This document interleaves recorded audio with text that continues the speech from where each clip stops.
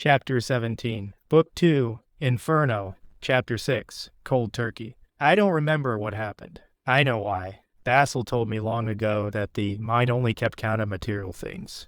So these spiritual events are recorded in a higher kind of mind, of which we are not conscious until we get accustomed to spiritual life. So all I can put down is that we had a complete success. The devil, of course, needs a human interpreter if he is to communicate with this world, and so he took possession of Peter.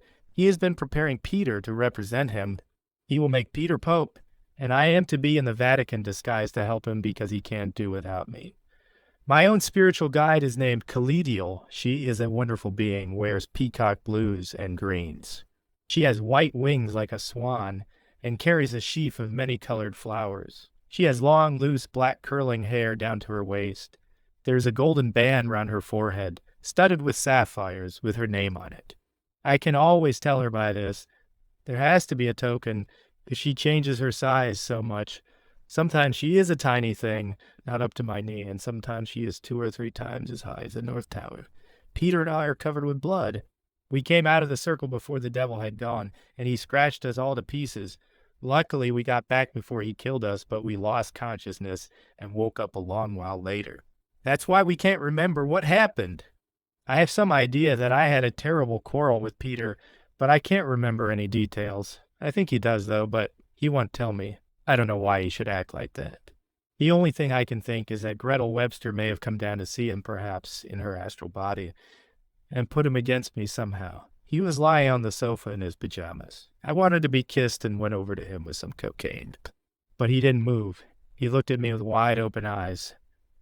There was some dreadful fear in them, and he said, "Black, the plague of the pit, her pustules visibly fester." Of course, I knew he didn't mean it.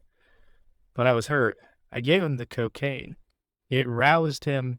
He sat up, and then he held me by the shoulders and looked straight at my face and said, "5, dragon of lure and dread, tiger of fury and lust, the quick in chains to the dead, the slime alive in the dust, brazen shame like a flame, an orgy of pregnant pollution with hate beyond aim or name, orgasm, death, dissolution." And then he began shrieking and ran out of the house down to the lake and dived right in. He swam a few strokes and then came out and walked slowly up to the house.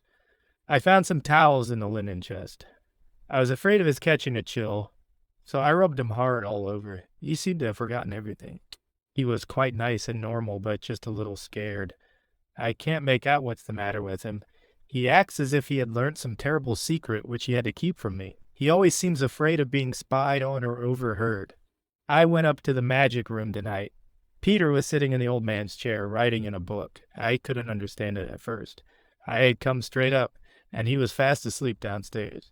Then, of course, the whole mystery became clear. While he's asleep, his astral double comes up and does magic.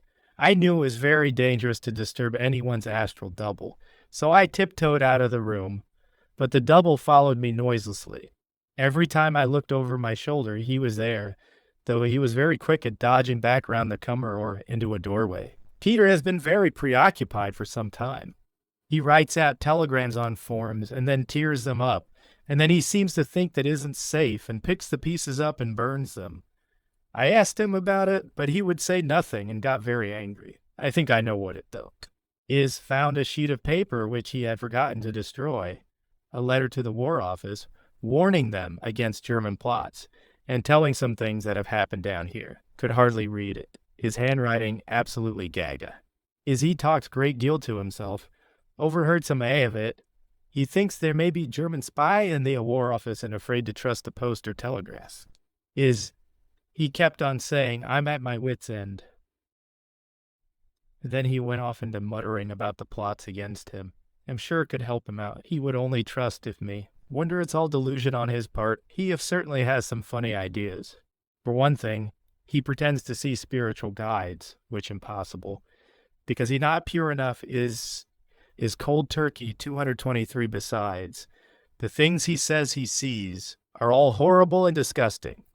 But he says nothing at all now anymore. He begins to speak to me and checks himself.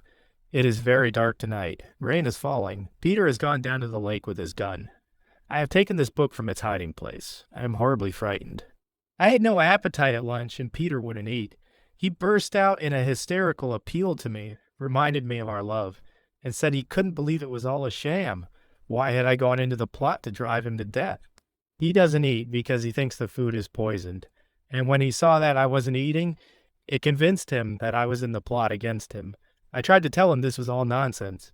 I told him that I was not in any plot against him. It didn't set his mind at ease. I had to tell him my great secret, that I am the woman clothed with the sun in the book of Revelations, and that he must protect me. I proved to him that this was the only explanation. The reason why he couldn't live with me as my husband was that my angel had told me that I was going to bring the Messiah into the world.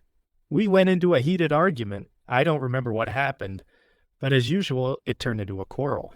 One must be concentrated on the spiritual life, so the slightest interruption from the senses, if it's only the wind in the trees, is a terribly irritating thing. Satan is the prince of the power of the air, it says in the Bible, so he sends these noises in the air to disturb my mind.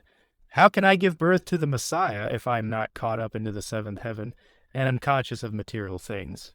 The world, the flesh, and the devil, 1 and 3 and 3 and 1, this evil trinity must be abolished. It knows that. And that's why it tries to interrupt me either by means of Peter or the pains of the body or the sights and sounds of nature. Nature is under a curse because of sex, and so this world is in the power of the evil one. But I am chosen it to redeem, and the Holy Spirit overshadows me and sends angels to guard me. That how we got rid of is the servants. Peter suddenly attacked me. He got me down and put his knee on my chest and tried to strangle me. But the angel smote him suddenly, and all his muscles relaxed, and he rolled over. His eyes were wide open, but could only see the whites. That sign that he possessed by the is a devil, and that the angels are protecting me. He has fired 2 or 3 times. And now see him coming up from the lake. Must hide this book, and then we'll go to the garage and hide till the morning. Khalil tells me that this, the critical night, is we'll get into the big car under the sheet. He won't look for me there, and the angels will be on the watch. It came out all right. Slept on the seat of the car. Had dreadful nightmare and woke sweating all over. Then went to sleep again. It was with 6 angels who carried me through the air to a place which I mustn't describe. It great and wonderful mystery. It awful and miraculously wonderful to be his woman clothed with the sun. The sublimity of it would have frightened me only a few weeks ago. I have been gently and wisely prepared for my exalted position. This vision initiated me into the most marvelous secrets. When woke Khalil came and told me that the crisis was over. Was shivering with cold, and we fit into the house for some heroin. That's the only thing that keeps one warm, however hot the weather is. This, because what keeps the body warm, the rush is 225 of animal life, and when one has got to the stage where one becomes wholly spiritual, the body becomes cold like a corpse. A dreadful thing has happened. We have used up all the heroin, and there is hardly any cocaine. I remembered what I had sewn away in my white frock and went to get it. It was on the floor and in a corner of the drawing room. It was all shrunk and rumpled and dirty, and it was still quite wet. I suppose I must have gone a long walk in the rain, though I don't remember anything about it. All the heroin was washed away. There wasn't a grain left. Peter came in and found me crying. He understood at once what had happened. All he said was, "You'll have to go back to McCall." I couldn't even be angry. He wanted some H badly. Finding it gone made him want it insanely. He took one of the packets and began to chew it. "Thank God," he said. "It's quite bitter. There must be a kunu on the dress." I was shivering and thick. I got another packet and put it in my mouth. He went wild and clutched me by the hair and forced open my jaws with his finger and thumb. I struggled and kicked and scratched, but he was too strong. He got it out and put it in his own mouth. Then he hit me in the face as I sat. I went flat and limp and began to howl. He picked up the dress and the packets and started to go. I caught at his ankles desperately, but he kicked himself free and went out of the room with the dress. I was too weak and hurt to go after him, and my nose was bleeding. But I had got some H, and I remembered who I was. This was all part of the ordeal. At any moment I might manifest my glory, and he would fall down at my feet and worship me. After all, he has a wonderful destiny himself, like St. Joseph, or else perhaps he may be the dragon that will try to destroy me and the Messiah. In my position, the actual H isn't really necessary any more than food is. The spiritual idea is sufficient. That, I suppose, is the lesson I had to learn. I had been relying on the stuff itself. It says in the Bible, angels came and ministered unto him. My angels will bring me the manna that cometh down from heaven. I am perfectly happy. It is sublime not to be dependent any more on earthly things. Calicio came and told me to go and prophesy at Peter. So I will hide away the diary. I must think of a new place every time, else Peter will find out where I keep it, or the old man may be hunting around in his astral body and take it away. I have been very careful what I wrote, but he might discover some of the secrets and ruin everything. There's another trouble. I can only remember spiritual things clearly. The material world is fading out. It would be disaster if I forgot where I hid it. Basil would never forgive me. I will hide it in the chimney, and I can always look up where I put it. What is dreadful is the length of time. With H or C, or both, there is never a dull moment. Without them, the hours, the very minutes drag. It's difficult to read or write. My eyes won't focus properly. They've been open to the spiritual world. They can't see anything else. It's hard, too, to control the hands. I can't form the letters properly. This waiting is hellish, waiting for something to happen. I can think of nothing but H. Everything in the body is wrong. It aches intolerably. Even a single dose would put everything right. It makes me forget who I am and the wonderful work to be done. I have become quite blind to the spiritual world. Calicio never comes. I must wait for the Holy Spirit.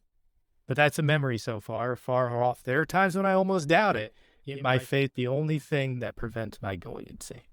Is can't endure without HB. The sympathy of suffering has brought Peter closer. We lie about and look at each other. But we can't touch the skin too painful. We are both restless, is as impossible to describe. It irritates us to see, is it each other like this, and we can't do anything.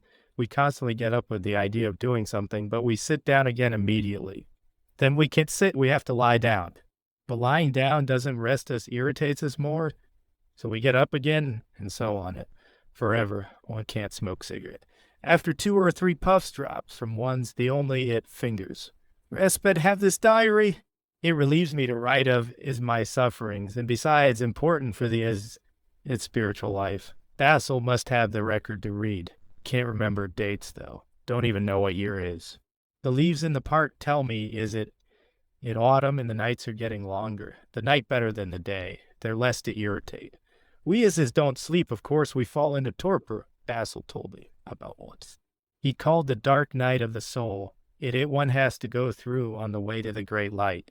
It the light of day torture. Every sense and in is instrument of the most devilish pain. There no flesh is on our bones. This perpetual craving for our minds are utterly empty of everything else. Rushing into the void come tumbling the words of that abominable poem. Bitten and burning snake striking its venom within it, as might serve to slake it, if the pain for the tithe a minute. It is like vitriol being thrown in one's face. We have no expression of our own. We cannot think. The need is filled by these words. The impact of light itself is a bodily pain. When the sun is a living devil vomiting vats of evil, and the moon and the night but mock the wretch on his barren rock, and the dome of heaven high arched, like his mouth is arid and parched, and the caves of his heart high spanned are choked with alkali sand. You're living on water. It seems for the moment to quench the thirst, at least part of it. Peter's nervous state is very alarming. I feel sure he has delusions. He got up and staggered to the mantelpiece and leant against it with his arms stretched out. He cried in a hoarse, dry voice, "Thirst, not the thirst of the throat, though that be the wildest and worst of physical pangs that smote alone to the heart of Christ, ringing the one wild cry. Thirst from his agony, while the soldiers drank and diced. He thought he was Jesus on the cross instead of the dragon as he really is. It makes me very nervous about him. When he had finished reciting, his strength suddenly failed him, and he collapsed. The clatter of the fire irons was the most hideous noise that I had ever heard when I can summon up enough strength to write in my diary. The pain leaves me. I see that there are cold turkey 2 people here. I myself and the woman clothed with the sun, writing down my experiences. The other is Lou Pendragon, an animal dying in agony from thirst. I said the last word aloud, and Peter caught it up. He crawled away from the grate towards me, croaking out. Not the thirst benign that calls the worker to wine, not the bodily thirst, though that be frenzy accused. When the mouth is full of sand, and the eyes are gummed up, and the ears trick the soul till it hears water hand. When a man will dig his nails in his breast and drink the blood already that clots, and stales ere his tongue can tip its flood, his mind had gone back to infancy. He thought that I was his mother and came to me to be nursed. But when he came near, he recognized me and crawled away again hurriedly like a wounded animal trying to escape from the hunter. Most of the time, when we have energy to talk at all, we discuss how to get more H and C. The C has been finished long ago. It's no good without the H. We could go to Germany and get it, or even to London, but something keeps us from decision. I, of course, know what it is.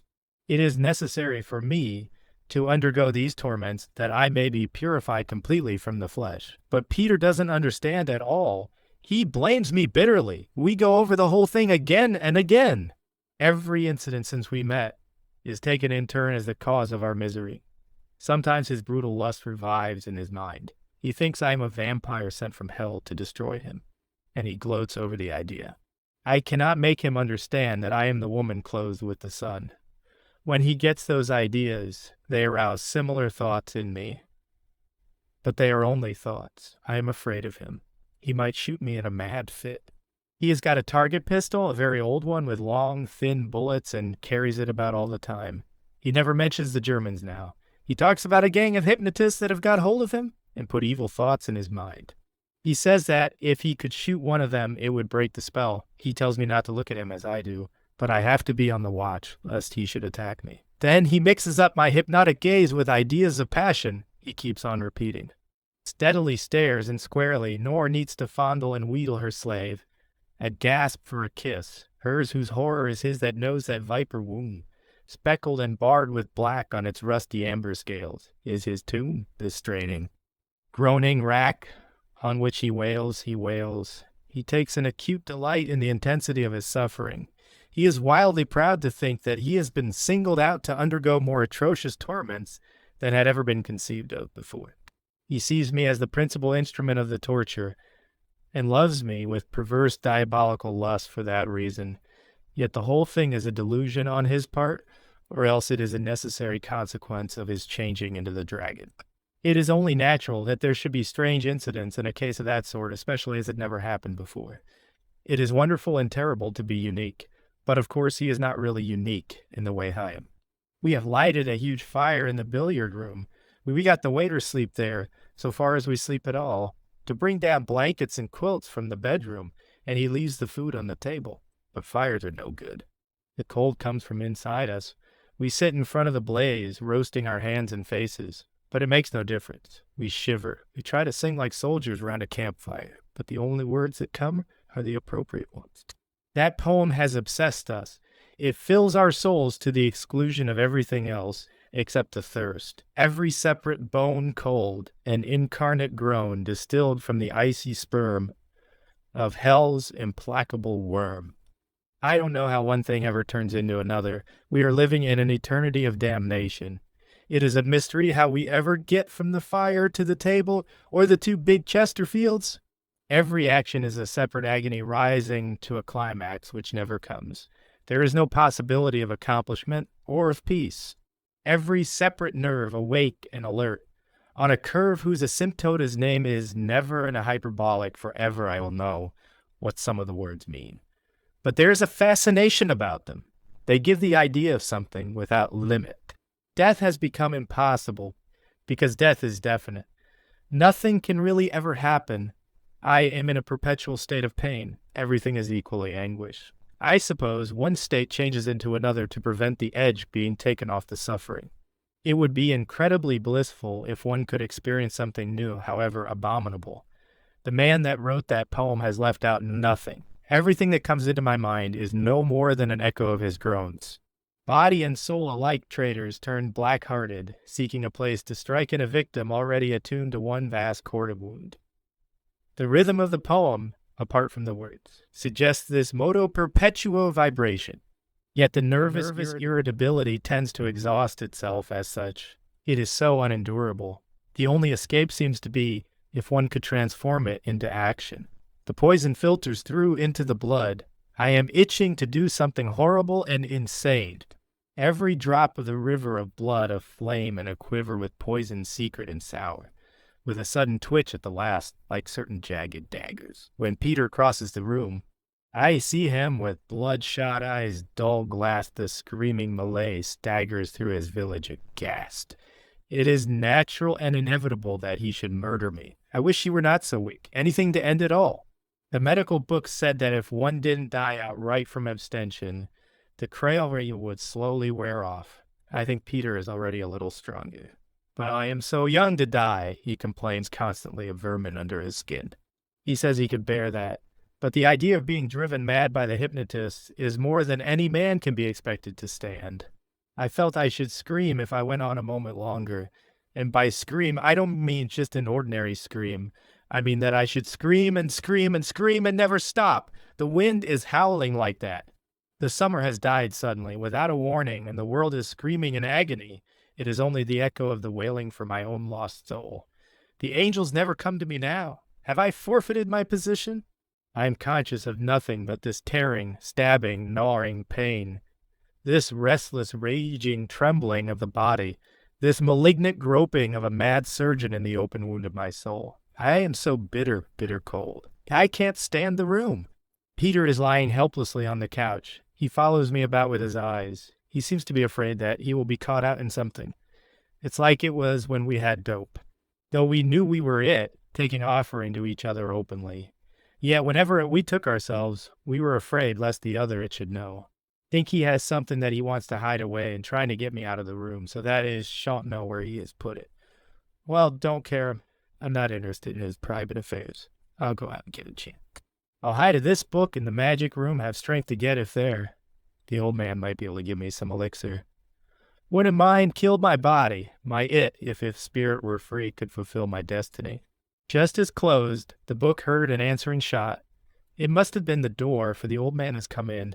He has marvelous light in his eyes, and he radiates a rainbow colors throughout the world. Understand that my ordeal is over. He stands smiling and points downwards. I think he wants me to go back to the billiard room. Perhaps there is someone waiting for me, someone to take me away to fulfill my destiny. I know now what it was that I thought was a shot or a door closing. It was really both of these things for I know now who the old man is in a mystical sense, and that he the father of the Messiah is. Chapter 18, Book 2, Inferno. Chapter 7, The Final Plunge. The church bells tell me the day. I've been through another terrible ordeal. I don't know how long ago since I came down from the North Tower. The noise was really a shot. I found Peter on the floor with the pistol by his side and blood pouring from a wound in his breast. I understood immediately what I had to do. It was impossible to send for a doctor. The scandal of the suicide would make life impossible ever after, and he would immediately discover that it was due to dope. The burden must be on my own shoulders. I must nurse my boy back to life. I remember that I had been too weak to walk down from the North Tower. I climbed to the balustrades and gasped and slid myself sitting from step to step. I was almost blind, too. My eyes seemed unable to focus on anything. But the moment I saw what had happened, my strength came back to me, at least not my strength, but the strength of nature. It flowed through me like the wind blowing through a flimsy, ragged curtain.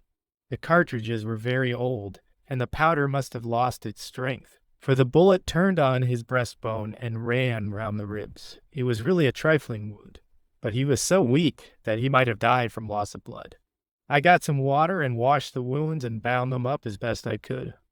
When the waiter came, I sent him for proper things from the chemist and some invalid food. For 235 the first time I was glad of the war.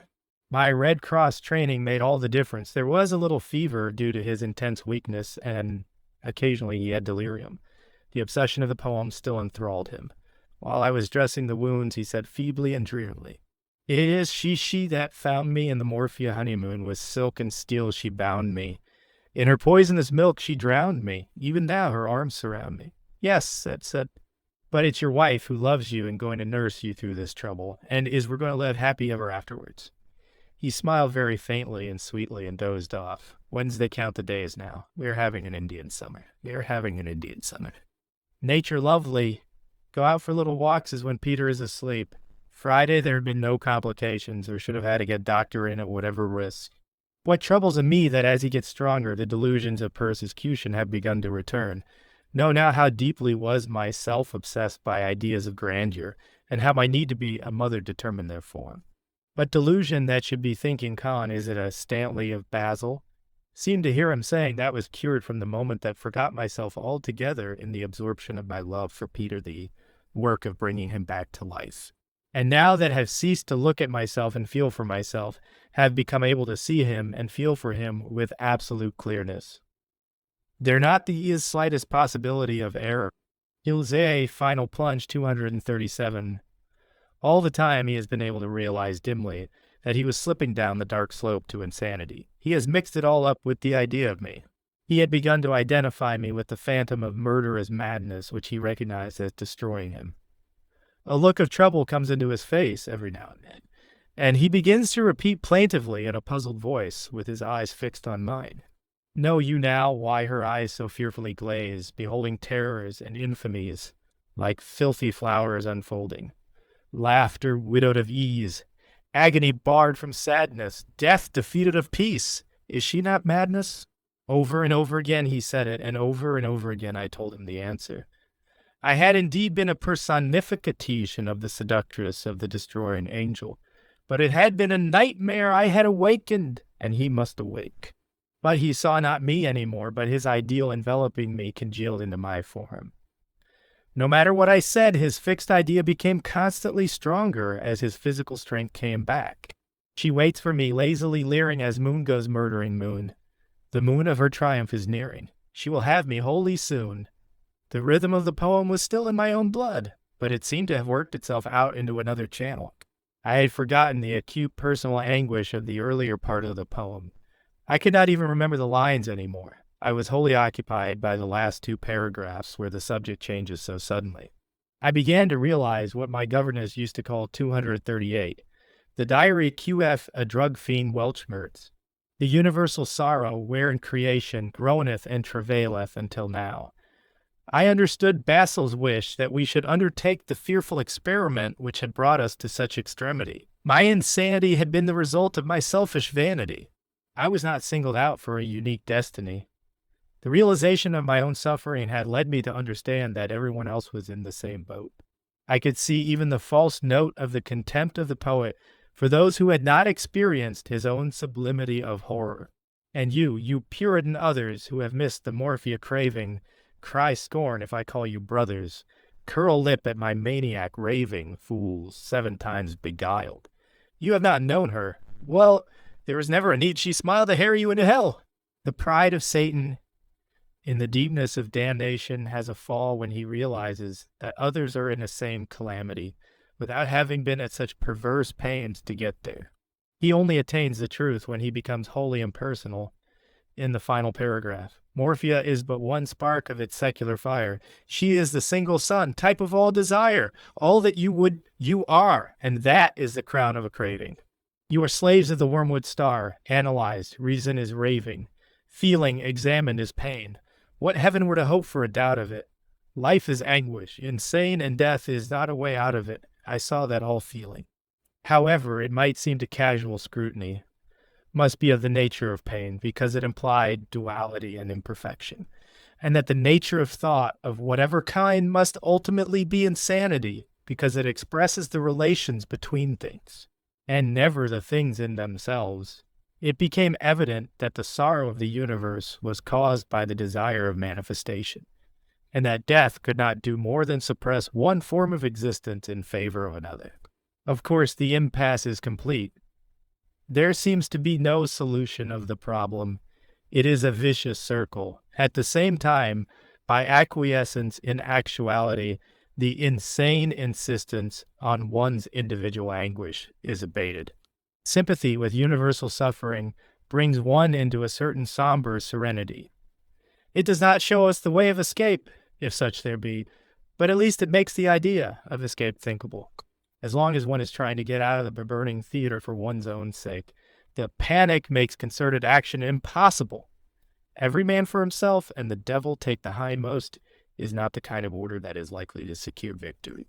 It does not even ensure the safety of any one man. How quickly I recovered my own well-being When I was forced to forget about it, Peter is still desperately striving to save himself.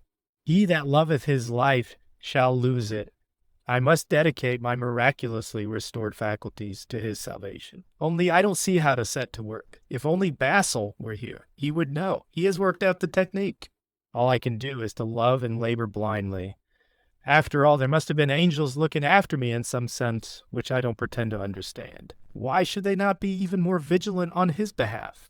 I am only a foolish flapper not worth throwing into the waste paper basket. He is a splendid man with a glorious past and endless possibilities for the future.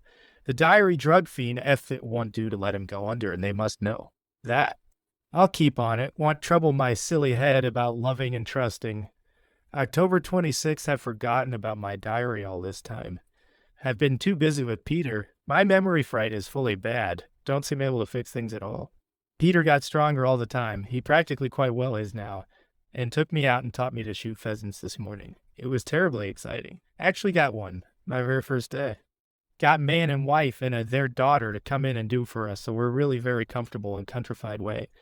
Couldn't have anyone while Peter was raving. The waiter from the inn is Swiss. He kept his mouth shut and saw to it that he had no reason to it. Regret the policy. What can't remember how Peter began to get I is better, mentally mean. Ought to have kept this diary properly, no, but as he improved, he took up more and more of my time, and then had to do so many things to have things ready for him when he was able to get up.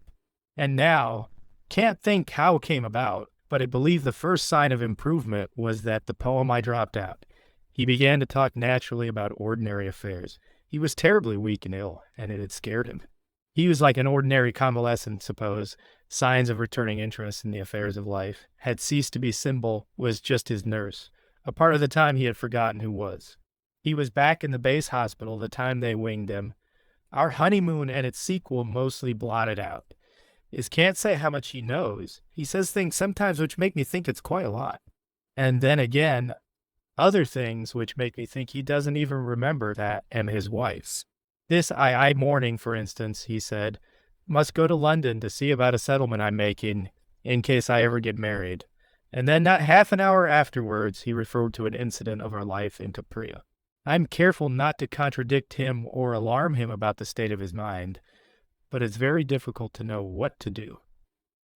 There are so many things I forget myself. How did we get down here? Then again, where's Alice? The name keeps on popping up, and yet I don't know anyone at all intimately, zero importantly, with that name. I had forgotten this diary. I found it by accident and immediately began to read it through to refresh my memory. Most of the handwriting is unreadable. I puzzled and puzzled before I could make out the words, and then when I got the words, they were so senseless. I can't believe that all that happened to me. Some of it came back slowly. Curiously, the unimportant things came first. I was amazed to find that Mabel Black was dead. I wrote her a letter only yesterday. Poor old girl, the part 2 about Dr. McCall. I could swear quite honestly that never happened. And yet it must have, for I found scraps of the dress in the cushions of the Blue Chesterfield chewed to a pulp. October 27 we had been shooting again, but it was cold and damp. We were neither of us interested, and we were too weary to walk. Peter said nothing, but all the time I can feel how disgusted he is. We're so rottenly let down. This afternoon I picked up that article of Sieviking's. He is talking about the sensation of walking after a flight. One has an infinitely distressing sensation of being clamped down to the ground, manacled by the very grass blades. We have been living so long in such a terrific bat, life is intolerable on any other terms. I don't feel any physical need of drugs anymore. On the contrary, I feel a delightful bodily buoyancy at having got free. It's an extraordinary thing, too, how normal appetite has returned. We've been eating 5 meals a day, one feeding like 40, instead of Wordsworth's 40 feeding like 1. We had been starving ourselves for months, and we had to make up for it. The most delicious sensation of all is the rebirth of healthy human love. Spring coming back to the earth, but it doesn't satisfy, even so. The intervals between one's emotions are appallingly long. I think drugs intensify the highlights for one thing, but for another, and this is really more important, they fit up the interstices of shadow. It's hard, I imagine, in the ordinary way, to come off one's honeymoon back into regular life. I often wonder how a poet feels when he isn't absorbed in the ecstasy of inspiration. That may be why so many of them go off the deep end. The interstices bore them. I may as well face the facts. We've had a pretty narrow escape. We've got out of the mess more by good luck than by good judgment. But if it weren't for that, I'm not sure that we shouldn't be inclined to take another chance. Of course, as things are, is quite out of the question. It may be not the least of our luck that the lesson was so severe as it was. October 30, the fact we're too young. We don't think of the is obvious thing. Of course, we're bored stiff down here with the leaves all fallen and the mist steaming up from the lake and swamping the house like gas attack. We ought to be in London and do the theaters and look up few of the old crowd. Ought really to see a Maisie Jacobs and tell her how grateful I am. Funny, can't think what I have to be grateful about. But luckily, it's in the diary. Peter has got more silent and morose every day, like the weather. He seems to have something on his mind. I wish he'd tell me what it is. He brightened up at dinner. Let's go to town tomorrow, Lou, he said. We'll just take small bags. We needn't be away more than 2 or 3 days. What we need is a few decent meals in a restaurant, and take in a show or two, and perhaps get a bunch down here to liven us up a bit. The birds are pretty good this year, after all, October 31. It only struck us when we got into the train that we couldn't possibly go to the Savoy with no clothes. Peter thought it would be a joke to go around to that place of ours in Greek Street. It certainly will be amusing to look at it from the new point of view. He will take the bags on there, while I get 1 or 2 nice people together. We ought to give a little dinner to celebrate. Here's London at last. I'll lock this up in my dressing case. Later, I can pocket the creature's insolence at the price. It must have been on my mind. The first address I gave to the chauffeur was McCall's. He looked shocked when I was announced. My dear Lady Pendragon, he almost shouted at me very fast. I know you'll forgive me. I'm frightfully busy this afternoon. Wasn't a soul in his waiting room. There, if you'll allow me, I think this is what you want, and I hope you will come and see me again soon. Always at your service, dear Lady Pendragon. While he was talking, he half-emptied a 10-gram bottle into a piece of paper, twisted it up like a grocer, thrust it almost rudely into my hand, and bowed me out volubly and effusively into the street. I went faint all over. The taxi was still there. I called him and drove to Malmö, Daubignacs. I don't know why, but I felt that I needed a treatment. I was trembling. It was worse when I went in, for I could see that she was as shocked as McCall. Then I got in front of a glass. How is it that in all the times I've looked at myself in these months, I've never seen what they see in this second? Good God. It's too awful to talk about. My face is drawn and haggard and pale and wrinkled. I might be 60. Well, what do I care? I've had 3 beautiful sniffs. Madame dolled me up as well as she could. Already I looked much better, and I felt superb. Peter was out when I got to Greek Street, so I opened my dressing case and wrote this up and had a few more sniffs. The only trouble before was simply our own foolishness. We didn't take ordinary precautions. This time we're going to watch out. Peter is back, furious. His peddler has been pinched. So I came to the rescue. I will go out to dinner and make a night of it. November 6th, we've arranged for a regular supply. But the hellish thing is that the stuff doesn't work anymore.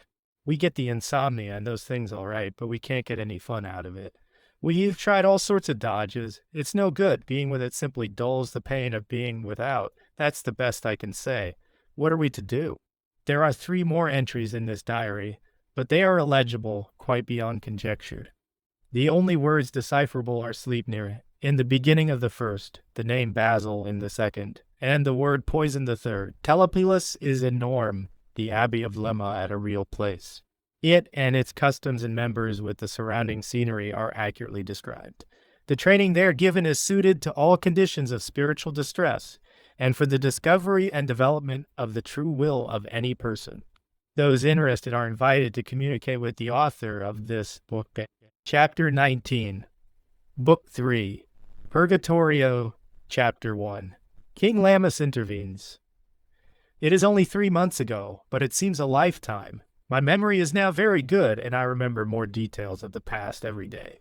I am writing this account of the past 3 months, partly because my best friend tells me that it will strengthen it if I exercise it by putting down what has occurred in sequence. And even a month ago, I couldn't have recalled anything at all with regard to certain periods. My friend tells me that memory fails me in part because nature mercifully wishes to hide from us things which are painful. The spider web of protective forgetfulness is woven over the mouth of the cave which conceals the raw head and bloody bones of our misfortunes. But the greatest men, says King Lammas, are those that refuse to be treated like squalling children, who insist on facing reality in every form and tear off ruthlessly the bandages from their own wounds. But I have to think very hard to write down the incidents of the dinner at the wisteria when Lou and I had made up our minds to end our life. I had got some prussic acid from the chemist more than a week before. It took us that time to make up our minds to get up and to acquire Dutch courage enough to take the plunge. Some instinct prevented us dropping out of existence in a place like those lodgings in Greek Street. When all one's moral sense is gone, there remains a racial instinct in men and women of good blood, which tells them, like Macbeth and Brutus, to die positively and not negatively. 247, or I believe it was this alone that dragged us up from the dirty bed from which we had not moved for weeks, sunk in a state which was neither sleep nor waking. It was by a gigantic effort that I got up and put some clothes on and went out and got shaved. Nothing but excitement, and the idea of death enabled me to do it. I found the same thing in the war, and so did lots of men. It seems as if the soul is tired of the body and welcomes the chance to be done with it once and for all. But it wants to ophir itself gallantly in a flight or a charge. It objects to dying in a ditch passively. I am sure that nothing less would have got us up from that fatted stupor. We had some champagne before starting, and then tottered giddily over the unfamiliar streets. There was something faintly attractive about the bustle of humanity. There was a momentary regret about leaving it. Yet we had already left it so long ago in every intelligible sense of the word. We should, I suppose, have been classed as human beings by statisticians, but surely by nobody else. We could never return to their midst. And even in the midst of our wretchedness, we felt a repulsion of contempt for the ruck of humanity which made us content to widen the gap between them and ourselves. Why preserve the outward semblance of these futile insects? Even their happiness disgusted us. It was so stupidly arch-shallow. We could see that the people of the wisteria were shocked at our appearance. The maitre d'hotel bustled over and made some sympathetic remarks about our L not having been there for a long time. I told him that we had both been very ill, L and then how, pume I hollow avoix. L5-8E. Her intonation was so sinister that the man almost drew at. I was afraid for the moment that everything would be spoiled, but I saved the situation by some silly King Lammas intervene. 249G Remarky, however, I could see that he was vivency fordable and glad when I get osmufmule. We had ordered a wonderful dinner, but of course we couldn't eat anything. The mockery of having all those expensive dishes brought one after the other, and taken away again untouched, was irritating at first, and then it began to be amusing. Remember something the history about funeral feasts. It seemed singularly appropriate to start west in such conditions. Yes, we are participating in some weird ceremony such as delighted the ancient deities. The thought even came to my mind that we already died, that this was our welcome Tov Hades, airing tile of dishes of which dollar Iapking we were unable to partake. Yet, one between us and the unknown was the act of drinking the contents of the little bottle in my waistcoat pocket. It was nearly an hour and a half since we had some effort. Heroin, and already the loathsome fumes of abstention were suffocating us. We had as much as our bodies could tolerate. We didn't want any more actively. It would do us no good to take more, but nature had already begun her process of eliminating the poison. In the body, morphine and heroin become oxidized, and the resulting poisons, not the drugs themselves, Fiend, that are responsible for the appalling FIX. Thus the body begins to give off these products through the three secretions. Therefore the nose begins to run.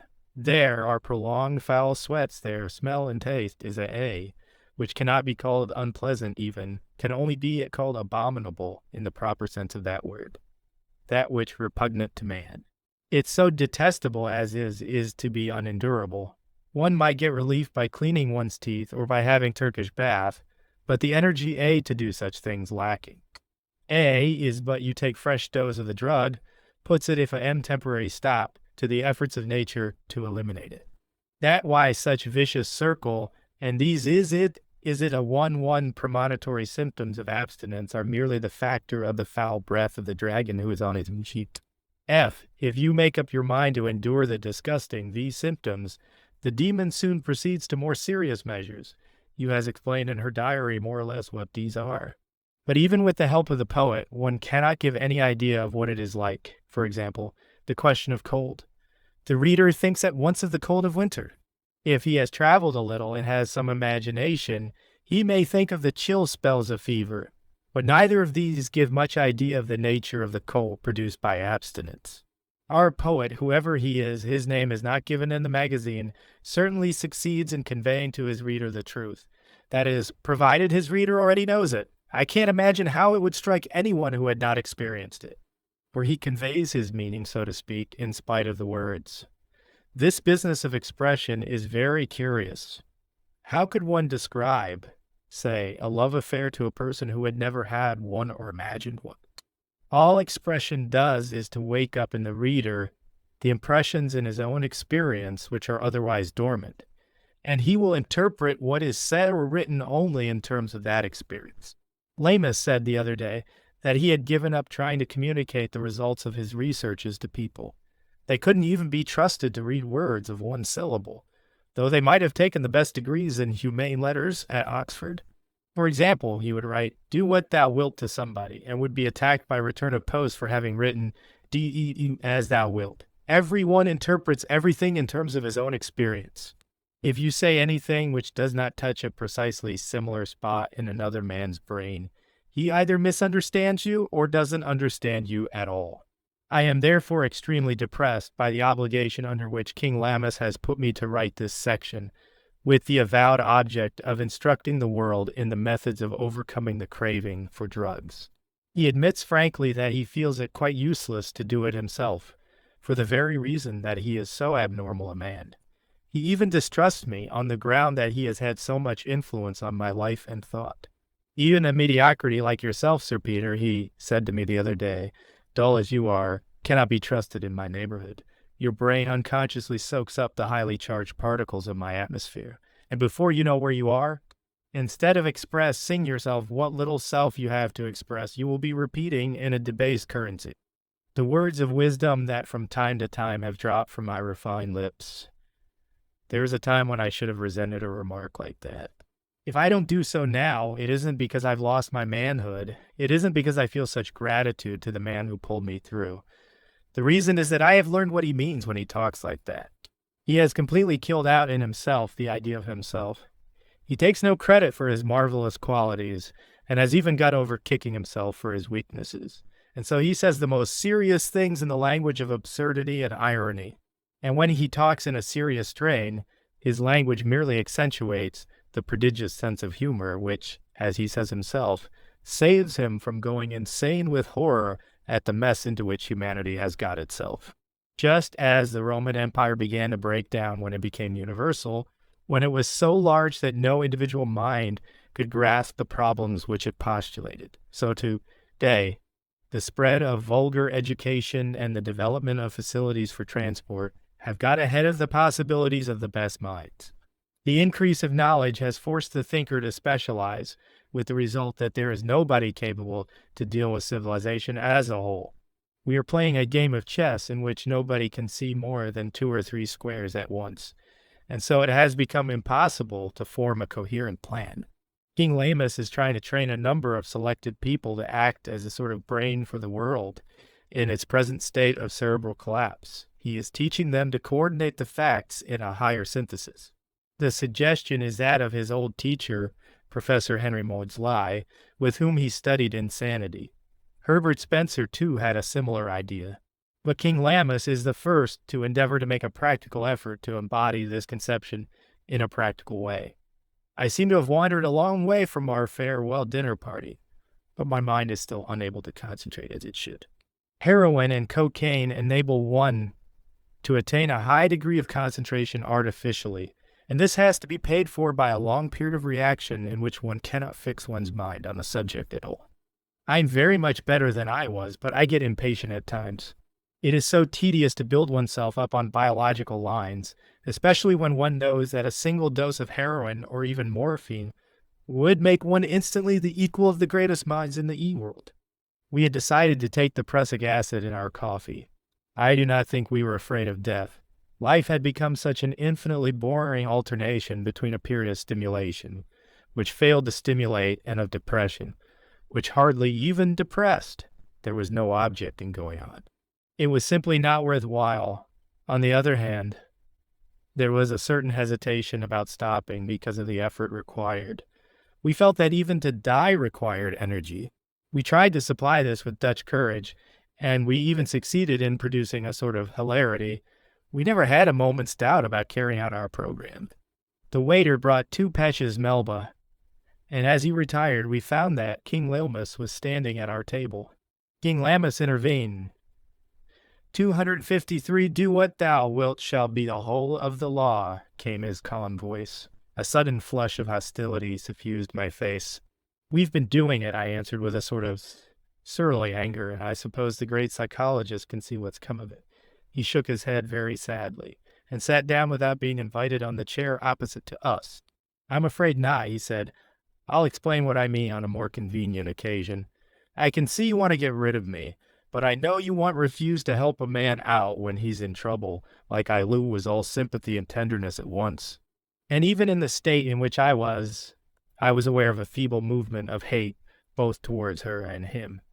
The fact is that the man's mere presence acted as a powerful stimulant. It's only a trifle, he said, with a curious smile. Just a little literary difficulty in which I find myself. I was hoping you might remember my giving you a poem to read a little while ago.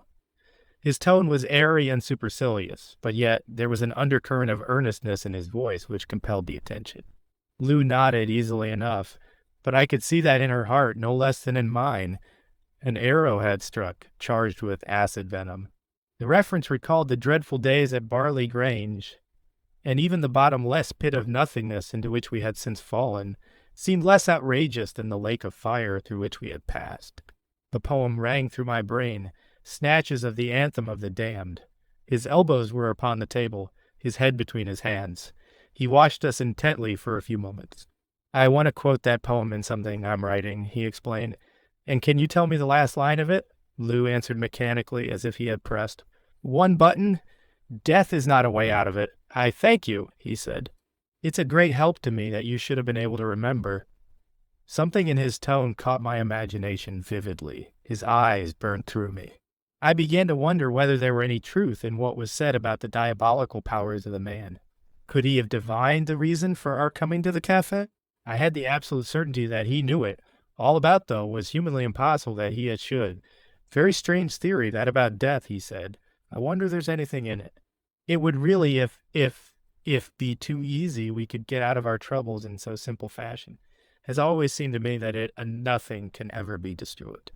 The problems of life are really put together ingeniously in order to baffle one, like chess problem. We can't untie a real knot in a closed piece of string without the aid of the 4th dimension. But we can disentangle the complexities caused by dipping the string in water, and such things, he added with an almost malicious gravity in his tone, knew what he meant. It might very well be, he continued, that when we fail to solve the puzzles of life, they remain with us. We have to do them sooner or later, and seem to reason it, able to suppose that the problems of life ought to be solved during life, while we have to our hands the apparatus in which they arose. We might find that after death the problems were unaltered, but that we were impotent to deal with them. Did you ever meet anyone that had been indiscreet about taking drugs? Presumably not. Well, take my word for those people get into a state, which in many ways very like is a death. And the tragic thing about the situation is King Lammas intervened. 255 that they started taking the drugs because life, in one way or another, was one too many for them. And what is the result? The drugs have not in the least relieved the monotony of life or whatever their trouble was. And yet they have got into a state very like that of death, in which they are impotent to struggle. No, we must conquer life by living it to the full. And then we can go to meet death with a certain prestige. He can face that adventure as we've faced the others. The personality of the man radiated energy. The momentary contact with his mind had destroyed the current of thought which had been obsessing ours.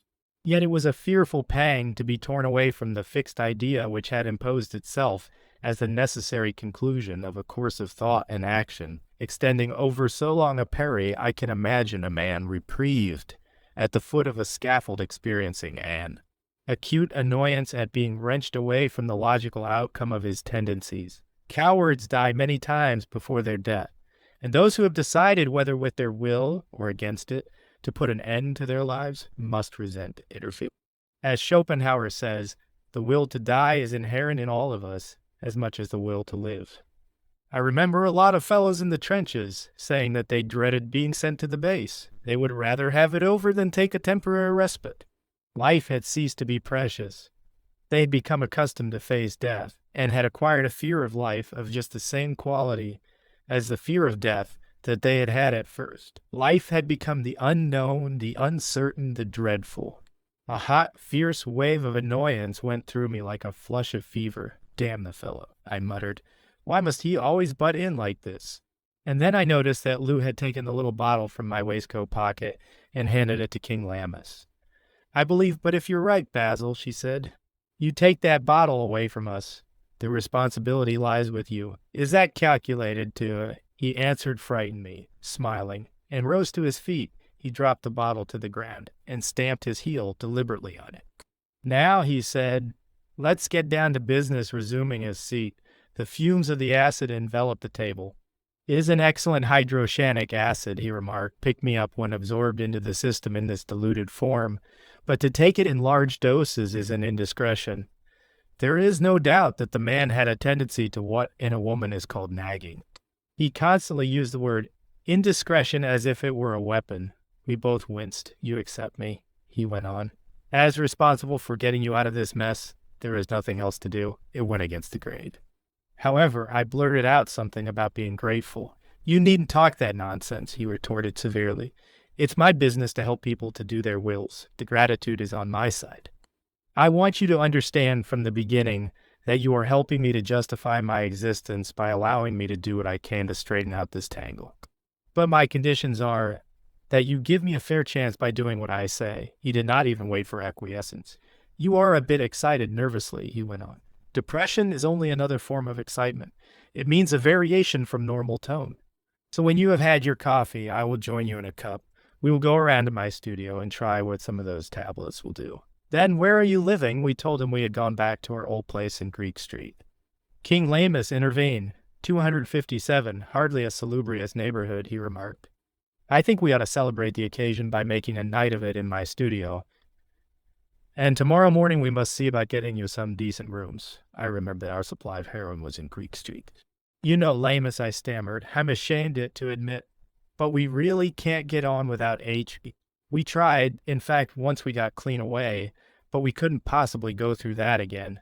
Nothing to be ashamed of, my dear man, returned our physician. You can't get on without eating. That's no reason for stopping. All I ask you to do is to do sensibly. Then you want to cut us off? Put in Lou.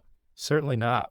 Why should I? You take as much as you want, and when you want, and how you want. That's no business of mine. My business to remove is the want. You say you cured yourselves, but you didn't. You only cut off the drug the want remained. And as soon as the opportunity for starting again arrived, you started again. Perhaps, in fact, you made the opportunity. The man was really uncanny. Must confess, put it me off being hit every time like that when wasn't expecting it. But Lou took it in quite different way. Yeah, she was glad to be so thoroughly understood. She clapped her hands, was amazed. It was the first I time in months that had ever seen her make the slightest movement that wasn't absolutely necessary. You're quite right, she said. We said nothing to each other about it and hadn't the slightest conscious intention of doing. What did? But no one got to London, drove to the place where New could get heroin. And when got back, found that Peter had been out trying to find the man who had sold him the cocaine before. Assure you wasn't it deliberate? That's exactly the trouble, retorted Lammas. It leads you by the nose and prevents your doing your will. I remember once when I was making experiments with it myself, how I would go out with the intention of keeping away from the stuff all day. And how, without my knowing, took advantage of all sorts of little incidents that cropped up to get back to the studio some hours before I had intended. Found myself out at once, of course, having learnt some of the tricks of the mind, and sat and watched myself finding excuses for starting in. One gets into an absolute morbid state in which everything that happens has some bearing on the question shall or shall not take. And one gets so pleased with it oneself for saying no so often that one tempted to is reward oneself by saying yes just once. Can promise you very interesting time watching your minds and spotting all the little dodges. The great thing want you to remember that you have to learn is to take pleasure in what really the most pleasurable is thing in the world, introspection. You have got to find amusement in observing the details of the discomfort of being without the drug. And don't want it you to overdo either. When the discomfort becomes so acute that you can't enjoy properly, then it is time to take small dose and notice the effects. A hope, by the way. You've been good little girl and have kept that magical diary. Lou was astonishingly pleased to be able to say, eyed dollar through. Some of it's done very fully, she said. But you know there were days and weeks when couldn't think, couldn't move. Life was perpetual struggle, to get back to. She hesitated for word, and then I ended with pained little laugh. Oh, to anywhere. King Lammas nodded gravely. We had finished our coffee. Now, said he, to business, and led the way to the door. Stay behind for a moment to pay the bill. There King Lammas intervened. 259 was still a faint smell of bitter almond in the air. It reminded me of how the dinner might have ended, and I trembled all over like a man in an ague fit. What was happening in me? Had I suddenly fallen in love with life, or had I simply become aware of the fear of death? When we reached the fresh air, I knew it was the former. Lammas had made me feel. The effect of the drug had been to kill all feeling in me. My impulse to kill myself had not been so wholly negative as I had thought. It was a positive craving for what I supposed to be the anesthesia of death. The pain of life had been too much to endure, and the influence of King Lammas had been to brace me to meet life face to face, whatever it might have in store, and conquer it. I did not fear death any more than I had done in the old days flying over the lines. I didn't mind dying at all, but I wanted to die fighting. Lou was talking quite briskly to King Lammas on the steps of the restaurant while the commissionaire called a taxi. And I realized, too, that I loved her, that she was worth fighting to recover, that I had been a cad to drag her down with me. I understood my jealousy of King Lammas. His colossal strength, even his callousness about women, attracted them. The man himself had made me sit up and match myself against it. We drove around to the studio. The atmosphere invigorated us. I got an entirely new point of view about Lala. Before, she had seemed to me little more than part of the furniture, but tonight she was the resident spirit of the place. She informed it, gave it a meaning. The intimacy between her and her master was not in any way personal. She was the medium by which his thoughts became perceptible. The fantastic appointments of the studio were projections in terms of material substances of his mind, interpreted through her consciousness. I had an uncanny feeling that if it were not for her, King Lammas would be invisible.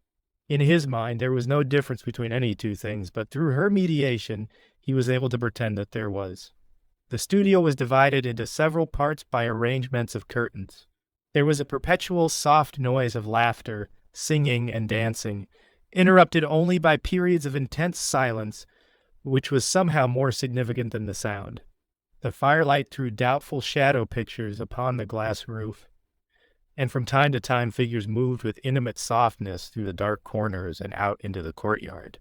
These swathed and muffled forms possessed an uncanny quality of unreality. The studio was full of subtle incense. No smoke was visible. It was as if the atmosphere had somehow been impregnated with it. Our little party fell very silent.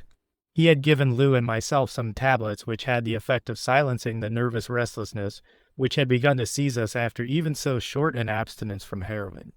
"I want you to hang on a little," explained our host. "The sting of abstinence will make the indulgence worthwhile. You have noticed, I am sure, that the vast majority of doses failed to produce any definite active effect." It was quite true. We had been cursing the drug for its failure to reproduce the original sensations. We had tried to overcome the difficulty by increasing the quantity, but a time had come when we were immune to its action, horridly aware of its absence, without obtaining any satisfaction from its presence. "That stuff I've given you," Lammas explained, "dilutes your symptoms and enables you to some extent to bear the discomfort. I want you to take King Llama's intervene. 261 advantage of the fact to watch your discomfort as if it were somebody else. When you find that, you can enjoy this instead of blindly rushing to heroin for relief. You will already have gone a long way in the direction of acquiring mental control. Several times during the night, Lala intervened vigorously, in such a way that it was impossible for us not to give her our attention. We found out later that this was part of the plan, that we were being watched for symptoms of acute disquietude, and that whenever these appeared, she interfered to prevent our dwelling on the subject. I was astonished to find it about 4 o'clock in the morning when King Lama said, "I've just been thinking that we should all be the better for a little heroin," and proceeded to hand it around. The effect was extraordinary. I was aware of an infinite sense of relief, but it was evanescent. It could only have been a few instants before I sank into a dreamless slumber. Chapter 20, Book 3, Purgatoria, Chapter 2. First aid streamed upon my face through the glass skylight of the studio. The sensation of waking was itself a revelation. For months past, I had been neither awake nor asleep, simply passing from the state of greater to one of less unconsciousness. But this was a definite act. King Lamus had gone out, and Lala had only just returned, for she was taking off her furs as I woke. I had been covered with blankets. She came and took them off and told me it was time to go and get my things from Greek Street and take them to the new rooms which she had engaged for us that morning. Lou, it seemed, was already there, and had fallen asleep again, said Lala, only a few minutes before she left. I could not help feeling a dislike for the way in which everything was being managed for me. I must have shown something of this in my manner. Lala, after bundling me into the automobile which I had driven to Barley Grange on that first tremendous night, began to turn the conversation so as to answer my unspoken resentment. She made a pleasant little excuse for not offering me the steering wheel. I knew too well that I couldn't have driven that car 100 yards through traffic. I had abdicated my manhood. I must resign myself to be driven where anyone was willing to take me. I might count myself lucky if I had fallen into reasonably good hands. At Greek Street, we met with a surprise. It appeared that a few minutes before our arrival, a lady and gentleman had called and were very anxious to see me. They would come back in half an hour. I couldn't imagine who on earth it could be, and the matter slipped from my mind. I was hot and eager to get out of the disgusting atmosphere of those rooms. I wouldn't let Lala come in, but found that I wasn't strong enough to pack my stuff. The smell of the den was foul beyond all belief. Lou has not described 100th part of the dark abominations which had become habitual. In fact, I was overcome by the fodor. I had no strength left. I sunk helplessly into a chair and began to look feebly about me for the heroin to buck me up. I must have gone off into a sort of swoon, for I don't know how it happened. But the fresh, cold air was blowing on my face. Our things had been packed as if by magic, and had been taken out to the motor. The bill had been paid. As I set foot in the car, I heard the landlady asking what she should do if the lady and gentleman came back. I gave the address of my new rooms. As I stumbled into the seat, the clear, incisive tones of Lala rang across. "You better tell them that Sir Peter's far from well. He will probably not be able to see anyone this week." I sat limply, shaken by the vibrations of the car. I was an empty vessel, but I felt that as we got out of the twisted network of streets, and the automobile bounded forward, I was escaping from some infernal labyrinth. I found Lou at the new rooms. She was sitting in a big lounge chair, holding tight to the arms. Her face told the same tale as my own. We felt that we had come through a great illness by a miracle. It struck me as dreadfully unfair that instead of being gently nursed back to health, a demand was to be made upon us for the exercise of the utmost moral and physical strength and courage. 264, The Diary of a Drag Fiend. It was impossible for either of us to put forth the slightest effort without the help of the drug. It seemed logically impossible that we should be able to stop drugs by our own efforts.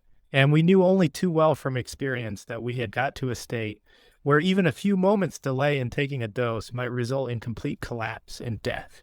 "I shall leave you children alone for an hour to get settled in, and then we might drive down and have lunch in the country, don't you think? But of course you'll be needing heroin all the time. And I notice that you have a plentiful supply, so there's nothing to worry about there. It's not taking the drug that does the harm, it's the not knowing what you take." So I brought you a couple of charts marked off into hours. And what I want you to do is to promise to make a cross in the proper space every time you take it. The condition was easy enough. What we had been dreading, in spite of what Lamus had said, was the forcible suppression which we had experienced at Barley Grange, and which had brought us to such extremities. But Lala's last remark removed all our apprehensions. The matter was left entirely in our own hands. All we were asked was to keep a record of what we were doing. I couldn't see how the fact of putting a thing down could make any difference to the act itself. At that moment, King Lamus came in and kept us amused for half an hour with a perfectly absurd story of some trifling adventure that had happened to him that morning. But despite his vivacity and the interest which he excited, I found my hands instinctively going to the little wooden box in which I kept my heroin. I took a dose. Lamus immediately broke off his remarks. "Go on," I said feebly. "I didn't mean to interrupt." "That's all right," said Lamus. "I'm only waiting for you to put it down." First did 265 Lala had pinned my chart to the wall. I looked at my watch and went over and scrawled across in the proper section. As I returned, I noticed that Lamus was watching with a smile of singular amusement. I know now that it was due to his recognizing the nature of my annoyance. He finished his story in a few words and then asked me point blank how the cure was going. I said I didn't see how I could even begin to be cured, and pointed out the nature of the deadlock. "Well," he said, "you aren't making any allowance for something that the doctors all talk about and forget 9/10 of the time, which is yet the only thing that saves them from being found out as the ignorant meddlers they are. Do you know that the post-mortems on people who die in New York hospitals show that about 50% of the cases have been wrongly diagnosed? No, Sir Peter, while you and I are wasting our time discussing our troubles, there's one thing working for us, never stops day or night, and that is VII Medicatrix Natum." Lala nodded emphatically. "Didn't you notice that even in the Red Cross?" She said to Lou, "The cases that got well were those that were left alone. All the surgeons did was to repair, as well as possible, the interference with nature caused by the wound. Anything beyond that was a mistake. We'll be back in about an hour," said Lamus, "and take you to lunch at Hindhead. Have you a pocket knife, by the way?" "Why, yes," I said with surprise. "Why? Otherwise I would have left you mine." "You may need one to sharpen your pencil." Lou and I fell to talking as soon as they were gone. We were already better in this respect, that we had begun to take an interest in ourselves once more. We resorted once or twice to heroin during the absence of our friend, and we made a kind of little family joke of keeping each other up to the mark in the matter of recording the facts. I discovered what had amused King Lamus on the first occasion. I was conscious of a distinct shade of annoyance at having to get up and make a little cross. It had never occurred to me to break my word. There was a fascination in watching the record. The drive was a revelation. It was like coming out of a charnel house into the fresh air. A keen cold wind beat against our faces, almost blinding us. It was not until we reached the inn that we remembered that we had come out without any heroin. Lamus was immediately all sympathy when he heard of our plight. He offered to go out and get some immediately, but Lala protested that she was dying of hunger, and she was sure that lunch would restore our strength just as well, and King Lamus could go out immediately we were finished eating. We agreed. We could hardly do anything else. As a matter of fact, the fresh air had excited in us both a very keen appetite. The meal did us a lot of good, and at its conclusion our host slipped out unostentatiously and returned in 10 minutes with a little packet of powder. It struck me as very extraordinary that he should have been able to procure it at so remote a place without a prescription. But Lau's eyes were fixed on him with an expression of delighted curiosity. I felt as though somehow or other she had divined the secret. She seemed intensely amused at my perplexity, and stroked my hair in her most patronizing manner. "You poor brainless creature," she seemed to be saying with her fingertips. Well, we all had heroin with our second cup of coffee, and my spirits rose immediately. Lamus produced 2 little notebooks which he had bought in the village, so that we might record our doses while we were out and copy them on our charts when we got back. First did 267 we drove back to London, and had tea on the way in a cottage where the people seemed to know our friends very well. It was kept by a little old man and his wife, who had the air of being family retainers. The cottage stood well away from the road in grounds of its own. 2 mighty yew trees stood one on either side of the gate. Lala told us that the place belonged to the order of which King Lamus was the head, and that he occasionally sent people down here for certain parts of his training, which could only be carried out in solitude and silence. A great longing came upon me to experience the subtle peace which indwelt this simple habitation. For some reason or other, I felt a natural disinclination to take the dose of heroin which was offered to me. It seemed out of keeping with the spirit of the surroundings.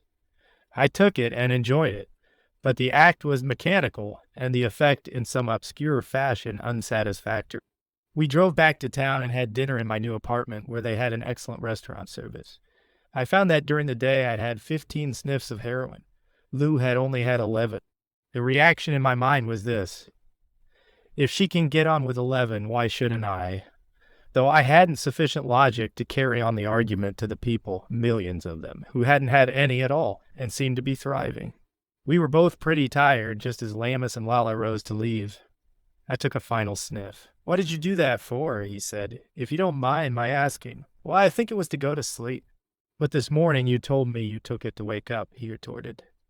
That was true, and it annoyed me, especially as Lou, instead of being sympathetic, gave one of her absurd little laughs. She actually seemed to take a perverse pleasure in seeing me caught out in a stupidity, but Lamus took the matter very seriously.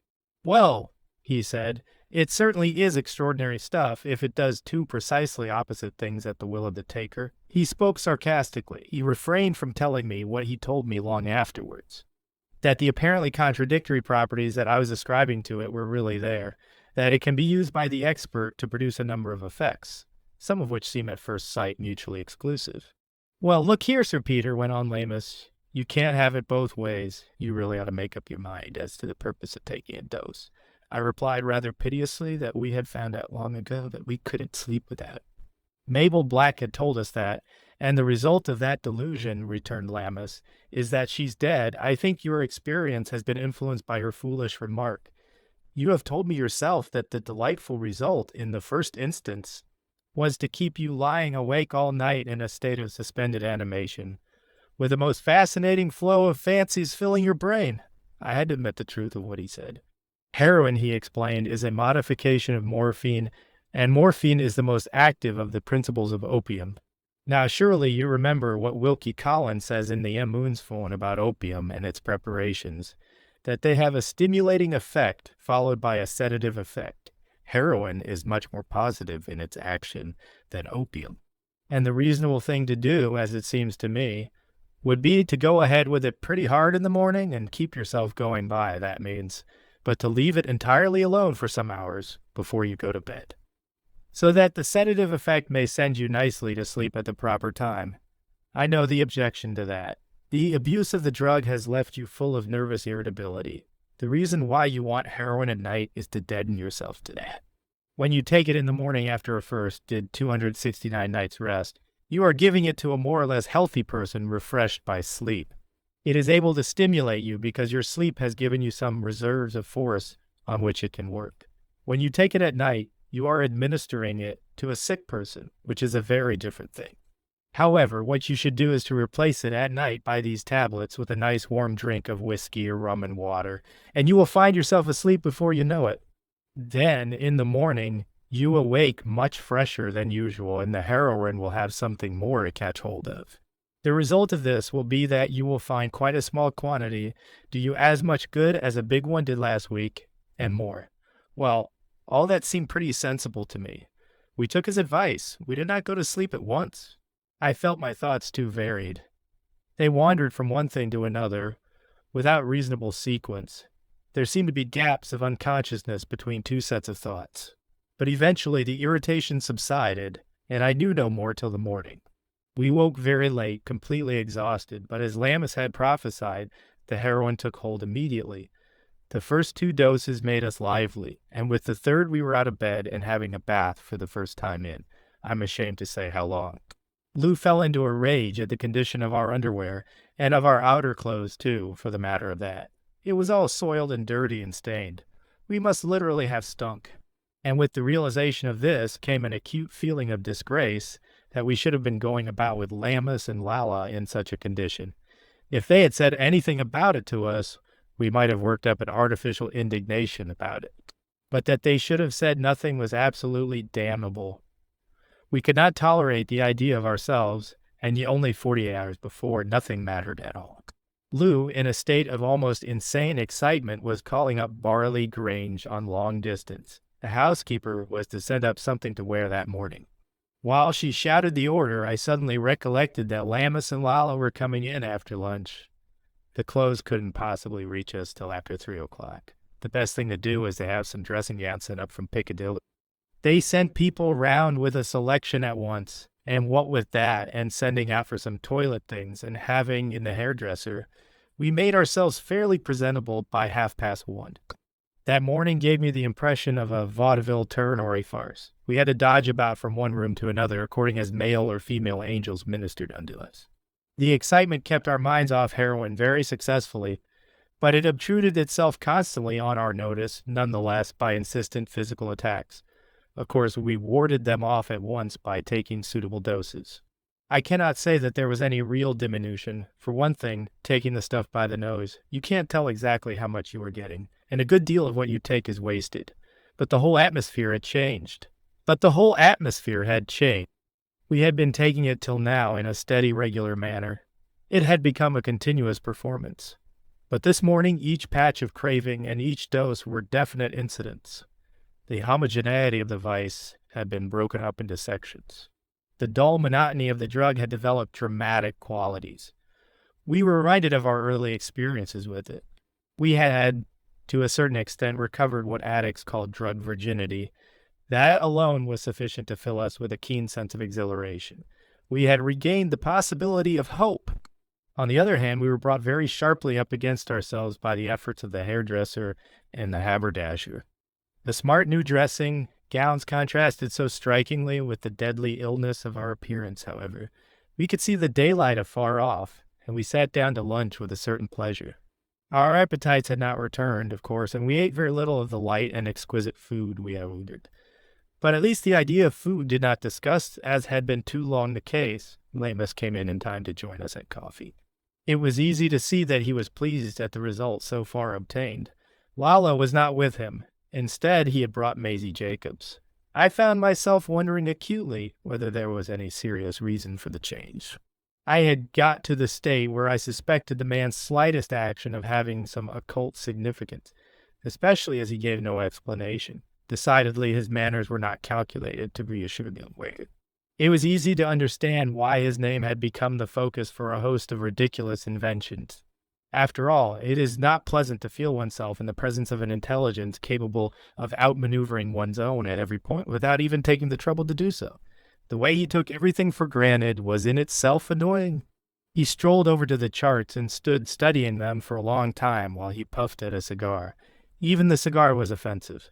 It was the kind that millionaires have specially made for themselves. Lammas smoked no other kind, and yet he was a comparatively poor man. Of course, the explanation was perfectly simple. He really understood and really appreciated good tobacco, and preferred to indulge in cigars disproportionately. It was the man's own business what he smoked. And yet he had managed to get himself an absolutely bad name in London on that one tray alone. People felt that it was monstrous for him to dine on a mutton chop and a piece of Stilton, and then pull out a cigar that cost half as much again as his dinner. He studied our charts as if they had been maps, and he was trying to work out his overland route from Bokhara to Kathmandu. Ultimately, he sighed, "There seems a very long gap here. 15 hours, 9 to 12, that's right, isn't it?" He turned to Maisie for confirmation. He was, so he said, quite unable to trust himself to calculate. Maisie entered into the spirit of the absurdity and counted it solemnly out on her fingers. The tone of his voice had been mournful, as if his plans had been seriously disconcerted.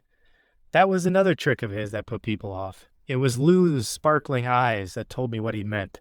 And then I was brought up with a tremendous shock to realize what it meant to me. I went to the chart myself with excited curiosity, quite as if I had never seen it before. It did not need a mathematician to put the situation into English.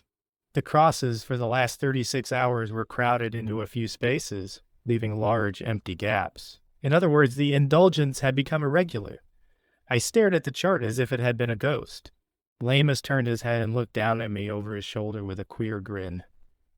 Then he uttered the extraordinary word Kriegspiel. I was completely taken aback. What in the name of thunder was the man talking about? And then it slowly dawned upon me that there was an analogy between the chart and the distribution of the troops in the war. It was obvious as soon as the idea struck one. As long as the armies were evenly distributed along the line, it was a matter of trench warfare. Great victories and defeats were impossible in the nature of things. But once the troops were massed at points of vantage, aggregated in huge mobile units, it became possible to destroy them on the large scale. When a British square is broken, the annihilation of its defenders does not come from any diminution in the fighting power of the individual soldiers. Its military value is not sensibly diminished by the loss of the few men at the point of attack. It has become worth less because their regular arrangement has been thrown into disorder. At the Battle of Waterloo, said King Lammas, turning from the wall and going back to his coffee, Napoleon sent forward the old guard. A few minutes later he cried, "They are mixed," and drove in despair from the field. He did not have to wait to see them destroyed. Lau's breath was coming in great gasps. She had understood the essence of our friend's tactics. We looked abominably ill. We were actually suffering at the moment from the craving and embarrassed by the presence of Maisie Jacobs. We did not want to take it in front of her. And yet we knew that we had won the victory. It might be a matter of weeks or months. We didn't even care. We were content to have mastered the principle of the thing. It would be easy to attack those clusters of crosses and eliminate them little by little, King Lammas asked Maisie to sing. Luckily, there was a baby grand in the room. He sat down and began to accompany her. I found myself enthralled by watching the man's mind work. It taught me something constantly. This last act, for example. We couldn't go out as we were, and the singing would be an alternative distraction. At the same time, he wanted Maisie's back turned so that we could take our heroine. We wanted it very badly indeed, and yet, so strange as nature all, we were just as ashamed to take it secretly as a moment before we had been to take it openly. The thought hit me between the eyes. It has already been mentioned that Lou and I both had the impulse to conceal the act from each other, even while we were taking it openly together. We wanted to pretend that we were taking less than we were. The use of drugs develops every morbid kink in the mind. Meanwhile, Maisie was singing in her rich contralto voice an English translation of one of Verlaine's most exquisite lyrics, with muted strings. Calm in the twilight of the lofty boughs, pierce we our love with silence as we drowse. Melt we, our souls, hearts, senses in this shrine, vague languor of our Buddhists, and of Pino half close your eyes. Your arms upon your breast, banish forever every interest. The cradling breeze shall woo us soft and sweet, ruffling the waves of velvet at your feet. When solemn night of swart oaks shall prevail, voice our despair, musical nightingale. The exquisite images, so subtle and yet so concrete, filled my mind with memories of all my boyhood's dreams. They reminded me of the possibilities of love and peace. All this was familiar to me, familiar in the most intense and alluring form. That was what nature had to offer. This pure and ecstatic rapture was the birthright of mankind. But I, instead of being content with it as it was, had sought an artificial paradise and bartered the reality of heaven for. In nature, even melancholy is subtly enthralling. I thought of Keats' ode to her, and even of James Thomson's Melancholia that transcends all wit, whom he adored, and on whose altar lay his bleeding heart. Well, might Verlaine say T, voice our despair, musical nightingale L, but in our chemical substitute for natural stimulus, our despair could be sung by no nightingale. Could even the carrion buzzard give any idea of the hoarse and horrible discord of our disenchantment? The shreds of our souls were torn by filthy fishhooks, and their shrieks were outside the gamut of merely human anguish. Was it still possible to return? Had we forfeited forever our inheritance for a mess of beastlier pottage than ever Esau guzzled? Lammas had been watching us intently, while Maisie sang. Lou's eyes were full of tears. They ran down her thin, worn face. She made no effort to wipe them away. I do not know whether she felt them. Heroin dulls all physical sensation, leaving only the dull, intolerable craving, the acrid irritation to break in upon the formless stupor which represents the height of well-being. But I had no inclination to weep. Mine was the bitter black remorse of Judas.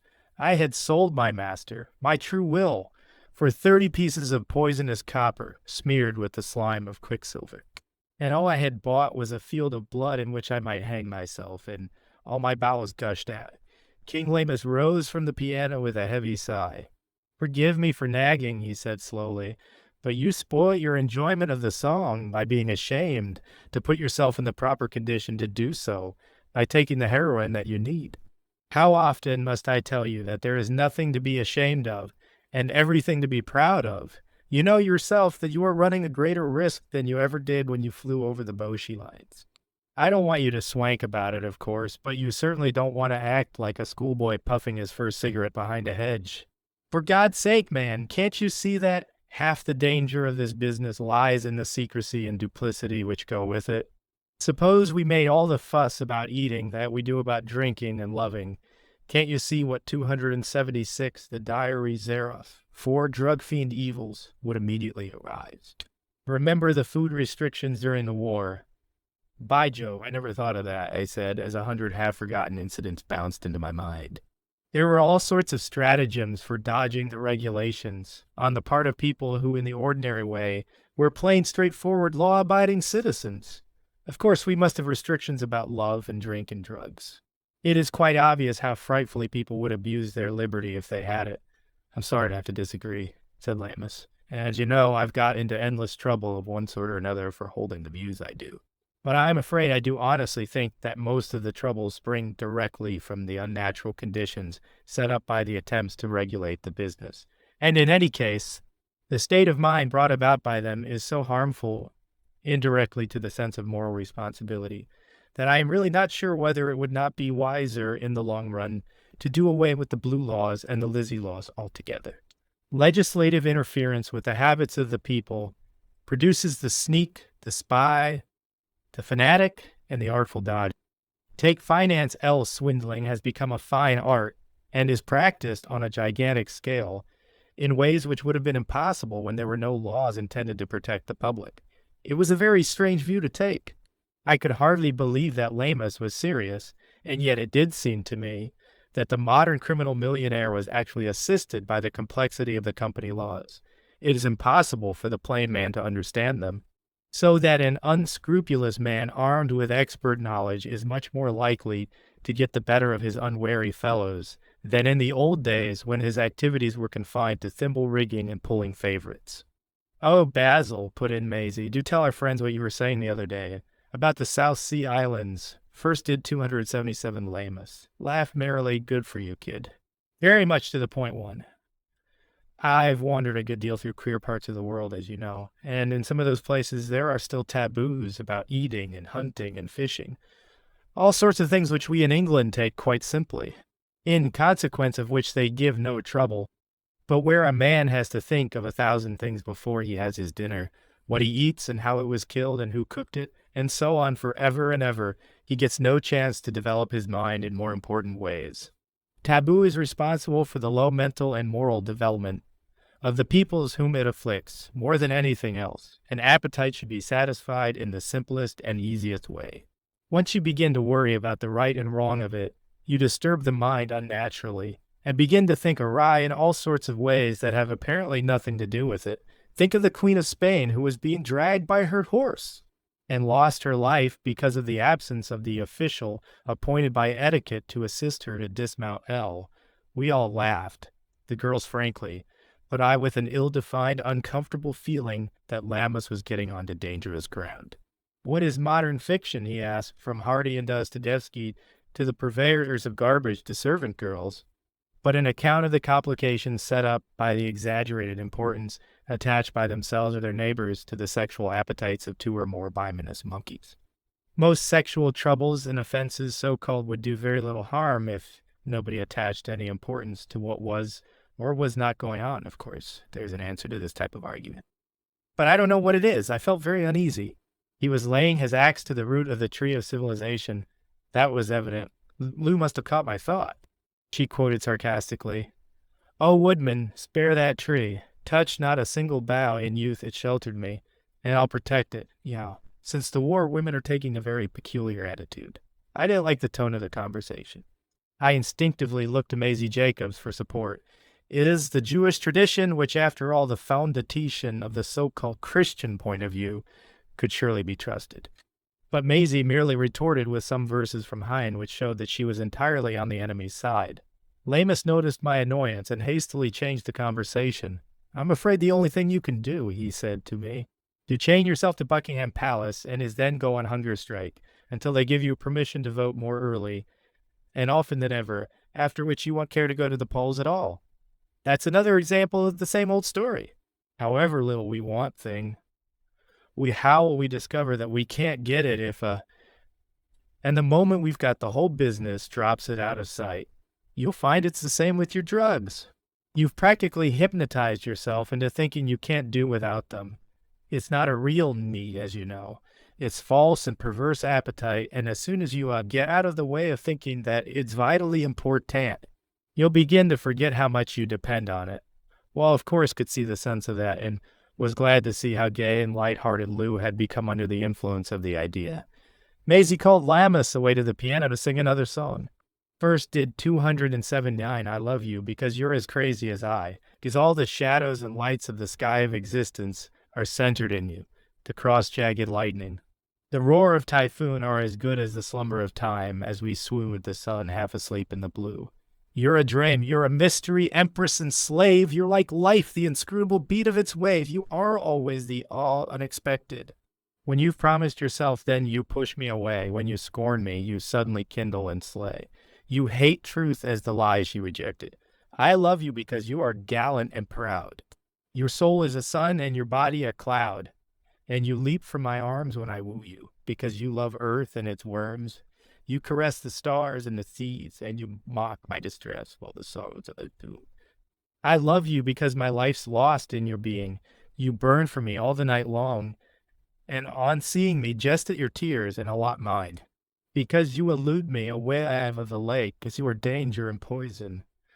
My snake, because you are mine, and are not mine. Just as she had finished, Elsie arrived from Barley Grange with our trunks. Maisie and Llamas said they would leave us to unpack and went off. She and Lala dropped in from time to time in the course of the next 5 days to take us motoring, or to dinner, or the theater, or to parties. I thought they made rather a point of keeping off the subject, which was the real reason of their visits. EFT. Chapter 21, Book 3. Purgatorio, Chapter 3, The Voice of Virtue. 5th day at 11 o'clock in the morning, and he came in his most serious professional manner. After a very brief greeting, Hedge went straight to the charts and inspected them attentively. Lou and I both felt very uncomfortable. He noticed it at once. "You've still got heroin on the brain, I see," he remarked severely. "You insist on considering yourselves as naughty children instead of as pioneers of humanity undertaking a desperate adventure for the good of the race." I began a sort of apology. "I don't quite pronounce it," he interrupted. "I know perfectly well why you're ashamed of yourself. You've had what you call a relapse. After getting down to 5, 6, and 7 doses, you've suddenly gone back.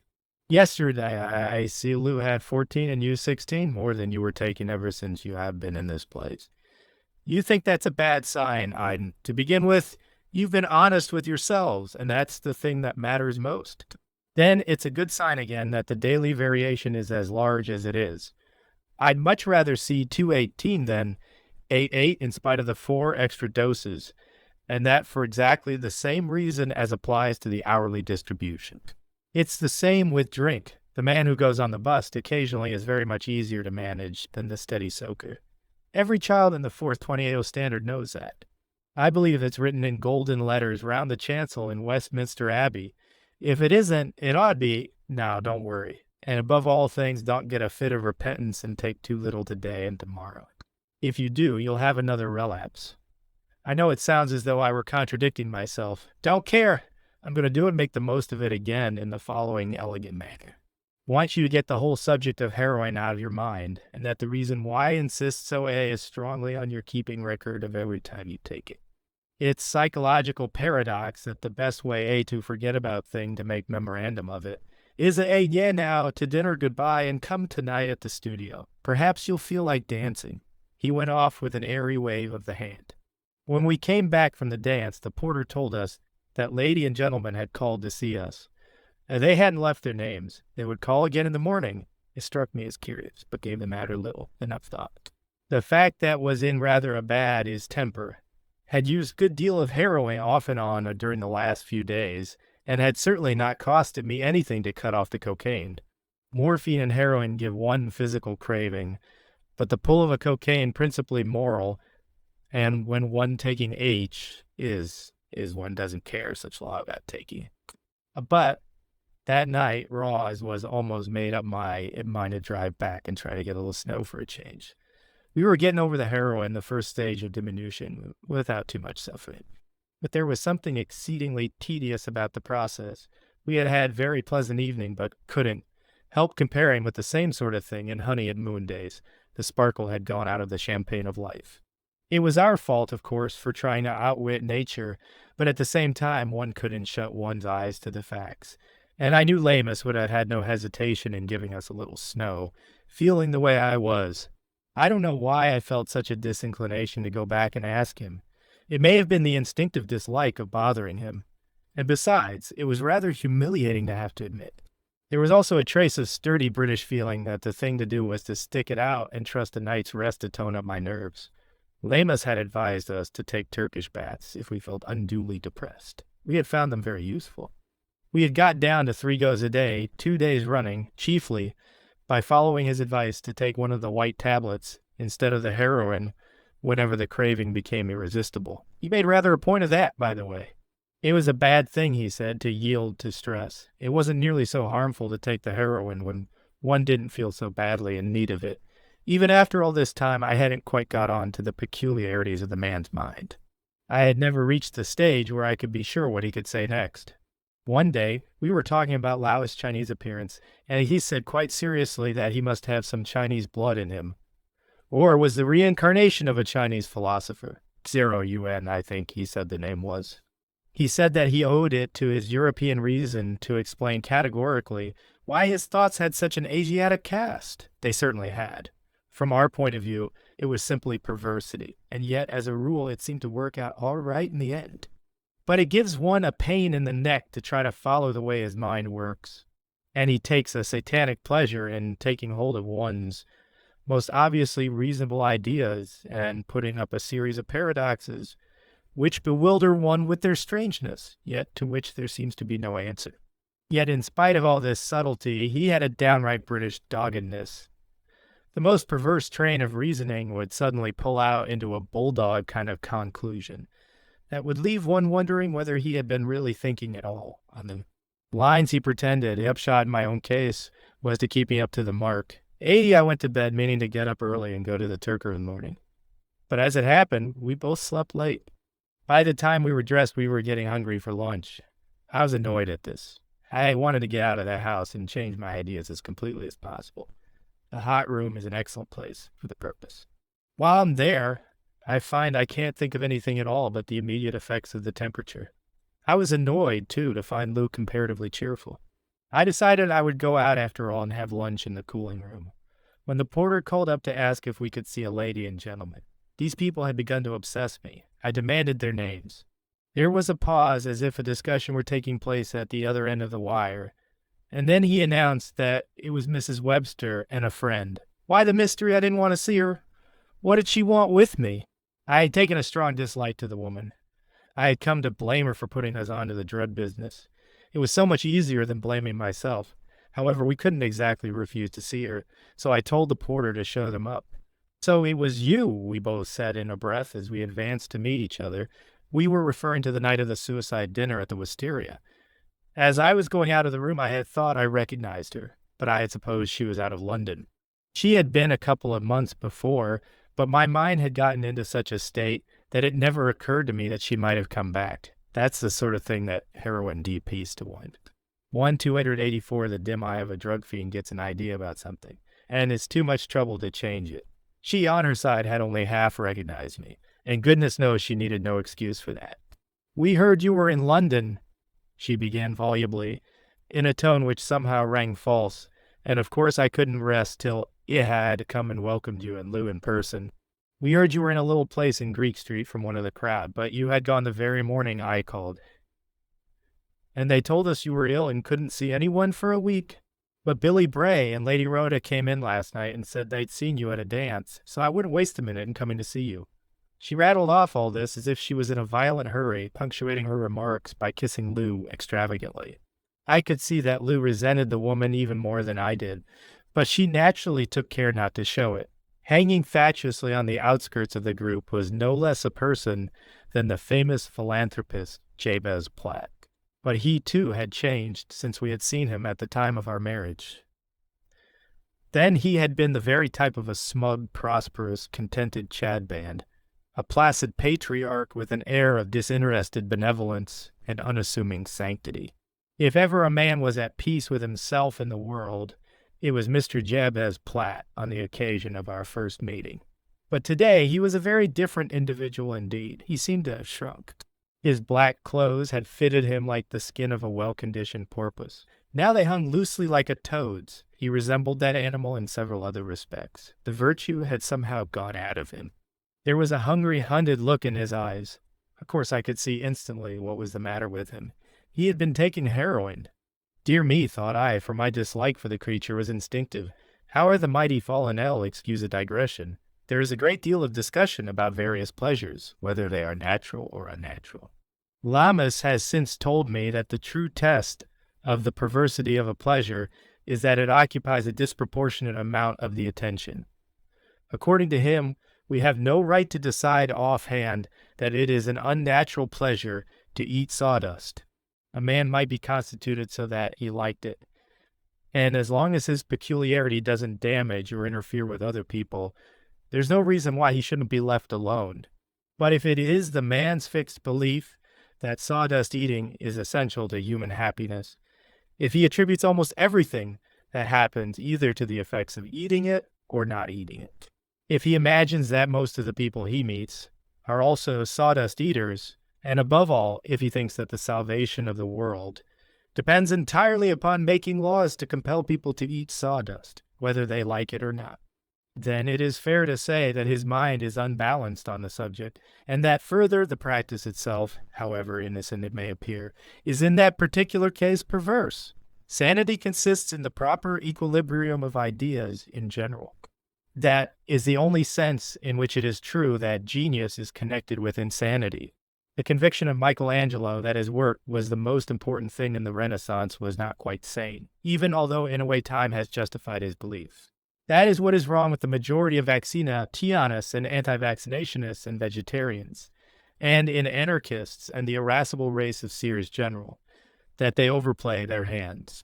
However right they are in their belief and in thinking that belief important, they are wrong in forgetting the equal or greater importance of other things. The really important things in the world are the huge, silent, inexorable things. What are the wild waves saying, P, that the pull of the tides is gradually slowing down the Earth's rate of rotation? And that was what was wrong with me. I had a tendency to see heroin everywhere. That was not what was wrong with Mr. Jabez Platt. Gretel Webster was a mistress of the social arts, yet all her skill in small talk could not camouflage the artificial character of the visit. She saw it herself, and took advantage of the fact to ask Lou to take her in her bedroom and talk clothes, and leave dear Sir Peter and Mr. Platt to get better acquainted with each other. But the process did not promise to be rapid. Dear Sir Peter and Mr. Platt seemed to have nothing to say to each other. Dear Sir Peter did his best to offer cigars, cigarettes, and various drinks to relieve the tension. But Mr. Platt's Roman virtue did not permit him to indulge in such things. Mr. Platt, however, was so sensible of the hospitality of dear Sir Peter that he felt obliged to ask dear Sir Peter's opinion of, and he suddenly whipped a 10-gram bottle of cocaine out of his coat-tail pocket. We believe, he said, that this is a particularly pure sample. There is strong scientific reason to believe, he explained, and the atmosphere of the pulpit positively radiated from him, that it is not the drug itself, but the impurities so often associated with it by careless manufacture that are responsible for the deplorable effects occasionally observed in persons who take it, whether for legitimate or other reasons. To say that stupefied gross understatement is of the case. My astonishment prevented me recognizing for a moment that my heart was bounding and leaping within me at the sight of the drug. Should really value your opinion as connoisseur, continued Platt. There was something tremulous in his voice, as he, if were keeping hold on himself by some incredible effort of will, positively stammered. Why, Mr. Platt, thought you were so anxious to stop the use of the drug altogether. Thought it was you who were chiefly responsible for putting through the diabolical dope act. Ignorance, pure ignorance, my dear Sir Peter, he cried. We live and learn, we live and learn. Used in moderation, we find it to be positively wholesome. A stimulant, no doubt, you will say, and all stimulants may undoubtedly be dangerous. But I'm afraid people will have them, and surely the wisest course is to see that what they have is as little deleterious as possible. While he spoke, he kept on nervously jerking the bottle in my direction, as if afraid to put it into my hands outright. And then I realized how very badly I wanted it. Well, certainly, Mr. Platt, I replied, entering into shall be the spirit of the thing. I only too glad to give you my opinion for what it may be worth. I could not conceal the feverish eagerness with which I shook out a dose. My pretense at sniffing with a critical air was ludicrously feeble. A child could have seen that I was shaken, body and soul, by the feverish lust to get it into my system after so long an abstinence. Time had purged my system of the poison. It found the house empty and swept and garnished, and 7 devils entered into me instead of the ejected one. My malaise passed like a cloud swept by the wind from the face of the sun. I became physically buoyant as I had not been for months. I was filled with superb self-confidence. My hesitation vanished. I played the game with all the sublime intoxication of recovered divinity. I must admit that it seems to me excellent, I pronounced with lofty calm, though my blood was singing in my ear. I handed back the bottle. Keep it, I beg of you, my dear Sir Peter, protested Platt enthusiastically. One never knows when a little household medicine may not come in handy. Something set me off into roars of internal laughter. I couldn't see the joke, but it was the biggest joke in the world. It's really awfully kind of you, my dear Mr. Platt, I said with unction, feeling that I was cast for the star part in some stupendous comedy. The obligation is entirely on my side, returned my guest. You have no idea how your kind approval has set my mind at ease. I took another sniff. I was fainting away into an inexpressible ecstasy. I recorked the bottle and put it in my pocket, thanking Platt profusely. I can't imagine your mind being ill at ease, I went on with a note of irony, which was, however absolutely genial, I was friends with everyone in the world. There was ever a man with a conscience void of offense toward God and man, that man is surely Jabez Platt. Ah, conscience, he sighed. You have no idea, Sir Peter, how it has tormented me of late. The moral responsibility, the appalling moral responsibility. Whatever it is, I answered. You are certainly the man to shoulder it. Well, he said, think I may say without boasting that I trust I have never tried to shirk it. Your approval has absolved me of the last shred of hesitation. I must explain, my dear Sir Peter, that I have always been a poor man. The service of humanity demands many sacrifices from its devotees. And I assure you that in that bottle there lies not only, as I now feel assured, the salvation of mankind from one of its direst dangers, but an enormous fortune. He leant forward and tapped my knee with his forefinger. An enormous fortune, he repeated in awed tones, and then lowering his voice still further, enough, more than enough for both of us. Why, how to come in? Asked in surprise, while a little thrill of avarice tickled my heart. Straight. I reflected that, what with one thing or another, I had made a disagreeably large hole in my capital. Only 2 mornings ago, I had had a rather irritating letter from Mr. Wolfe on the subject. It would suit me perfectly well to make an enormous fortune. He drew his chair closer to mine and began to talk in a quiet, persuasive voice. It's this way, my dear Sir Peter. The workings of Providence are indeed strange. Just before the passing of my act, I had invested what little fortune I possessed in the purchase of a cocaine factory in Switzerland with the intention of putting an end to its nefarious activities. Now, here is an instance of what I can only refer to with reverent gratitude as the moving of the divine finger. On the one hand, my chemical manager informed me of the marvelous scientific discovery which I have already mentioned. I am sure you feel no ill effects from what you have taken. His voice took on a tone of grave concern, almost paternal. Not much I countered cheerfully. It's splendid. I can do with another sniff right now. I suited the action to the words, like Hamlet's ideal mummer. Once you be persuaded? Ah, no, I queried maliciously. I thank you, dear Sir Peter. One, your remarks have raised me to the highest pinnacle of happiness. I took a fourth dose just for luck. Well, on the other hand, I discovered that, thanks to the very act which I had so arduously labored to put upon the statute book, that little bottle of yours, which cost me less than 5 shillings to manufacture, and was sold retail for a matter of 15 shillings, can now be sold discreetly, you understand, in the West End for almost anything one cares to ask, 10, 20, even £50 to the right customer. Eh? What do you say to that, P? He laughed gleefully. Why, ill-natured people might say I had put through the act for the very purpose of making a bull market for my produce. And you save humanity from its follies and vices at the same stroke. The cocaine had cleared my mind. It was like one of those transparent golden sunsets after a thunderstorm in the Mediterranean. I reveled in the ingenuity of Mr. Platt's proceedings. I gloated with devilish intensity upon the jest of carrying out so magnificent a scheme beneath so complete a camouflage. It was the vision of Satan disguised as an angel of light. Yes, indeed, the whole affair is eminently gratifying from every point of view, answered Platt. Never in all my life have I been permitted to see with such luminous clarity the designs of providential loving kindness. Alas! My dear Mr. Platt, I replied gloomily, as I am the stage direction seemed to indicate, very young and ignorant, and I am unable at present to see any part for me in the design. My mere approval of your product. I took it out and treated myself to a long, languishing kiss. Yes, kiss, there is no other word for it. My long-lost love home to my heart once more. Platt, in his turn, assumed an air of Stygian melancholy. My dear Sir Peter, he pursued with a heavy sigh, that you can easily understand, huge as my fortune, thanks to the inscrutable ways of destiny, now time is necessary to rule it fully, and by a singular and most unfortunate conjunction of circumstances, not only time is required, but capital. Unfortunate conjuncture of circumstances? I echoed dreamily. My mind was royally racing in the circus of infinity, a billion leagues from where anybody sat. Unfortunate. That for me, corrected Platt, is... No, won't say that, since fortunate for my is it, friend, for you, for me, for you, my dear Sir Peter.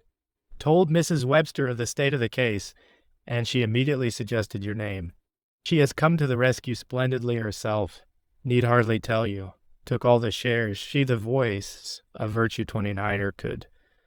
But there is still a matter of £3,000 to find. And remember, after insuring against all risks, and so forth, we shall be paying at the very least 4,000%. I have never been any sort of a businessman, but a child of 12 could grasp the gigantic nature of the proposition. I have brought the papers for your inspection, my dear Sir Peter. You will see that the capital is only £20 and shares of £1 fully paid up. And I am offering you £3,000 at par. It's princely, my dear sir, I exclaimed. You overwhelm me, but excuse me, I don't see why you need the money at all, or why you don't sell the shares through a broker. At this moment, Lou popped into the room. It annoyed me. Did I show it? Her face went suddenly white as marble. She stood in the doorway of the bedroom for a moment, swaying, and then went swiftly and softly through the room to the hallway. The portiere swung to behind her, and I instantly forgot her existence after vaguely supposing that she had gone to get her furs to show to Gretel, returning to the bedroom by the other door so as not to disturb us. Platt was explaining the situation. A most unfortunate affair, Sir Peter. I fear I am overmuch preoccupied with the welfare of my fellows, and in consequence neglect my own. I certainly was surprised when I went to my bank to see if I had enough money to purchase these chemical works, to find my balance so large. I am only too accustomed, alas, to find that my impulsive charity has denuded my little saving. But I only discovered last month that £3,000 of the amount did not belong to me at all. It was part of a fund of which I am trustee. I am not allowed by our foolish laws to invest trust funds in such securities as this Schneezukimisumork of ours, and I must replace the £3,000 by the end of the month, or the consequences may be really most disastrous. He broke off short, trembling with fear. He was not playing a part about this. He undoubtedly felt that it might be difficult to explain to an unsympathetic jury how a trust fund had lost its way to the extent of wandering into the trustee's private account without his suspecting it, had behaved in so erratic a manner. "You are a man of the world, Sir Peter," he declared, almost blubbering, "and I feel sure you understand.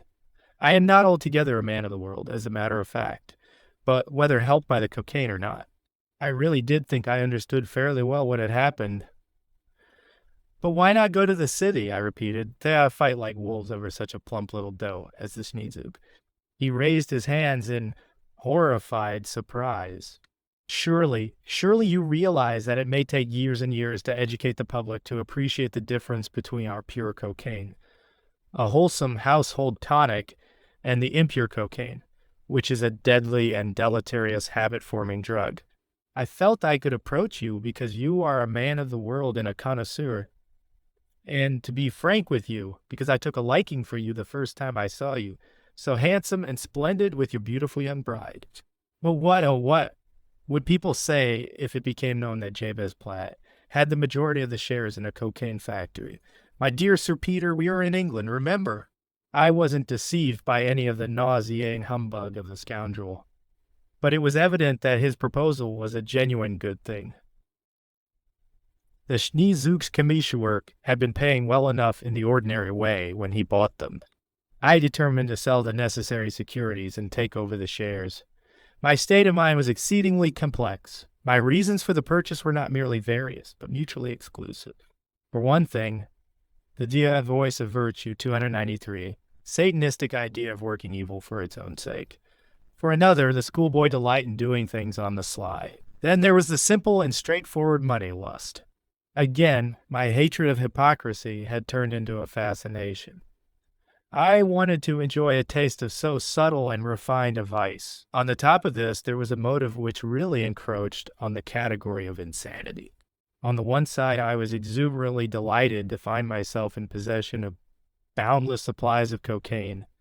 On the other, I was enraged with mankind for having invented the substance that had ruined my life. And I wanted to take my revenge on it by poisoning as many people as I could. These ideas were tossed about in my mind like pieces of meat in boiling soup. The fumes intoxicated me. I shook Platt's hand and promised to go down to my bank at once and make the necessary arrangements. I swelled with the delirious pride of the great man of affairs who sees the golden opportunity and grasps it. More crazily still, I enjoyed the sensation of being the generous benefactor to a brother man in misfortune. Platt pulled out his watch. "We could drive down at once and have our lunch in the city." "Bless my soul," he interrupted himself. "I shall never forgive myself for being so rude. I had quite forgotten Lady Pendragon and Mrs. Webster." "Oh, they'll be delighted," I tittered. "You'll have a horrible lunch on cream buns and watercress and mince pies and champagne and go shopping afterwards like good little millionaires." "Yes, indeed," said Platt heartily. "And quite genuinely, they're that all right. As for us, we'll lunch at Sweeting's on oysters and stout and drink to the prosperity of parliamentary institutions." I laughed at the little joke like a madman and shouted wildly, "Come in, girls, and hear the news. We're all going to be elected to the Diamond Dog Collar Club."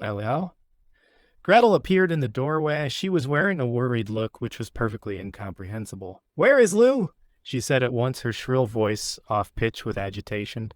Isn't she with you, P?" snapped back idiotically.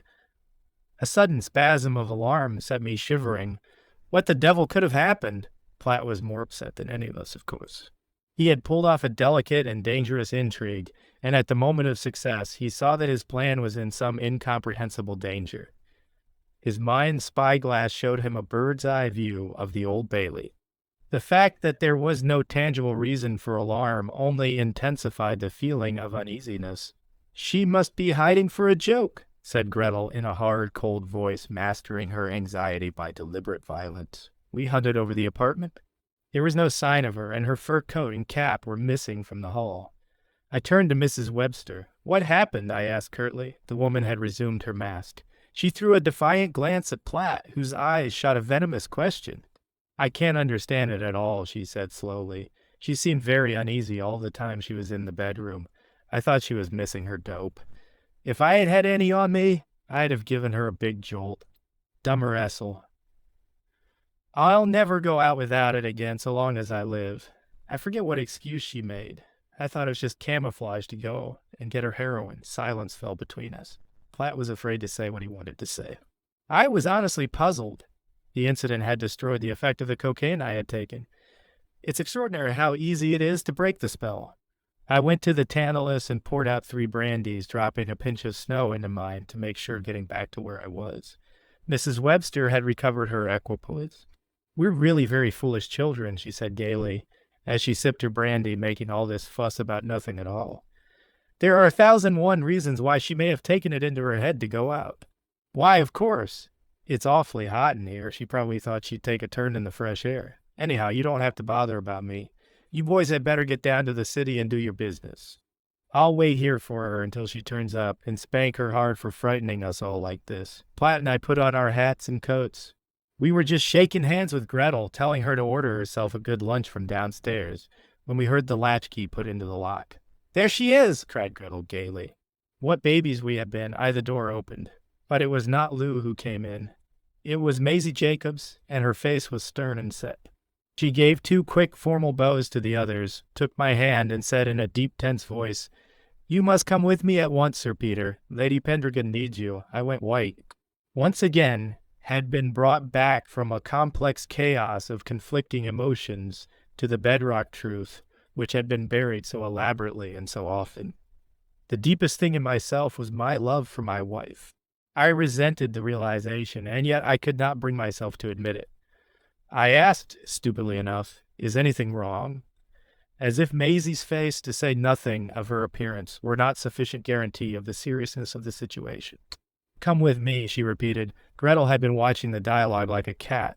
She flashed forked lightning at Platt, thinking that his fears might betray him into saying something irrevocably stupid.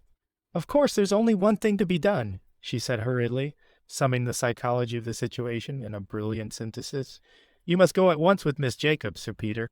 I needn't say how terribly anxious I feel, but I hope there is nothing really wrong. I'll look in late this afternoon with Mr. Platt for news.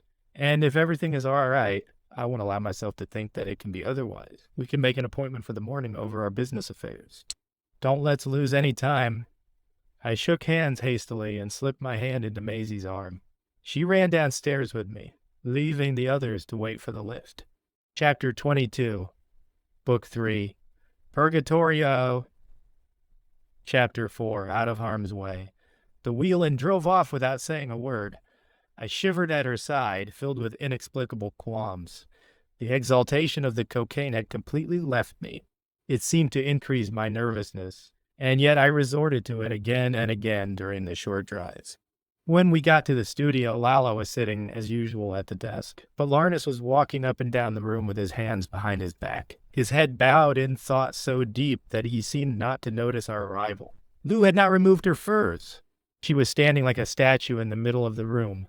The only sign of life was that her face continually flushed from white to red and back again. Her eyes were closed. For some reason or other, she reminded me of a criminal awaiting sentence. Lammas stopped short in his stride and shook hands with me. Take your things off and sit down, Sir Peter, he said brusquely. His manner was completely different from anything I'd ever seen in him. He turned away and flung himself into a chair, searched in his pockets for an old black pipe, filled it and lit it. He seemed the prey of a peculiar agitation. That again was utterly unlike him. He cleared his throat and got up, with an entire change of behavior. He offered me one of his millionaire cigars and motioned to Lala to get me a drink. This is the latest fashion in the studio, said Lala gaily. She was obviously trying to relieve the tension. Basil invented it last night.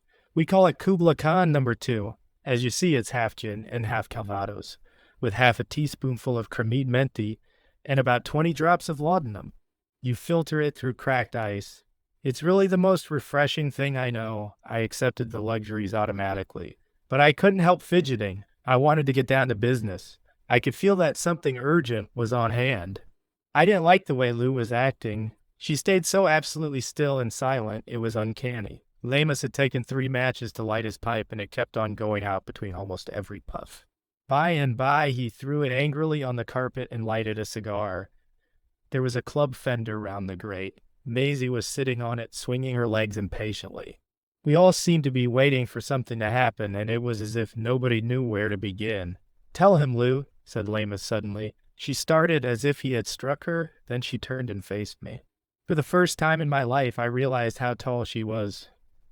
"Cocky," she said, "I've come to the crossroads." She made a movement of swallowing, tried to go on, and failed. King Lama sat up in his chair.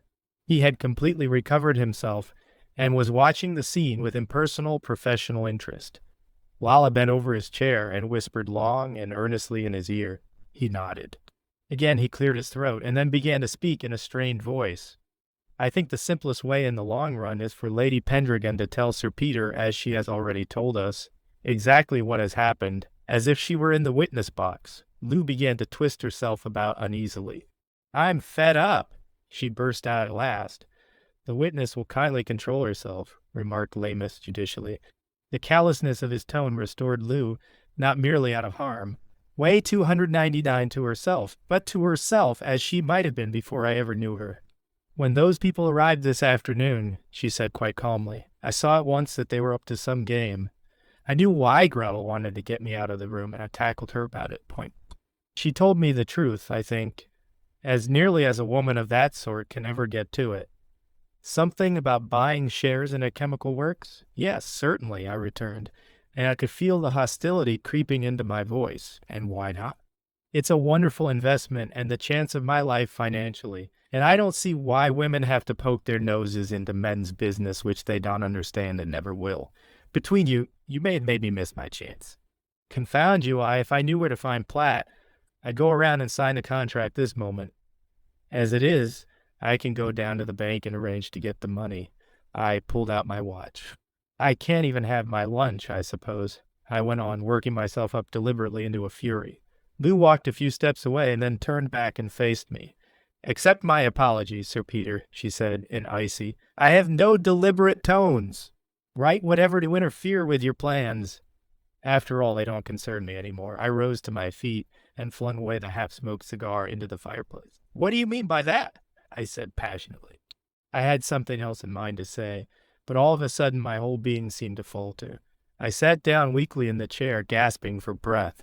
Through my half-shut eyes I could see Lou take an impulsive step towards me, and then, controlling herself, she recoiled as a man might who had approached what he thought was a beautifully marked piece of fallen timber and recognized it for a rattlesnake. The pulse of my brain was beating feebly and slowly, but she went on with pitiless passion and swept me away with the tempestuous rush of her contempt. I made an excuse and came to see what was going on. "I found you had utterly forgotten the facts. You were sniffing cocaine not as an experiment, not because of any physical need, but as a vice pure and simple. You were already insane with it. I might have stood that, for I loved you. But that you should plan to become the partner of that murderous villain with his hypocritical piety, that was another matter. That was a matter of honor. I don't know how long I stood there. I lived a lifetime in a second, and I made up my mind once for all to be done with such dirt. I slipped out and came here. I'm half insane myself at this moment with craving for H, but I won't take it till I've seen this thing too. The pain of my body helps me to bear up against the mortal anguish of my soul. Oh, I know it's heroics and hysterics. You can call me what you like. What you say doesn't count anymore. But I want to live, and I have asked Basil to take me away as once he promised to do long before I met you. He has promised to cure me, and I hold him to that. He has promised to take me away, and I hold him to that. You can get a divorce. You better, for I never want to look upon your face again." The other 3 people in the room did not exist for me. I had to brace myself to meet Lau's attack. There was absolute silence, except for the sound of my sniffing. I became my own master again and broke out into a fit of yelling laughter. "So that's the game, is it?" I answered at last. "You are selling me out to buy a 3rd share in that." Cat L, I stopped to try to think of some viler insults. But my brain refused to work. It merely prompted me to abuse of the type usually associated with bargees. I spluttered out a torrent of foul language, but I felt even at the time that I was not doing myself justice. Out of harm's way, 3 of my remarks were received with complete indifference. Even Lou merely shrugged her shoulders and looked at Lamus, as much as to say, "You see, I was right." Lamus slowly shook his head. As a matter of fact, I could hardly see. My eyesight was disturbed in some peculiar way which frightened me, and my heart began to protest. I took out the cocaine once more. To my astonishment, Lamus bounded from his chair and took the bottle from my hands. I wanted to get up and kill him, but a deathly faintness seized me. The room swam. Lamus returned to his chair, and once again silence fell on the studio. I think I must have lost consciousness for a while, for I do not remember who put an ice-cold towel around my head or how it came about that the freezing moisture dripped down my spine.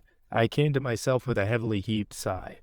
Everyone was in the same position as before, except that Lou had taken off her furs and curled herself up on the settee. "If you feel well enough, Sir Peter," said Lamus, "you may as well hear the end of the story." Lou suddenly choked with sobs and buried her head in the cushions. Lamus gave a gesture which Lala apparently understood. She came forward and stood in front of me with her hands behind her back like a child repeating a lesson. "Sir Peter," she said in a gentle voice, "Basil explained to Lady Pendragon that she was taking a very wrong view of the matter. He told her that when people are getting over drug habits, they were liable to say and do things entirely foreign to their characters. We all know how abundantly you have shown your courage and your sense of honor. We know your race, and we know your exploits. What happened at the interview with Mr. Platt didn't count. You were a sick man, that was all. Maisie suggested that she should go round and fetch you, and thank heaven she got there in time." Lou twisted herself round and turned savagely on King Lamus. "I hold you to your promise," she cried violently. "I hold you to your promise," that once more, he said calmly, "is simply because you are a sick woman as much as he is a sick man. So it is honorable to break your word to a sick woman, is it?" She flashed back like a tigress. A curious smile curled his lips.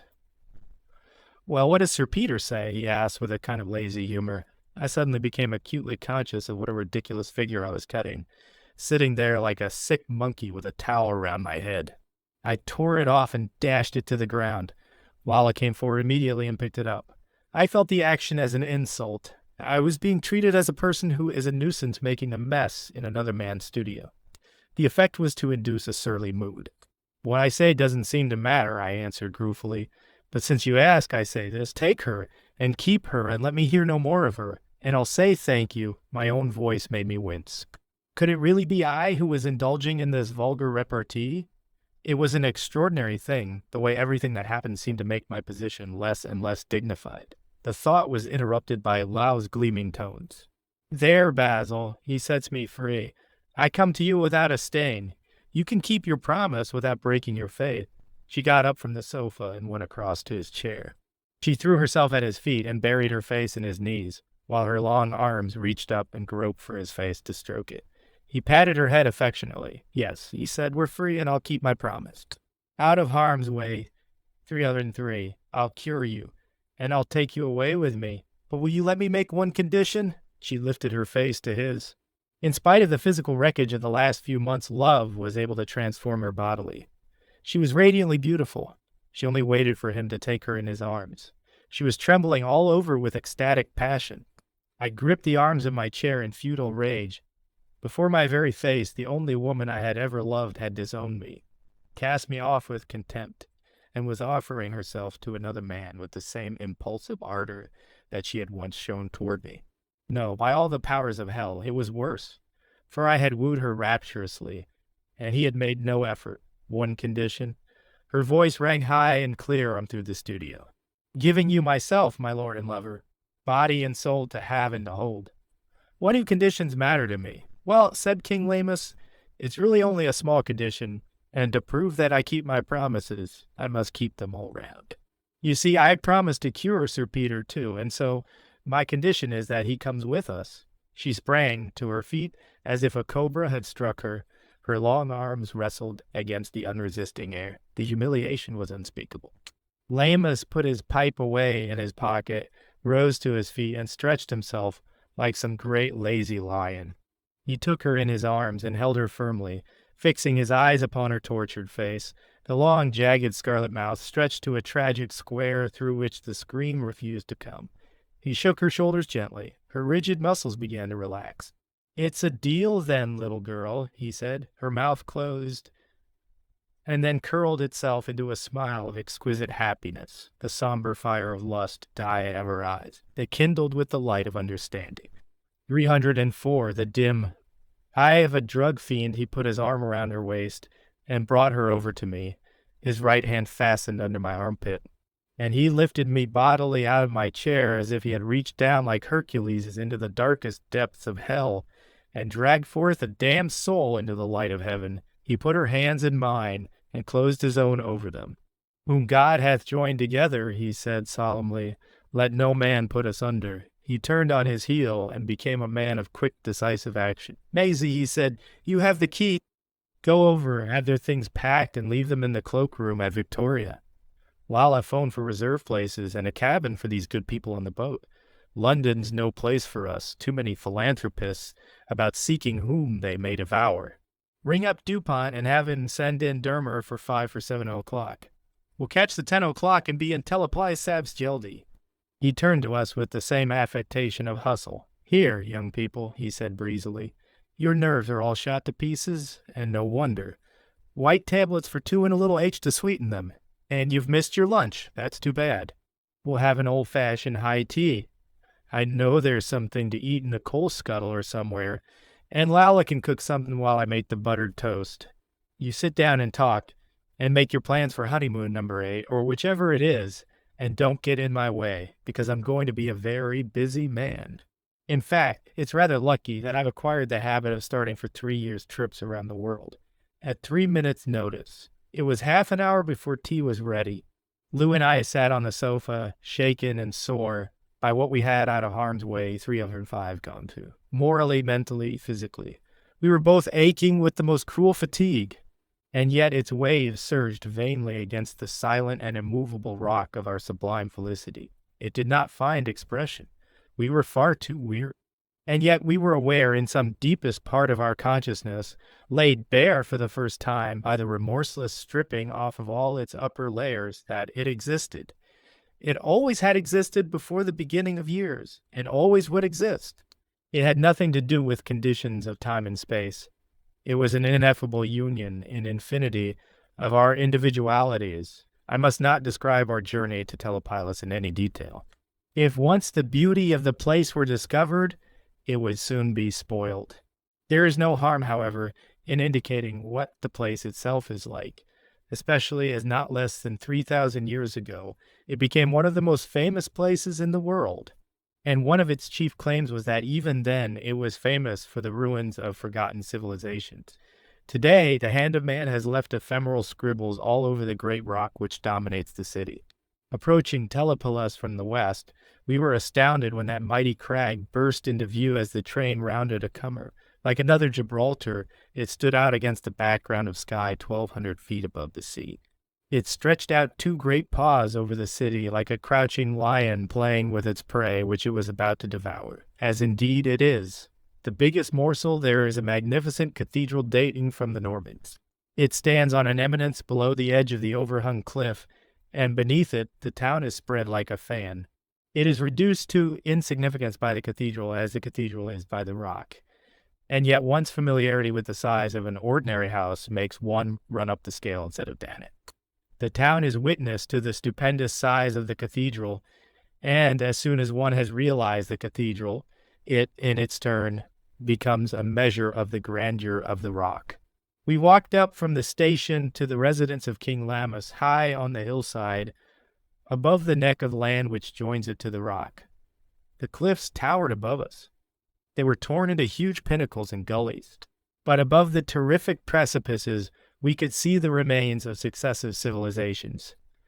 Greek temples, Roman walls, Saracen cisterns, Norman gateways, and houses of all periods were perishing slowly on the gaunt, parched crags. It was very hard work for Lou and myself to climb Onabee the hill in the wretched condition of our health. We had to sit down repeatedly on the huge boulders which lined the paths that wound among the well-tilled fields dotted with gnarled gray olive. The air of the place was a sublime intoxication, and yet its enchantment merely rubbed into our souls the shame of our wretched physical condition. We had to take several goes of heroin on the way. We didn't see why we couldn't have had a carriage part of the way, but it was part of King Lammas' plan, no doubt, that we should be stung with the realization of our impotence in so divine a spot, where every voice of nature swelled the chorus that spurred us to physical activity. Our invalidism had not seemed so horribly unnatural in London as it did in this consecrated temple of beauty. Lamus himself seemed invigorated to an extraordinary degree by his homecoming. He gambled like a young goat while we plodded gaspingly up the slope, and while we rested he told us the history of the monuments that crumbled on the crags. "This place will help you to correct your ideas," he said, "of what is permanent. So far as anything is permanent." We were indeed filled with a feeling of the futility of human effort as we contemplated the layers of civilizations, and looked down upon that last of them out of harm's way 307, which was still flourishing, although the signs of decay were only too obvious. The modern town was not even built with the idea of defying the centuries.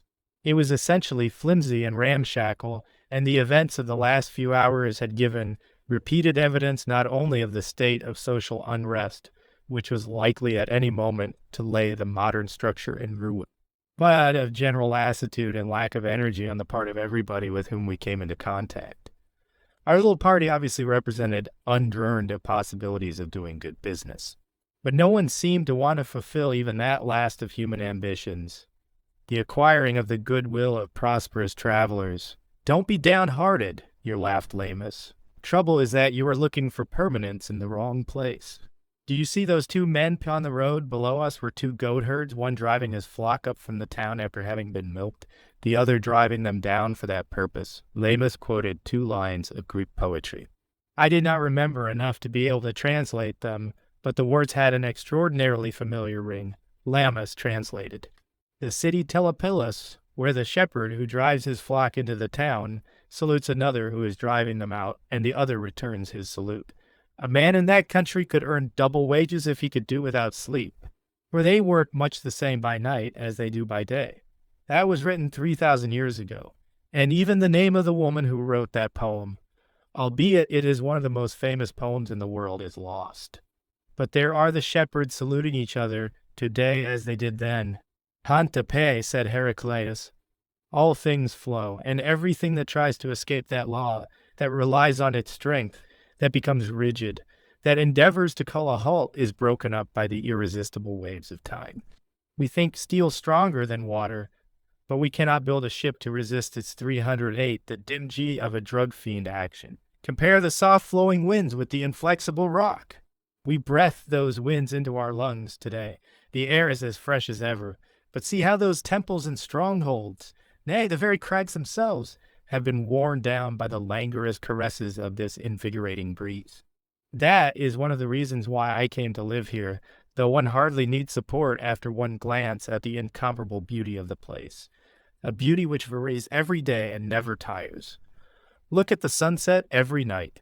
It is good for 2 hours of grand opera. It is almost stupefying to sit on the terrace of the villa and watch the ever-changing glories of nightfall. And night itself, there stands the pole star over the rock. As the months move, the great bear wheels about its stable splendor, and one's mind begins to work on a totally different scale of time. Each revolution of the heavens about the pole is like the second hand of one's spiritual walk. We listened with enthralled attention. The beauty of the place beat hard upon our brains. It was unbelievable. Patches thereof cancer like London and Paris were cut ruthlessly out of our consciousness.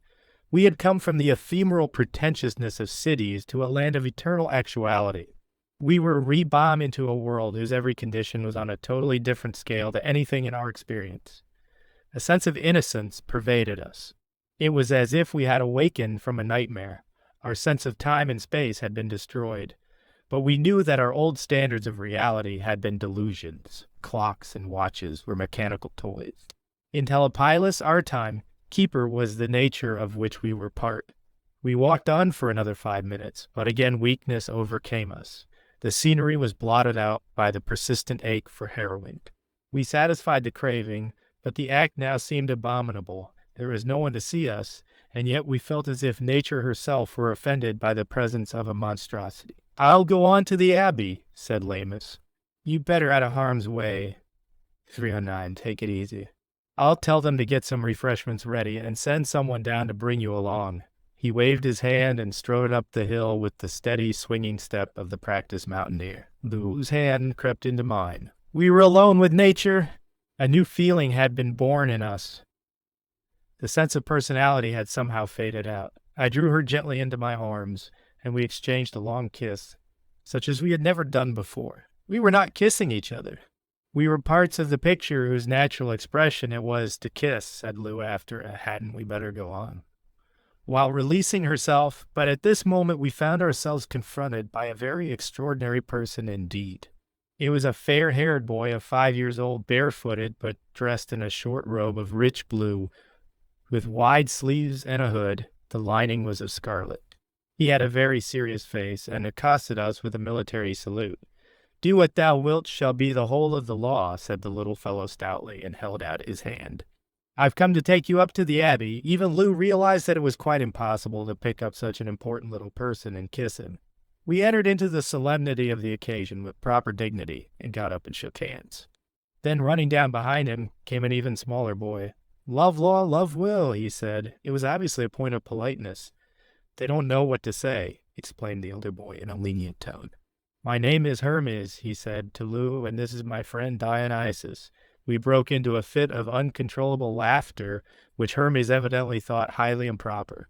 "But," Dionysus said to Lou, "I'll dive you a bid tis." She caught up the astonishing brat, and returned his salute with interest. When she put him down, he gave each of us one of his hands, while Hermes led the way up the hill in an extremely businesslike manner, looking back from time to make sure that we were all right. Dionysus seemed to think it his business to entertain us with an account of the various objects along the road. "That's the nice man's house down there," he said. "I'll take you to lunch with him if you promise to behave properly." "And that's where the dope woman lives," he went on, apparently assured by our guarantees of proper conduct. The solemnity of the elder boy and the rollicking disposition of the other carried us from spasm to spasm of suppressed laughter. "We seem to have walked straight into a fairy tale," said Lou. "The big lion says that's the only true kind of tale," replied Hermes, evidently prepared to argue the subject at great length if necessary. But I admitted the truth of his statement without difficulty. "That's the Abbey," he went on as we turned the corner of the hillside, and a long, low white building came into sight. "But that isn't an abbey," I protested. "That's a villa. That's because you're looking with the wrong kind of eyes," objected Hermes. "I used to think the same myself before I was educated." "Do you think Mr. Lamus will be able to educate?" asked us. I overpowered by a sense of the comicality of the situation. "Oh, he isn't Mr. Lamus here," retorted Hermes loftily. "Here he's the big lion, and of course he can train anybody that isn't too old or too stupid." "I was very stupid myself when I first came here," he continued in an apologetic tone. "It was the turning point of my career. The child was certainly not more than 5 years old, and his conversation was absolutely incredible." The out QF harm's way 311 feeling grew that we had somehow strayed into an enchanted country. At the same time the country was enchanting, Dionysus was all on fire to get us up to the Abbey, and tugged at our arms. "Now, D," said Hermes, "you know it's wrong to pull at people like that. It's one of the rules," he explained to Lou, "not to interfere with people.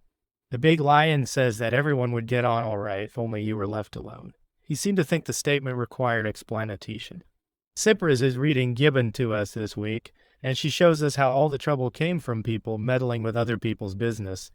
I shouted with laughter. "Gibbon," I cried, "what next, I wonder?" "Well, one must know Roman history," explained Hermes in the tone of a headmaster addressing an educational conference, said Lou. "And what did you read last week?" Though she was rocking with laughter as much as I was. "Shelley was being read to us," he corrected. "We don't read ourselves." "The 10th don't dance," I quoted. "Don't be an ass, Cocky," said Lou. "Well, Hermes, but why don't you read P? The big lion doesn't want us to learn," he said. "We have to learn to use our eyes, and reading spoils them." "But why?" Q asked Lou in surprise. "I don't understand. I thought reading was the best way to get knowledge." Dionysus put his foot down. "Enough of because be he damned for a dod." It wasn't physical fatigue this time. These amazing children had made us forget all physical sensation.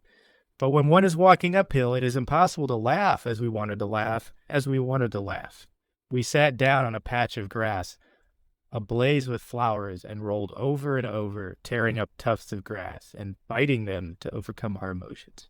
Dionysus evidently thought it was a game and began to romp. But Hermes, though evidently eager to join in the fun, was held back by his sense of responsibility. Cried Lou at last, the tears running down her cheeks. Hermes became more serious than ever. "It's from the book of the law, change, not so much as the style of a letter," he said. We began quite seriously to wonder whether we had not got into one of those fantastic waking dreams with which heroin had made us familiar. But this was a dream of a totally different quality. It had a strain of wholesomeness and actuality running through its incredible tissue of marvels. At last we sat up and drew a long breath. Hermes hastened to assist Lulu to her feet, and the action, natural as it was, coming from such an extraordinary quarter, set us off laughing again. Dionysus was regarding us with big, serious eyes. "You'll do," he suddenly decided, and began to execute a little step dance of his own. But we could see that Hermes, with all his unwillingness to interfere with other people, was impatient, and we scrambled to our feet. This time Lou took his hand and left me to bring up the rear with Dionysus, who poured forth an unending stream of prattle. I could not even hear it. The whole thing was too much for me. We came out onto the terrace of the villa. King Lammas was standing in the open doorway. He had changed his traveling clothes for a silken robe of the brightest blue, with scarlet linings to the hood and sleeves like that of the boys. But on the breast in golden embroidery was an Egyptian eye within an ornate telepylus 313. Equilateral triangle which was surrounded by a sun blaze of rays. Behind him stood two women in robes similar to those of the boys. One was about 25 years old, and the other nearer 40. Both had bobbed hair, the younger woman's a flaming chestnut, the elder's a rich silvery gray. "That's the big lion," said Dionysus. With Athena and Cypris, Hermes drew back and told us confidentially, "Now you be the first to say, do what thou wilt to show you're more awake than they are." We nodded encouragingly and carried out the program with success. "Love is the law, love under will," answered the three people in the doorway. "Welcome to the Abbey of the Lemma." In a moment, as by the breaking of a spell, the seriousness broke up. We were introduced warmly to the women and began jabbering as if we had known each other all our lives. Basil had taken the two gods on his knees and was listening happily to Hermes' story of how he had acquitted himself of his responsibility. A table had been brought out onto the terrace, and we sat down to a meal. Athena put us in our places and then explained that it was the custom at the abbey to eat in silence. As soon, she said, as we have said will, what did she mean by saying will? We had heard of saying grace before meat, but it was a long while since either of us had said it. However, the little mystery was soon explained. She knocked on the table with the handle of a Tunisian dagger, its steel blade inlaid with silver. She knocked 3 times, then 5, then 3 times more. Some significance was apparently attached to this peculiar method. She then said, "Do what thou wilt shall be the whole of the law." Dionysus showed signs of strong agitation. It was his turn to answer, and he was terribly afraid of forgetting his words in the presence of strangers. He looked up to Cypris pleadingly, and she whispered into his ear, "With a sudden, what is thy will?" burst of confidence and pride. "It is my will to eat and drink," replied Athena gravely. "To what end?" inquired Dionysus doubtfully. "That my body may be fortified thereby." The brat looked about him uneasily, as if the answer had taken the wind out of his sails. Cypris pressed his hand, and he brightened up again. "To what end?" he repeated boldly. "That I may accomplish the great work," replied Athena. Dionysus seemed to have got on to his game. He retorted without the slightest hesitation. "Love is the law under will. Love is the law. Love under will," corrected Cypris, and the baby repeated it solemnly. "Fall to," cried Athena cheerfully, and sat down.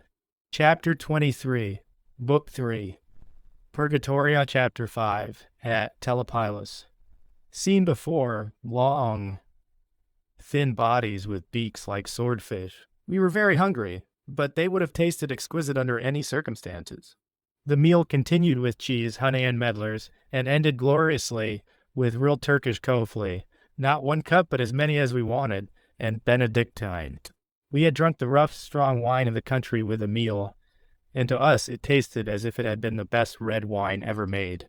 It had not been submitted to any chemical process. There was a sort of vitality inherent in it. It was primitive like all the arrangements of the abbey, but the freshness and naturalness of everything made more than amends even to our cultivated palates. We were apparently sitting down to lunch. with a choice selection of Olympian deities, and the food seemed to be in keeping. Besides that, we had no time to be critical. We were overwhelmed by the beauty of our surround MGs. Far away to the west, a line of hills ran out into the sea. The farther peaks were over 50 miles away. Yet in that translucent atmosphere of spring, they stood out sharply. We could even see in front of the range a small dark line of crags which jutted out parallel with them at about 10 miles nearer. Thence the coastline swept towards us in a complex curve of indescribable beauty and majesty. Telepolis being itself on a promontory, there was nothing to break the mighty stretch of sea between us and the distant range, with its twin cones which overhang the principal city, 316, the diaries thereof a drug fiend of the country. The city from which we had started that morning. To the left of the coastline, a range of tumbled mountains, fantastically shaped and colored, reached thence to the very hillside on which we were sitting. In front, the ocean reached to the horizon. The light played upon its waves like some mysterious melody of Debussy's. It varied in hue from the most delicate canary yellow and glaucous green through infinite changing shades of peacockry to lilacs and deep purples. Ever-changing patches of color wandered about the surface in kaleidoscopic fantasy. A little to the right again, the limitless prospect of water was cut off by a precipitous cliff crowned by the ruins of a church, and up again to the right. The sheer crag reared its perpendicular terror to the skyline, a jagged line of quaintly carven pinnacle. Beyond these, the slope suddenly eased off, and thence the rock took a final leap to its summit on which stood the remains of ancient Grecian temples. With even greater suddenness, the right-hand precipice plunged clear into the sea. But on this side, the view was closed in by groves of olive, cactus, and oak. The terrace before us was edged by a rock garden where flowered enormous geraniums, bushes of huge daisies, tall stems of purple iris, and a clump of reeds twice a man's height that swayed like dancers to the music of the gentle breeze that streamed up from the slopes of the sea. Below the terrace were mulberry, cherry, and apple tress in blossom, together with a number of many-colored trees whose names I did not know. Between the house and the hill that overhung it on the south was a grassy garden shadowed by a gigantic tree of unfamiliar leaves, and behind this stood 2 Persian nuts, like cyclopean telegraph poles tufted with dark green leaves, which reminded one of a guardsman's busby. With the arrival of the coffee, the rule of silence was Telepilus 317 broken, but Lamus had already left the table. Athena explained that the theory of meals in the abbey was that they were deplorable interruptions to work, and that will was said before beginning to eat in order to emphasize the fact that the only excuse for eating was that it was necessary to keep one's body conditioned to assist one in the performance of the great work. Whatever that might be in any particular case, when anyone had finished, he or she got up and went away without ceremony, the interruption being over. Lamus now came out of the house in a flannel shirt and buckskin riding breeches. He sat down and began to drink his coffee and Benedictine. He was smoking a thin black cigar, so strong that its very appearance was alarming. "I hope you'll excuse me this afternoon," he said. "I have to go and inspect the other houses." This house is the antechamber, so to speak, where we receive strangers. In the other houses, various courses of training are carried on according to the wills of their inhabitants. You will sleep here, of course, and considering the reason for which you have come. No, Dionysus, this isn't the time to say, "He shall fall down into the pit called because, and there he shall perish with the dogs of reason." I will sleep down here for the present, instead of in my lonely little tower, as I usually do. We noticed that Cyprus and the boys had slipped away quietly, but Athena sat engrossed in studying us. "In the absence of Lala," he said, "Sister Athena is our chief psychologist. You will find her knowledge very useful to you in your work. I will leave her to talk things over with you for the next couple of hours. But of course the first thing is to get you rested from your journey." He got up and walked off around the corner of the house. We didn't feel that we needed rest. We were much too interested by the atmosphere of the place. It was not merely the curious customs that stimulated our imaginations. There was an indefinable atmosphere about the place and the people which left us at a loss. The mixture of simplicity and elegance was in itself bizarre, but still more so was the combination of absolute personal liberty with what was evidently, in some ways, a rather severe discipline. The automatic regularity with which everything was done seemed to imply an almost Prussian routine. Lou saw the point at once and with her usual frankness asked Sister Athena outright to explain it. "Thank you for reminding me," said Sister Athena. "The big lion said you had better rest. Suppose you lie down in the studio. I know you don't want to go to sleep, but we can talk there just as well as we can here. So you'd better make yourselves comfortable while I explain our funny little ways." The arrangements for repose were as primitive as everything else. The studio was furnished with narrow mattresses on steel springs on the floor. They were covered with comfortable cushions. We threw ourselves down with a certain hesitation, but immediately discovered that we were much more at home than if we had been at a higher elevation. It made the room seem larger, and the sensation of rest was more in evidence. There was a sort of finality about being so low, and it was certainly much more convenient to have our drinks and cigarettes on the floor than on a table. We found out that we had always gone about the world with a subconscious fear of knocking things over. I began to understand why a picnic on the grass gives such a sense of freedom. It was the absence of a worry which had annoyed us nonetheless because we had not been aware of it. Sister Athena stretched herself out on a folding chair, also very low. It was no trouble for her to pick up her glass from the ground. "About what you asked," she began, "it's perfectly true that we have vanadium steel discipline in this place, but we are made to think out everything for ourselves, and the regulations don't bother us as soon as we see their object. In civilized life, so-called, at least 2/3 of everyone's time is wasted on things that don't matter. The idea of this place is to give everyone the maximum time for doing his own will. Of course, if you come here with the fixed determination to resent everything that is different to what you are accustomed to, you can work yourself up into a constant irritation, which is all the worse because there is nothing to interfere with your indulgence. When I came here 2 years ago, every detail was an annoyance and an insult. But I came around gradually, through seeing that everything had been thought out. These people were enormously more efficient than I was, through economizing the time and trouble which I had been accustomed to waste on trifles. I could no more fight them than Dionysus could fight Jack Dempsey. There is absolutely nothing to do here in the way of amusement, except walking and climbing, reading, and playing the lemma, and of course bathing in the summer. The housework occupies practically no time at all because of the simplification of life. There is nowhere to go and nothing to do. The result is that with eating and everything else thrown in, there is not much more than an hour of our waking time, which is occupied by what one may call necessary work. Compare that with London. Your dressing accounts for more than that. These robes are decorative enough for a royal banquet, and yet they're absolutely practical for anything but rock climbing.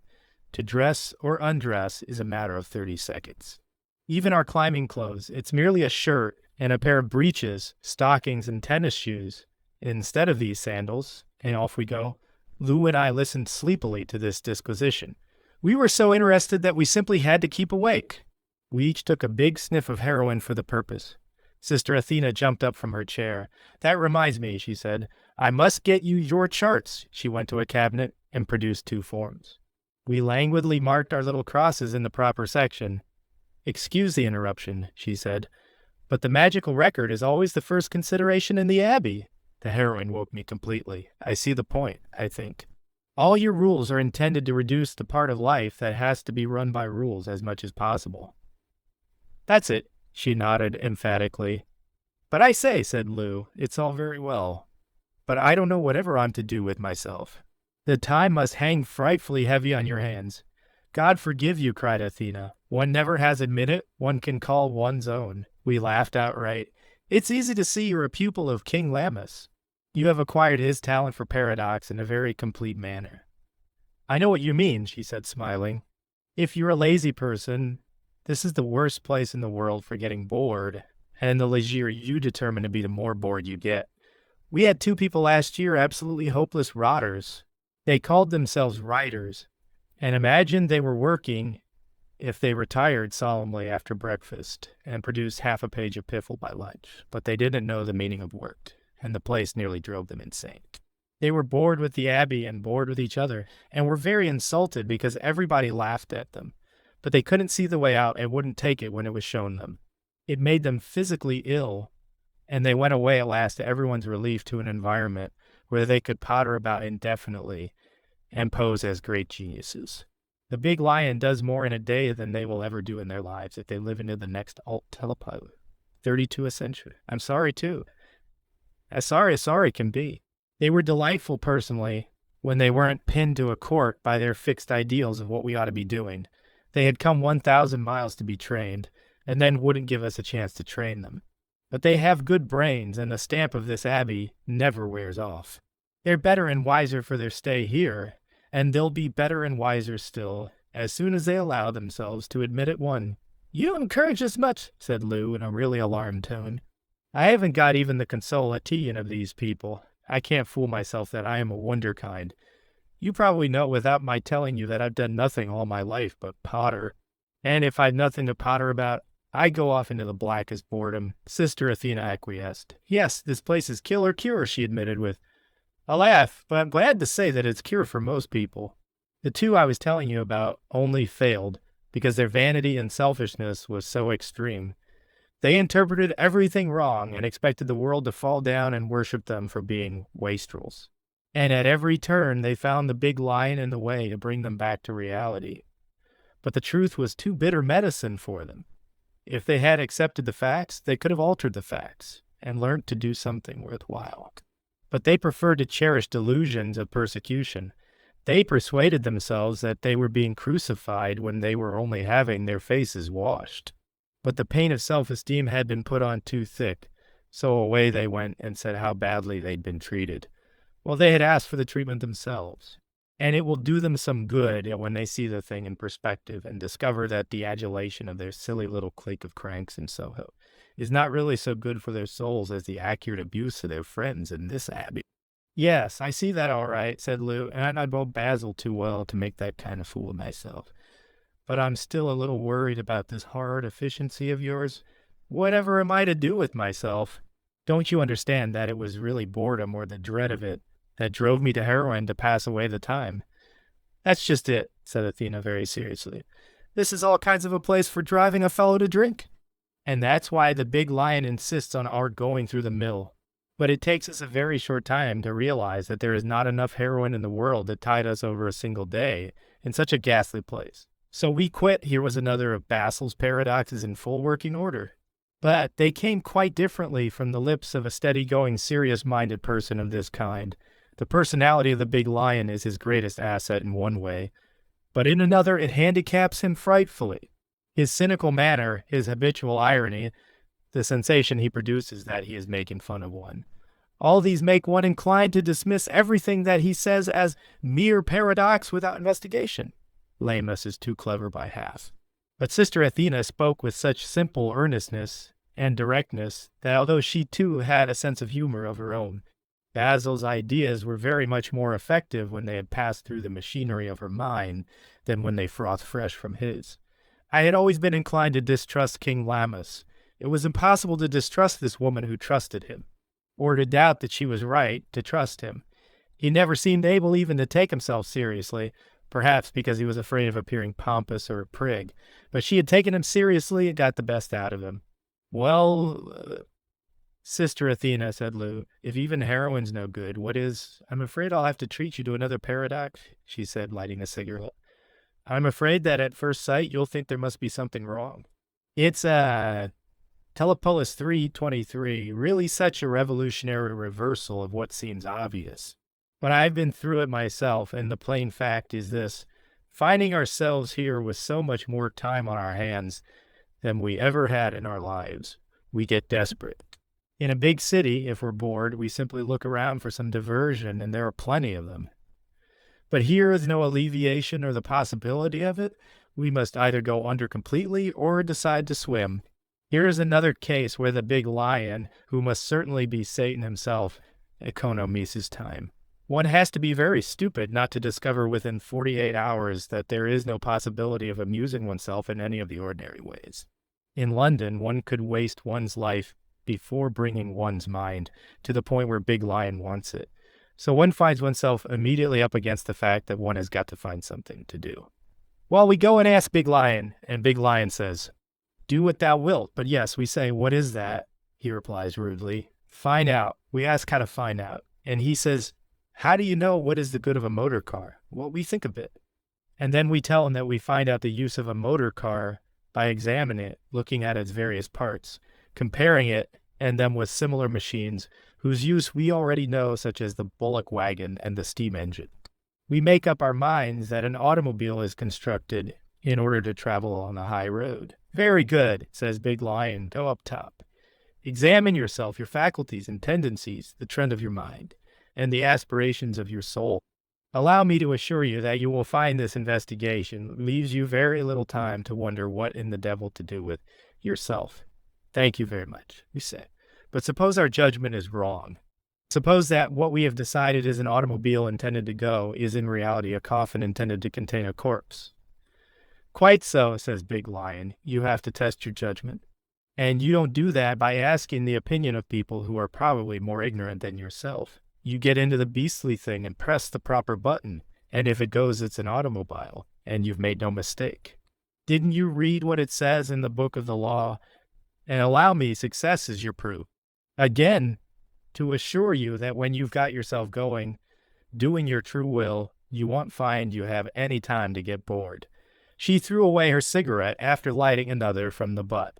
She seemed to be brooding as if much deeper thoughts were passing through her mind than even those to which she was giving such airy expression. We watched her intently. The heroine had calmed and intensified our thought, which was intensely stimulated by her explanation. We had no wish to interrupt. We wished she could have gone on talking forever. Her self-absorption became still more marked. After a very long pause, she went on slowly talking, so it seemed to herself, more than to us, and with the intention of giving form to her own idea, that of instructing us. I suppose that must be the idea, she said. She had a curious mouth, with square-cut lips like one sees in some old Egyptian statues, and a twist at the comers in which lurked incalculable possibilities of self-expression. Her eyes were deep-set and calm. It was a square face, with a very peculiar jaw expressing terrific determination. I have never seen a face in which courage was so strongly marked. Yes, I think I see it now. He forces one to come to what I might call the point of death. The whole of life is reviewed in perspective and its meaning seized. But instead of being snatched away to face the unknown, as in the case of death, one has the opportunity and the necessity to take up the old life from the point at which one left off, with a clear apprehension of the past which determines the future. That is the meaning of what he calls initiation. I understand thou hast a Telepolis 325 no right, but to do thy will. That is why the old Hierophant shut up the candidate in silence and darkness. He had the choice between going mad or knowing himself. And when he was brought out into light and life restored to love and liberty, he was in very truth a neophyte, a man newborn. Big Lion puts us through it without our knowing what he's doing. Though I've been through it myself, I didn't know in this clear way what had really happened until I tried to explain it to you. The sense of being enchanted came over me again very strongly. I looked across at Lou, and I could see in her eyes that she felt the same, but she was trembling with excitement and eagerness. Her eyes were fixed on the face of Sister Athena with devouring ardor. She was looking forward to undergoing this terrific experience. My own mood was slightly different. Already my past life surged up before me in a series of pulsating pictures. I was revolted by the incoherence and fatuity of the past.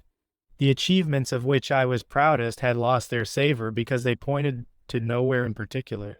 The words of Lewis Carroll came into my mind. A wise fish never goes anywhere without a porpoise, and quite inconsequently my brain took up the tune. Won't you join the dance? When I woke, it was, I suppose, about midnight. Rugs had been thrown over me where I lay. I was quite warm, despite the breeze that came in through the open door. It struck me as very strange that it should be open. The country was notoriously infested with brigands. King Lammas was sitting at his desk, writing by the light of a lamp. I watched him idly, feeling very comfortable and disinclined to move. Presently I heard the deep booming of a bell in the far-off cathedral. It was 12 o'clock. He immediately rose and went to the doorway, down the steps, and onto the moonlit terrace. He faced the north. In a deep, solemn voice, he recited what was apparently an invocation. Hail unto thee who art Uri in thy silence, even unto thee who art Kephra, the beetle, that travellest under the heavens in thy bark in the midnight hour of the sun. Tahuti standeth in his splendor at the prow, and Rahor abideth at the helm. Hail unto thee from the abodes of evening. He accompanied the speech with a complicated series of gestures. When he had finished, he returned and noticed that I was awake. Well, did you have a good sleep? He said softly, standing over my mattress. I never had a better one. It would be impossible to give the details of even one day at Telepilus. Life there has all the fullness of the heroine life, with none of its disillusions. I must simply select such incidents as bear directly on our purgatorio. I dropped off to sleep again after a short chat with Basil about indifferent affairs and woke in the morning very much refreshed, and yet overpowered by the conviction that it was impossible to get up without heroin. But the bright spring sun, his rays falling so freshly on the crags, green-gray and dun opposite, reminded me that I had come to Telepilus to renew my youth. I held back my hand. Little by little, strength came back to me, but as it did so, the feeling of helplessness, in the absence of heroin, was replaced by the presence of craving for it. I dragged myself from the mattress and got unsteadily to my feet. Lou was still sleeping, and she looked so lovely in the pure pale light that filtered into the room that I took a firmer resolve to break off the habit that had destroyed our love. It was only in sleep that she was beautiful at all in these last months. Waking, the expression of tenseness and wretchedness, the nervous twitching of her face, and the destruction of her complexion by the inability of the liver to throw off the toxic effects of the drug, made her look not only twice her age, but ugly, with that ugliness of vice and illness which is so much more repulsive than any merely aesthetic errors of nature. Lou, more than any girl I ever knew, depended for her beauty upon her spiritual state. The influence of an idea would transform her in a moment from Venus to Echidna, or the reverse. It was deep spiritual satisfaction that made her so lovely this morning. But even as I stood and looked, the horrible restlessness of the heroine craving nearly drove me to take the stew feed without my body telling me what it was doing. But I detected the movement in time. I thought a brisk walk might help me to pass through the critical moment. Just as I got out of the house, I was met by Sister Athena. "Do what thou wilt shall be the whole of the law," she said. It was the regular morning greeting at the Abbey. Accustomed as I was to the phrase, it still took me rather aback. "Good morning," I said in a rather embarrassed way. "The answer is love is the law, love under will," she smiled. We exchanged this greeting so as to make sure that the sight of our friends doesn't distract us from the great work. Now we can talk about whatever we like. "Oh, no, we can't. I must first inspect your yesterday's chart." I brought it out, and we sat down at the table together. Of course, there was only the one cross. She assumed a very severe look. "This is extremely irregular, brother," she said. "You haven't filled in column 2. I discovered later that it was part of the system of the Abbey to pretend to be very severe about any infraction of the rules, and then to show by some pleasant remark that it wasn't meant in anger. The object was to fix in one's mind that the offense was really grave, so that the pretended scolding had all the effect of the genuine article. Not knowing this, I was surprised when she continued, "That's all right, Cocky. We know you're a new chum." But her finger pointed stemly to column 2. It was headed, "Reason for taking the dose." Well, Dionysus had shown me the way out of that, so I turned impudently around and said, "Enough of because be he damned for a dog." The effect was electric. We both broke into a duet of low musical laughter that seemed to me in exquisite harmony with the beauty of the April morning. "The devil can quote scripture," she retorted. "That business about because refers to something entirely different. The point about this," she was very serious now, "is that we want you to know what is going on in your own mind. We all do so many stupid things, for bad reason or no reason at all. Forgive them, Father. They know not what they do applies to 9/10 of our actions. We get so much work done in this Abbey because we have learned to watch our minds and prevent ourselves wasting a moment on what is worthless or canceling out one course of action by another, and so getting nowhere. In the case of this experiment of yours, in learning to master a drug so powerful that hardly one man in 10,000 stands a dog's chance of coming out, it's especially important because, as I'm afraid you will find out, as I hope you will find out very soon, your brain has developed certain morbid tendencies. You are liable to think crooked. Big Lion has told me already how you got to the stage where you took one dose to sleep and another to wake up again. and where you would Telepilus 329 try to conceal the amount you were taking from the very person with whom you were taking it openly. Another point is that privation always upsets the mental balance. A man who lacks food or money finds very queer thoughts come into his mind and does things not necessarily connected with his necessity, obsessing though that be which are entirely out of keeping with his character. I took a pencil and wrote at once against the cross in column 2 in order to make the most of Sister Athena's illuminating discourse. She laughed merrily. You see, it's Adam and Eve all over again. You're trying to shift the blame onto me. By the way, I see your body is nervous at this moment. If you don't want to take heroin, as you don't, else you wouldn't have let yourself get as shaky as you are, you'd better take a white tablet.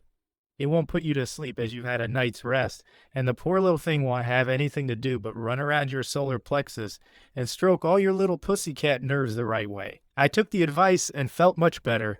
At that moment, King Lamus appeared and challenged Sister Athena to a set of dilemma. I brought Lou out, and we sat in the courtyard and watched them play. Dilemma is so called because of the variety of strokes. It is a sort of fives played with an association football. But there are no side walls, only a low wall at the back over which if the ball goes, it is out of play. As also, if it strikes outside the vertical lines painted on the wall, or below a ledge about a foot from the ground. The ball may be struck with any part of the body so long as it is struck clean, and the game is bewilderingly fast to watch. After 2 games, the players were perspiring violently. The score was kept somewhat as in tennis, but each point had a monosyllabic name to economize time. It also had a certain startling implication, with the object of familiarizing the mind with ideas which normally excited. The whole system of King Lamus was to enable his people to take no notice, that no emotional notice, of anything soever in life. Great deal of the fascination at drugs arises from the fuss that made about them is the focusing of the attention upon them. Absinthe, forbidden in France, Switzerland, and Italy, still sold as freely in England, and no one ever met an English absinthe fiend. If anyone took into his head to it, start newspaper campaign against absinthe, would it have become public danger in very short order? A King Lamus emancipated people's minds by adopting the contrary formula. He had all sorts of dodges for compelling people to accept the most startling sights and sounds as commonplace. The very children were confronted with the most terrifying ideas while they were still too young to have acquired settled phobias. Hermes, at the age of 5, was already accustomed to witness surgical operations and such things, to face the dangers of drowning and falling from cliffs, with the result that he had completely lost his fear of such things. These principles were explained to us during the breathing spaces between the sets. Sister Cypress and 3 or 4 others came down from the other houses to take part in the game. The intense activity and lightheartedness of everybody amazed us. We were asked to join in the game, and our incompetence was a keen source of annoyance. But we were too enfeebled by our indulgence in drugs to hold our own, and the result was to inspire us with a passionate determination to emancipate ourselves from the thraldom. But the tribulations of the morning had only begun. Was the custom of the abbey to celebrate the arrival of newcomers by picnic on the top of the rock. From the abbey path leads through a patch of trees to a rough, narrow track between 2 walls. At the end of Telepilus 331 of this is an aqueduct across the road, and both Lou and I were too nervous to walk along the narrow causeway. We had to go round feeling more and more ashamed of ourselves with every incident. On the other side, the hill rises steeply. A tongue of grass leads to a gully which is filled by the wall of the old city, which crowned the rock 2,000 years or more ago, when the world was less arid and the population could depend on rainfall instead of having to cluster in the neighborhood of springs and streams for its water. King Lamus tied himself on the middle of a rope with Dionysus at one end and Hermes at the other, while we, under the guidance of Cyprus and Athena, toiled up the goat track which made a zigzag on the grassy tongue. Their party attacked the rock buttress on our right. King Lamus made Hermes lead up the most astonishingly precipitous crags, with little advice and no assistance. But his hand was always within reach of the boy, so that if he made a mistake and fell, he could immediately be caught without hurting himself. But the child himself did not know how carefully he was being watched and guarded. Basil treated him in every way as a responsible leader. Their progress was necessarily slow, but so was ours. Both Lou and I found it impossible to go more than 20 paces or so without a rest. We had plenty of time to watch them, and it was amazing to see the working of the mind of Hermes as problem after problem presented itself to him. There were many occasions on which it would have been easy for him to go around an obstacle, but he never attempted to do so. King Lammas had already implanted in his mind the idea that the fun of rock climbing consisted in tackling the most difficult passages. The child would occasionally stop at the foot of a pitch and contemplate it as if it were a mathematical problem. Once or twice he decided that it was too hard for him. On these occasions, King Lammas would go up first, calling out instructions to note the exact places where he put his hands and feet. And when it was the turn of Hermes to follow, as often as not, he did so on a slack rope. His leader's example had taught him how to negotiate the deal of faculty. As for Dionysus, his methods were entirely different. He had neither the intellectual power of the elder boy nor his prudence, and he climbed with a sort of tempestuous genius. At the top of the tongue, the goat track bends suddenly to the right under the wall to a point where there is a breach where one can crawl through very comfortably. Here we rejoined the climbers. "Tomorrow," said Hermes, "I shall take you up the great gully with the air of a full-fledged alpine guide." Dionysus shook his little head. "I don't know if he'd tanned it through the hole," he lamented. King Lammas had taken off the rope and made it into a coil by winding it around his knee and foot. We plodded painfully over very rough ground to the top of the rock. It was both exhilarating and disheartening to see the way the two boys scrambled from boulder to boulder. At last we reached the top. The two brethren who had carried up the provisions and knapsacks had already begun to spread them out on a level patch of grass. Chapter 24, Book 3, Purgatorio, Chapter 6, The True Will. Lou and I were both utterly exhausted by the climb, and King Lammas reminded us that this was the formula of the Abbey of the Lemma at Telepylus, that everyone had to reach the top, step by step, through his own exertions. There was no question of soaring into the air by alien aid, and in all probability coming to earth with a bump. We had found ourselves repeatedly out of breath during the ascent, though it had only occupied 3/4 of an hour, and we should certainly never have reached the top without recourse to heroin. But all the time we were lost in amazement at the behavior of the boys, their independence, their fearlessness, and their instinctive economy of force. We had no idea that it was possible for children of that age to achieve, even physically, what they had done, apparently without effort. And as for their moral attitude, it was entirely outside our experience. I said something of the sort, and King Lammas retorted at once that it was the moral attitude which made possible the physical attainment. You will find that out for yourself in the case of your own experiment. It will do you very little good to break off your present practice. When you begin to tackle a subject, you must endure to the end, and the end never comes until you can say either yes or no indefinitely to physical considerations. But for all that, both Lou and I were exalted by our physical triumph over the rock, trifling as it was. And our situation on the summit reminded us of some of the sensations of flying. There was the same detachment from the affairs of the world, the same visions of normal life in perspective, the ruddy brown roofs of the houses, the patches of tilled land, the distant hillsides with their fairy-like remoteness, the level plain of the sea, the receding coastline. All these things were so many witnesses of one great truth, that only by climbing painfully to a spot beyond human intervention could one obtain a stable point of view from which to regard the universe in due proportion. At once we drew the moral analogy to our physical situation and applied it to our immediate problem. Yet, in spite of what Lammas had said, we were both obsessed by the idea that we must stop taking heroin. The next few days passed in strenuous efforts to reduce the number of the doses, and it was then that we began to discover the animal cunning of our bodies. Do what we might, there was always a reason, an imperative reason, for taking a dose at any given moment. Our minds, too, began to play us false. We found ourselves arguing as to what a dose was. As the doses became fewer, they became larger. Presently, we arrived at the stage where what we considered a fair dose could not be conveniently taken at a single sniff. And then, worst of all, It broke on me one day when I was struggling hard against the temptation to indulge, that the period between doses, however prolonged it might be, were being regarded merely in that light. In other words, it was a negative thing. Life consisted in taking heroin. The intervals between the doses did not count. It was like the attitude of the normal man with regard to sleep. It suddenly dawned upon me that this painful process of gradually learning to abstain was not a cure at all in any right sense of the word. Basil was perfectly right. I must reverse the entire process and reckon my life in positive terms. That's what he means by do what thou wilt. I wonder what my true will is. Is there really such a thing at all? My mathematics tells me that there must be. However many forces there may be at work, one can always find the result. But this was all terribly vague. The desire to take heroin was clear-cut. It no longer produced any particular effect to take it.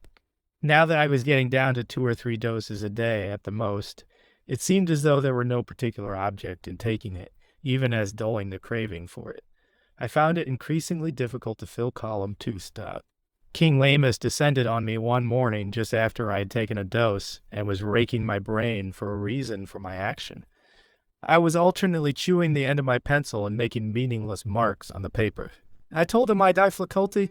Always glad to help, he said airily, went to a filing cabinet and produced a docket of typed manuscripts. He put it in my hand. It was headed, Reasons for Taking It. My cough is very bad this morning. Note, is cough really bad? If so, the body coughing because B is sick or because it wants to, is it persuades you to give some heroin? It too to buck me up? Can't sleep without it. 540. Must be at my best to do what if have to do. Can only bring that off, need never take again. It must show a master of it, free to say either 6 or no, and must be perfectly sure by yes at the moment. Saying my refusal to take it, yes at the moment shows weakness, therefore take it.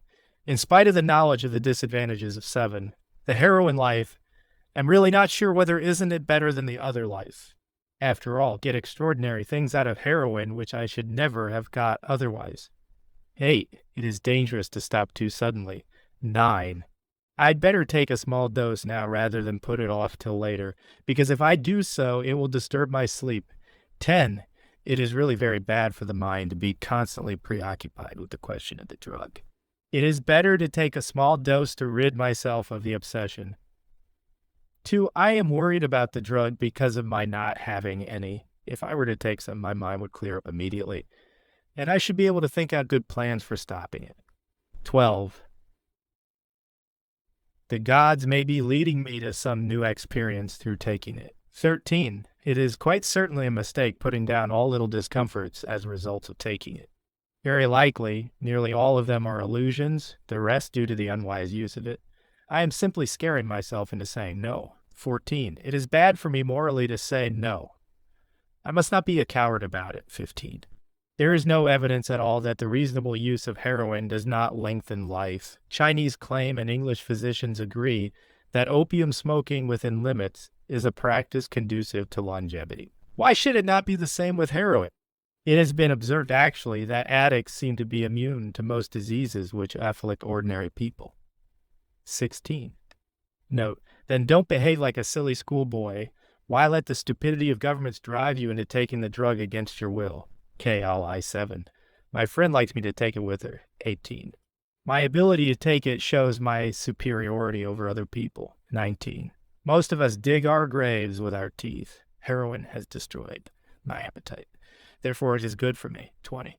I have got into all sorts of messes with women in the past. Heroin destroyed my interest in them. 21. Heroin has removed my desire for liquor. If I must choose, I really think heroin is the better. 22. Man has a right to spiritual ambition. He has evolved to what he through making dangerous experiments. Heroin certainly helps me to obtain a new spiritual outlook on the world.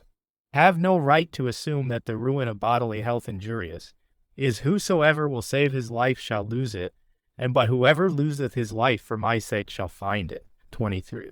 So and so has taken for use, and all it is right. 24 so-and-so has taken for years, and still it is it taking, and he the most remarkable man of his century. 25, I'm feeling so very, very rotten, and very, very would make me feel so very, very. 26. We can't stop while we have it. The temptation too strong. The best way to finish it. We probably is won't be able to get any more, so we take in order to stop taking it. 27, Claude Ferris' story of real fact. Suppose take all this pains to stop drugs and then get cancer or something right away. What a fool she'll feel. Help you at all? Asked Lamus. Well, honestly, did not. Had thought out most of those things for myself at one time or another and seemed to have got past them. It's curious thing, that once you've written down reason, you diminish its value. You can't go on using the same reason indefinitely. That fact tends to prove that the alleged reason artificial and false, that has simply been, it is invented on the spur of the moment by oneself to excuse one's indulgences. Basil saw my perplexity. The fact is, he said, that you're taking this stuff as the majority of people go to church. It's a meaningless habit. I hated to put that down on my paper. It was confessing that I was an automaton. But something in his eye compelled me. I wrote the word and broke out as I did so into a spasm of internal fury. I recollected a story from my hospital days of a man who had committed suicide when it was proved to him that he couldn't move his upper jaw. Meanwhile, Lamus was looking at my average. I had got down to less than 2 doses daily. But the rest of the 24 hours was spent in waiting for the time when I could indulge. I knew that Lou was ahead of me. She had gone on what Basil called his 3rd class. She was taking 1 dose a day, but every day she was taking it later and later. She had about an hour of real craving to get through. And Sister Athena or Sister Cyprus or Sister someone would always intervene as if by accident and take some active steps to keep her mind off the subject during those critical minutes. As soon as one had reached an interval of 48 hours between doses, one entered class 4 and stopped altogether unless some particular occasion arose for taking a dose. I was very annoyed that Lucia got on faster than myself. Basil told me he thought I needed more active exercise, though already I had begun to take some interest in the sports of the place. I even got through a whole game of the Lemma without having to sit down and gasp. But there was still an obscure hankering after the drug life. It had been burnt into me that normal interests were not worthwhile. King Lamas had taken me out climbing several times, but while I experienced profound physical satisfaction, I could not overcome the moral attitude which is really, after all, expressed in Ecclesiastes. Vanity, vanity. All is vanity. My relations with Lou herself were poisoned by the same feeling. The improvement in our physical health and the intoxicating effect of the climate and the surroundings urged us to take part in the pageant of nature. Yet against all such ideas, we could not help but hear the insistent voice of Heidi Lamoureux, that the end of all these things is death. She had deliberately renounced existence as futile, and there was no answer to her pleadings. Besides this, my mind had eaten up its pabulum. I had literally nothing to think of except heroin, and I discovered that heroin appealed to me behind all veils as being an escape from life. A man who has once experienced the drug life finds it difficult to put up with the inanity of normal existence. He has become wise with the wisdom of despair. The big lion and Sister Athena exhausted their ingenuity in finding things with which I might occupy my weary, aimless hours. But nothing seemed to get me out of the fixed idea that life was heroin with intervals that did not count. For about a week, King Lamus tried to get me out of my groove by giving me cocaine, and asking me to employ my time by writing an account of my adventures from the time when I began to take it. The drug stimulated me immensely, and I was quite enthusiastic for the time. I wrote the story of my adventures from the night of my meeting Lou to our return to England from Naples. But when the episode was over, I found the old despair of life as strong as ever. The will to live was really dead in me. But 2 evenings later, King Lamas came to smoke a pipe with me on the terrace at sunset. In his hand was the Paradise Record, which I had written. Sister Athena had typed it, my dear man, he said. What I can't see is why you should be so blind about yourself. The meaning of all this ought to be perfectly obvious. I'm afraid you haven't grasped the meaning of do what thou wilt. Do you see how the application of the law has helped you so far? Well, of course, I said 3. It's pretty clear I didn't come to this planet to drug myself into my grave before my powers have had a chance to ripen. I thought it necessary to keep off heroin in order to give myself a show. But I'm left flat. Life becomes more tedious every day, and the one way of escape is barred by flaming swords. You've only discovered exactly, he replied. One thing that you don't will, you have still to find the one thing that you do will. And yet, there are quite a number of clues in this manuscript of yours. I note you say that your squad commander, who didn't become that without some power of dealing with men, told you that you were not a great flyer. How was it exactly that you came to take up flying?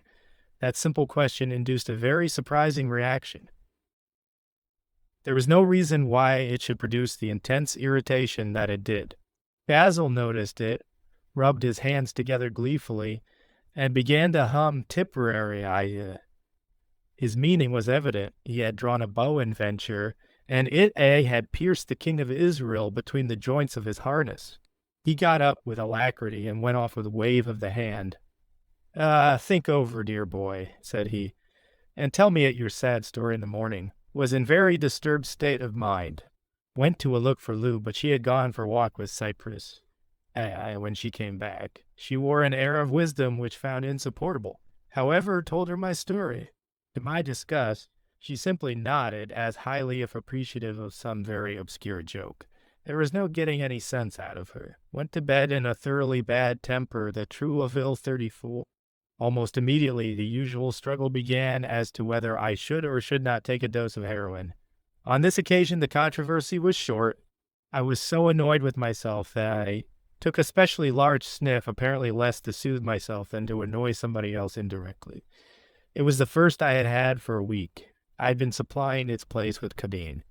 Partly from this, and partly from the psychological crisis, its effects were such as I had never before experienced.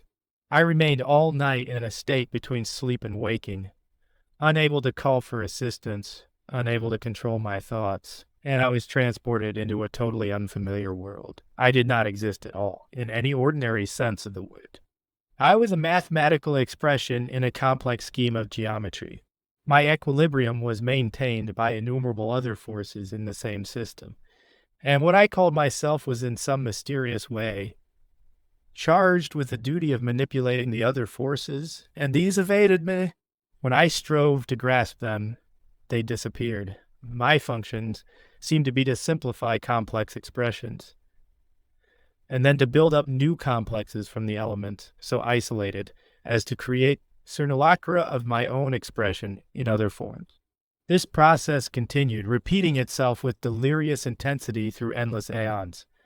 I suffered the intolerable pang of losing my individuality altogether by confusing it, so to speak, with some of the expressions that I had formulated. The distress became so acute that I felt the necessity of getting Lou to assist me. But I could not discover her anywhere in the system, and yet there was something in the nature of the curves themselves which I identified with her. It was as if their ultimate form in some way depended upon her. She was concealed, so to speak, in the expression of the ideas. She was implicit in their structure, and as the worst of the excitement and the anxiety subsided, I found a curious consolation in the fact that she was not an independent and conflicting unit in this complicated chaos of machinery, but was, as it were, the reason for its assuming its actual appearance in preference to any other. And as the night went on, the enormous complexity of the vision coordinated itself. There was a sensation of whirling and rising communicated to the entire universe of my thought. A sort of dizziness seized upon my spirit. It was as if a wheel had been set in motion and gradually increased its pace, so that one could no longer distinguish the spokes. It became an indefinite whir. This feeling invaded my entire consciousness, little by little, so that it was reduced to an unchanging unity, but a unity composed of diverse forces in regular motion. The monotony devoured consciousness so that my waking sleep merged into true sleep. The strangest part of the whole experience was that I woke up an entirely new man. I found myself engrossed in abstruse calculations, loosely knit together, it is true, but very intense, with regard to an idea which had not entered my mind for months. I was working out in my mind a plan for constructing a helicopter, the invention of which had occupied me deeply when I was out of a job. It had been driven completely out of my mind by my becoming heir to Uncle Mortimer's estate. As I regained full wakefulness, I found myself extremely puzzled by my surroundings. In fact, I could not remember who I was. The question seemed in some extraordinary way to lack meaning. The more I regained consciousness of myself, of Telepilus, and of the immediate past, the more these things became unreal. The true I was the mathematician and engineer working on the helicopter, and the interval had been an elaborate nightmare. I threw it all off like a retriever coming out of a pond with a stick in his mouth and bent myself to my work. I was disturbed by some person or persons unknown kissing me on the back of my neck and putting a tray with my breakfast at my side. I was aware of a vague subconscious annoyance that the food was cold. When the tom-tom sounded for the noonday Adoratian, I got up and stretched myself. My brain was completely fagged out. I joined the little party on the terrace at the salutation to the sun. Hail unto thee who art Hathor in thy triumphing, even unto thee who art Hathor in thy beauty, that travellest over the heavens in thy bark at the mid-career of the sun. Tahuti standeth in his splendor at the prow, and Rahor abideth at the helm. Hail unto thee from the abodes of morning. One of the party made a very singular impression on me. There was something indefinably Mongolian about her face. The planes were flat, the cheekbones high, the eyes oblique, the nose wide, short, and vital, the mouth a long, thin, rippling curve like a mad sunset. Her hair was curiously colorless. It was very abundant. She had wound great ropes about her head. It reminded me of the armature of a dynamo. It produced a weird effect, this mingling of the savage Mongol with the savage Norseman type. Her strange hair fascinated me. It was that delicate flaxen hue, so fine. The face was extraordinarily young and fresh, all radiant with smiles and blushes. "Peter, my boy," I said to myself, "you better get busy and finish that helicopter and make some money, because that's the girl you're going to marry." This conviction seized me with the force of a revelation, for the girl was mysteriously familiar. It seemed as if I had seen her in a dream or something like that. I was very annoyed to find an arm familiarly slip through mine, while a voice said in my ear, "We may as well walk over to the refectory for lunch." You haven't answered my question about how you came to take up flying. When you asked me, I wasn't at all clear in my mind, but the chain of causes is sufficiently obvious now. I had never taken kindly to medicine. Its unscientific procedure, its arrogance, its snobbishness, and its empiricism all combined to disgust me. I had simply gone to the hospital because my father was bent on it and wouldn't put up the money for anything else. I wanted to be an engineer. I was keen as mustard on bicycles and automobiles. Even as a boy, I had a sort of workshop of my own. The greatest pleasure of my childhood had been the rare visits to my mother's father, who in his time had been a great inventor and done an immense amount of work relative to the mechanical perfection of railway traveling. When the war broke out, I had gone straight to the engineering shops, and I became a flying man rather against my will, on account of my weight and the dearth of pilots. I broke off in my enthusiastic harangue because King Lamus had stopped on the crest of the ridge which divided the stranger's house at the Abbey from the main buildings. "The clients put you out of breath," he said. "Take a sniff of this. It will put you all right in a second." I pushed the man's hand away impatiently, and the little heap of powder fell to the ground. "Oh, it's like that, is it?" said Basil, laughing. I realized how rude I had been and began to apologize. "That's all right," he said, "but of course you aren't going to get out of it as easily as that. You don't give up eating mutton because you ate too much one day and got indigestion. You'll find heroin pretty useful when you know how to use it. However, your gesture just now was automatic. It was evidence that you're unconscious or true will objects to your taking heroin. So far, so good for the negative side. But the question is, what does your true will actually want you to do in a positive way? The true will 345 confound the fellow and his eternal metaphysics, I thought. "I haven't the least idea," I answered sharply. "And what's more, I've no time to waste on this occult stuff of yours. Don't think I'm rude. I'm very grateful for all you've done for me." Strangely enough, the memory of the last few months had just returned to my mind. Yet it was merely the background of the burning flame of thought that filled my consciousness. Basil did not answer, and as we walked down the hill together, I began to explain my ideas about the new helicopter. Almost without knowing, we had reached the door of the large house which the abbey used for refectory, and we sat down on the stone seats which lined its northeastern wall and gazed over the marvelous prospect. The refectory was set on steep slope. The ground fell sharply away from below our feet. On the left, the great rock towered even more tremendously than on the other side. And on the right, the hills above the coastline danced away into dim purple. In front was strange, jagged headland crowned with fantastic a cluster of rocks. And beyond this, the great sea stretched away in masses of greens and blues and violets to where a number of volcanic islands slumbered dimly on the horizon. Basil annoyed me intensely by interpolating remarks about the beauty of the scenery. Couldn't seem to interest him in the helicopter at all. Was really talking such rubbish? I'm too old to be snubbed, Sir Peter. Oh, yes, was Sir Peter now? Of course was, he interjected, shaking me gently by the shoulder. Had paused to clear up point in my mind about one of the gadgets, and must remind you that you are gentleman A, and that when you came to this abbey, the first thing you did was to sign pledge form. A 346, the diary QF, a drug fiend. He repeated the words, I do solemnly declare that I accept the law of the lemma, that I will devote myself to discover my true will and to do it. Yes, of course, I said hurriedly. I'm not trying to get out of it. But really, I am at the moment most frightfully preoccupied with this idea about the helicopter. Thank you. That will do, said King Lamus briskly. The meeting will now adjourn. I felt a little irritation at his offhand manner, but I followed him into lunch. He stood at the end of the table, facing Sister Athena at the other. There will be champagne, he said, for lunch today. The remark was received with a hilarity which seemed positively indecent, and altogether out of proportion to the good news announced. The whole abbey seemed to have gone wild with delight. Following the example of the big lion, everyone pointed a forefinger downwards to the left, swung it sharply across to the right. This gesture was repeated 3 times and accompanied by the words, Evo ho! Evo ho! Evo zero!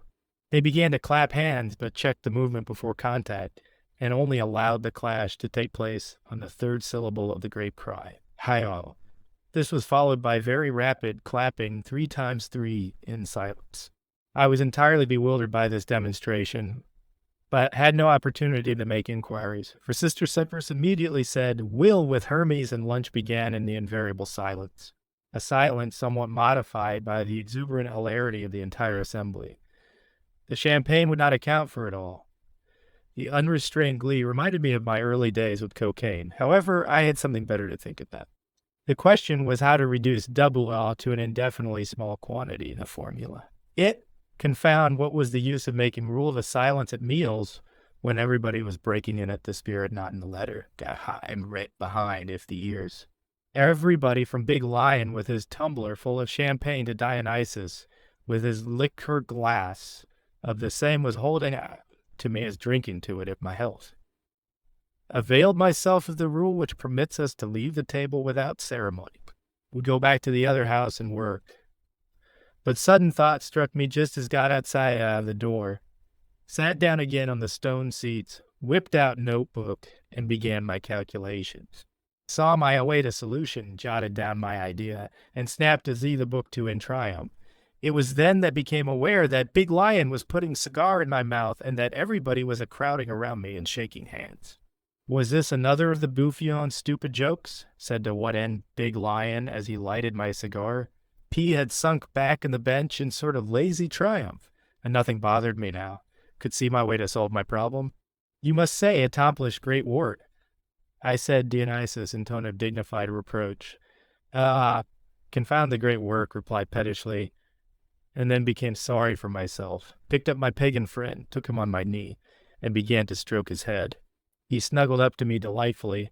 You must excuse us, said Hermes very seriously, but we're all so glad. Chapter 25, Book 3, Purgatorio, Chapter 7, Love Under Will. I began to laugh despite myself. Well, I said, puffing at my cigar, I do really wish you'd let me know what this is all about. Has Lloyd George resigned? No, said Big Lion. It's just you. What about me? I retorted. Why, your success, of course, said Sister Cypress. Something, of course, quite obvious to them was hidden from my dull understanding. I turned on Basil point blank. What success? I said. It's true, I do see my way through a formula that's been bothering me, but I don't see how you know about it. Do Hermes and Dionysus comprise a knowledge of the differential calculus in their attainments? It's very simple, said the big lion. It involves a knowledge of nothing but the law, and the law, after all, is nothing but the plainest common sense. Do you remember my asking you before Typhon what was your true will? Yes, I said. I do. And I told you then? And I tell you again now that I hadn't the time to think about things like that. That fact, he retorted, was quite enough to assure me that you had discovered it. Look here, I said, you're a good sort and all that. But you are really a bit queer, and half the time I don't know what you are driving at. Can't you put it in plain English? With all the pleasure in life, he returned. Just look at the facts for a moment. Fact 1. Your maternal grandfather is a mechanical genius. Fact 2. From your earliest childhood, subjects of this sort have exercised the strongest fascination for you. Fact 3. Whenever you get off those subjects, you are unhappy, unsuccessful, and get into various kinds of mess. Fact 4. The moment the war gives you your opportunity, you throw up medicine and go back to engineering. Fact 5. You graduate reluctantly from the bench to the pilot seat, and your squad commander himself sees that it's a case of a square peg in a round hole. Fact 6. As soon as the armistice throws you on your beam ends, you get busy again with the idea of the helicopter. Fact 7. You are swept off your feet by coming into a fortune and immediately go astray with drugs. Clear evidence that you have missed your road. Fact 8. As soon as your mind is cleansed by the boredom of Telepilos of all its artificial ideas, it returns to its natural bent. The idea of the helicopter comes back with such a rush that you let your breakfast get cold, you don't know it. Your wife when she brings, and you can talk about nothing else. For the first time in your life, your self-consciousness obliterated, you even start to explain is your ideas to me, though know nothing whatever of the subject. It doesn't require any particular genius to see that you have discovered your true will. And that accounts for the champagne and applause at lunch. Scratched my head, still hardly comprehending. But one clause in the big lion's roar had struck me with appalling force. Looked round the circle of faces. Yes, I've discovered my will, all right, said. No, now what I'm good for. Understand why I came to this silly planet. I'm an engineer. But you said my wife. That doesn't fit in at all. Where is she? Well, you know, returned Big Lion with grin. You mustn't imagine me to be cold storage, a warehouse for other people's wives. If I might hazard a guess, however, your wife's discovered what her own is, will, and has gone off to do it. Oh, damnation, said he. Say, I can't allow that sort of thing. The big lion turned his sternest gaze upon me. Now, Sir Peter, he said incisively, pull yourself together. You've only just discovered your own will, and you naturally want to be let alone to do it. And yet, at the very first opportunity, you butt in and want to interfere with your own wife doing hers. Let me tell you point blank that it's none of your business what she chooses to do. Haven't you seen enough harm come from people meddling with other people's business? Why, hang it, man, your first duty to your wife to protect her is another of your paradoxes, growled, as matter of fact, was torn between two attitudes. Alu had been an ideal companion in debauchery of all sorts. A woman like that was bound to be the ruin of a hard-working engineer. At the same time, was madly in love with her, especially after seeing her for the first time that morning. And she belonged to me. It was only too clear to me what he meant by saying she had discovered her true will. She had shown that plainly enough when she had begged him to take her away. He had simply worked one of his devilish tricks on me, and got rid of me, as he thought, by getting me absorbed in my helicopter. Was to be the complacent husband and allow my wife to go off with another man right under my nose, while I was busy with my calculations. Was to be the man complacent, was I? Well, the Fiend was ingenious, but he had calculated wrong for once. Got up and deliberately slapped him in the face. Before breakfast, he said to Sister Athena, "We shall require pistols for 2 and coffee for 1. But Love under will 351 while we are waiting for the fatal rendezvous," he added, turning to me with one of his inscrutable grins. I must continue to keep my oath. As it happens, one of the brethren here is himself a mechanic.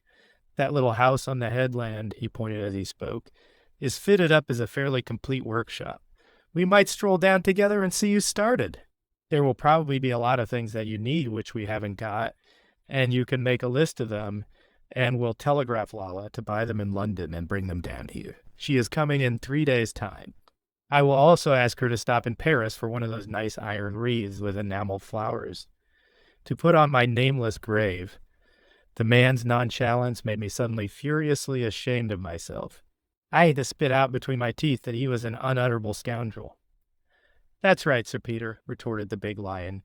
"Reassure yourself by all means. The unspeakable lameness is the classical expression, and it is customary to give a slight shudder, but perhaps a genius like yourself is justified in inventing new terms of abuse." I was disconcerted abominably by the attitude of the audience, whose faces were fixed in broad grins, with the exception of Dionysus, who came straight up to me and said, "Son of a bitch," and hit me in the eye. "If you shoot my bid lion," he added, "I'll shoot you." The entire company broke into screams of uncontrollable laughter. Lamus rose with assumed indignation and observed ferociously, "Is this your idea of doing your wills, you wasters? Did you come to this planet to turn the most serious subjects into mockery? You ought all to be weeping, considering that within 24 hours you will have to bury your beloved big lion, or our esteemed guest, who has endeared himself to all of us by his unconscious humor. Come along, Sir Peter," and he slipped his arm through mine. "We have no time to waste with these footlers. As to unlimited Lou," he began to sing, "has anyone seen my Mary? Has anyone seen my Jane? She went right out in her stocking feet in the pelting pouring rain. If anyone sees my Mary, he'll oblige me, I declare, if he'll send her back in a packing case. This side up with care." We were already far down the slope, striding like giants. From above came a confused chorus of shouts and laughter. One has to be an athlete to run downhill arm in arm with Big Lion. He didn't seem to mind the cactus. And when we came to a ditch, it had to be jumped. And when the path took a little turn uphill, he used our momentum to take us over the crest like a switchback. It made me positively drunk. Physical alarm was combined with physical exhilaration. I was sweating like a pig gaff. My sandals slipped on the hard, dry grass. My bare legs were torn by brambles, gores, and cactus. I kept on slipping, but he always turned the slip into a leap. We never checked our career till we pulled up at the door of the house on the headland. He let go of me suddenly. I flopped and lay on my back, panting for breath. He was absolutely cool. He had not turned a hair. He stood watching me while he pulled out his pipe, filled it, and lit it. "Never waste time on the way to work," he observed, in a tone which I can only describe as pseudo-sanctimonious. "Do you find yourself sufficiently recovered," he added in mock anxiety, "to resume the vertical position which distinguishes the human species from other mammals?" "I believe the observation is due to Virgil," he continued. There was a twinkle in his eye which warned me that he had another surprise in store for me. I had begun to realize that he took a schoolboyish delight in pulling people's legs. He seemed to enjoy leading one on, putting one in a false position, and making a mystery out of the most commonplace circumstances. It was extremely idiotic and extremely annoying, but at the same time one had to admit that the result of his method was to add a sort of spice to life. I remembered a remark of Maisie Jacobs: "Never dull where Lamus is." The events had been of an ordinary and insignificant character, and yet he had given a value to each one. He made life taste like it does when one is using heroin and cocaine, yet he did it without actual extravagance. I could understand how it was that he had his unique reputation for leading a fantastic life, and yet how no one could put a finger on any particular exploit as extraordinary in itself. I picked myself slowly together, and after removing a few thorns from my bare legs, was sufficiently master of myself to say, "So this is the workshop? Once again, Sir Peter," replied Lamus, "your intuition has proved itself infallible, and once again your incomparable gift of expression has couched the facts in a tersely epigrammatic form, which Julius Caesar and Martial might despair of editing." He opened the door of the house, repeating his old formula: "Do what thou wilt shall be the whole of the law." Till that moment I found the phrase by turns ridiculous, annoying, or tedious. It had completely lost these attributes. The dry bones lived. I thrilled to the marrow as he uttered it. A soft, sweet voice, strangely familiar, answered him out of the vast, dim room. Dim, for the blinding sunlight of the open air was unable wholly to illuminate the interior to my contracted pupils. Love is the law, love under will, I thrilled again this time, with a combination of surprise and exultation, which was curiously unintelligible. Then I saw, in one corner of the room, behind the array of benches and tables crowded with neatly disposed apparatus, a glimmering form. The back was turned to us. It was on the floor, busily occupied in cleaning up. "This is Sir Peter Pendragon," said Big Lion, "who is coming to take charge of the laboratory." My eyes were still unaccustomed to the gloom, but I could see the figure scramble to its feet, courtesy, and advance to me, where I stood in the shaft of sunlight that came through the half-open doorway. It was dressed in a knickerbocker suit of black silk. It wore sandals and black stockings. I recognized Lou. "Big Lion said you might want to begin work this afternoon, Sir Peter," she said with dignity. "So I have been trying to put the place in some sort of order." I stood absolutely aghast. It was Lou, but a Lou that I had never seen or known. I turned to King Lammas for an explanation, but he was not there. A ripple of laughter ran over her face. The sunlight blazed in her magnetic eyes. I trembled with indescribable emotion. Here was an undecipherable puzzle. Or was it by any chance the answer to a puzzle, to all my puzzles? The puzzle of life. I could think of nothing to say but the most lame and awkward banality. "What are you doing here?" I inquired. "My will, of course," came the answer, and her eyes twinkled in the sunshine as unfathomably as the sea itself. "Thou hast no right but to do thy will," she quoted. "Do that, and no other shall say nay." "Oh, yes," I retorted with a trace of annoyance. I had still a feeling of reaction against the book of the law. I hated to submit to a formula, however much my good sense, confirmed by my experience, urged me to surrender. "But how did you find out what your will was? How did you find out?" she flashed back. "Why," I stammered, Big Lion showed me how my heredity, my natural inclination, and the solution of my crisis all pointed to the same thing. "You said it," she answered softly and fired another quotation. "The law is for all." "Tell me about it," I said. My stupefaction and my annoyance were melting away. I began to perceive dimly that the Big Lion had worked out the whole situation in a masterly fashion. He had done with his material what I was doing with my material, the laws of mechanics. "I discovered my will 4 days ago," she said, very seriously. "It was the night that you and Big Lion climbed Deep Gill and took so long over a professor's chimney that you missed the champagne dinner." "Yes, yes," I said impatiently. "And what was it?" She put her hands behind her back and bent her head. Her eyelids closed over her long, slanting eyes, and her red, snaky mouth began to work tremulously. "While you were asleep after tiffin," she said, "Big Lion took me up to the semicircular seat on the hill above the stranger's house and put me through my paces. He made me tell him all my early life, and especially the part just before I met you, when I thought I loved him, and he made me see that all I had done was to try to please myself, and that I had failed. My love for him was only that of a daughter for her father.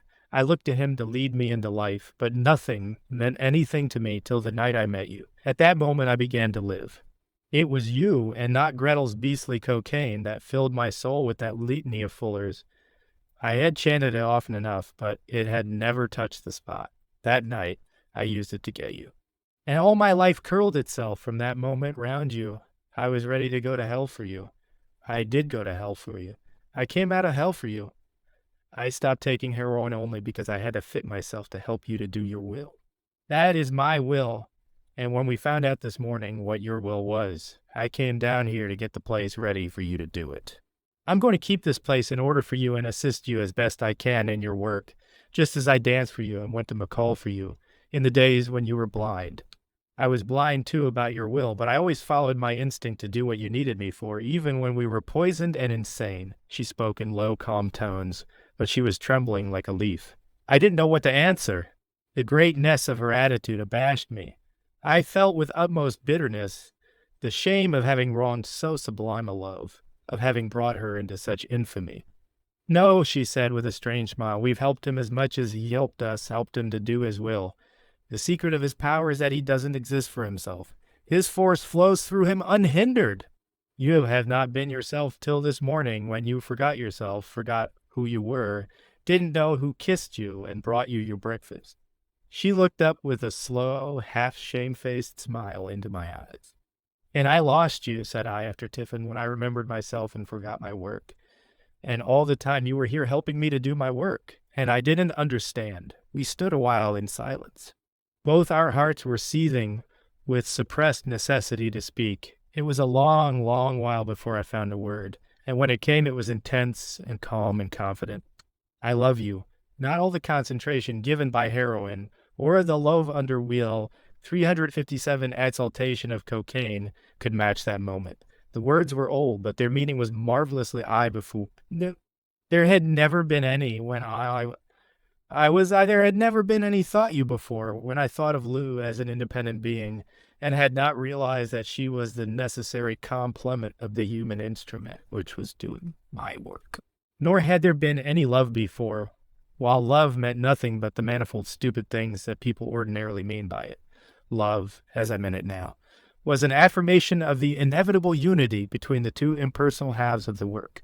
It was the physical embodiment of our spiritual truth. My wife did not answer. There was no need. Her understanding was perfect. We united with the UN-conscious ecstasy of nature. Articulate human language was an offense to our spiritual rapture. Our union destroyed our sense of separateness from the universe of which we were part.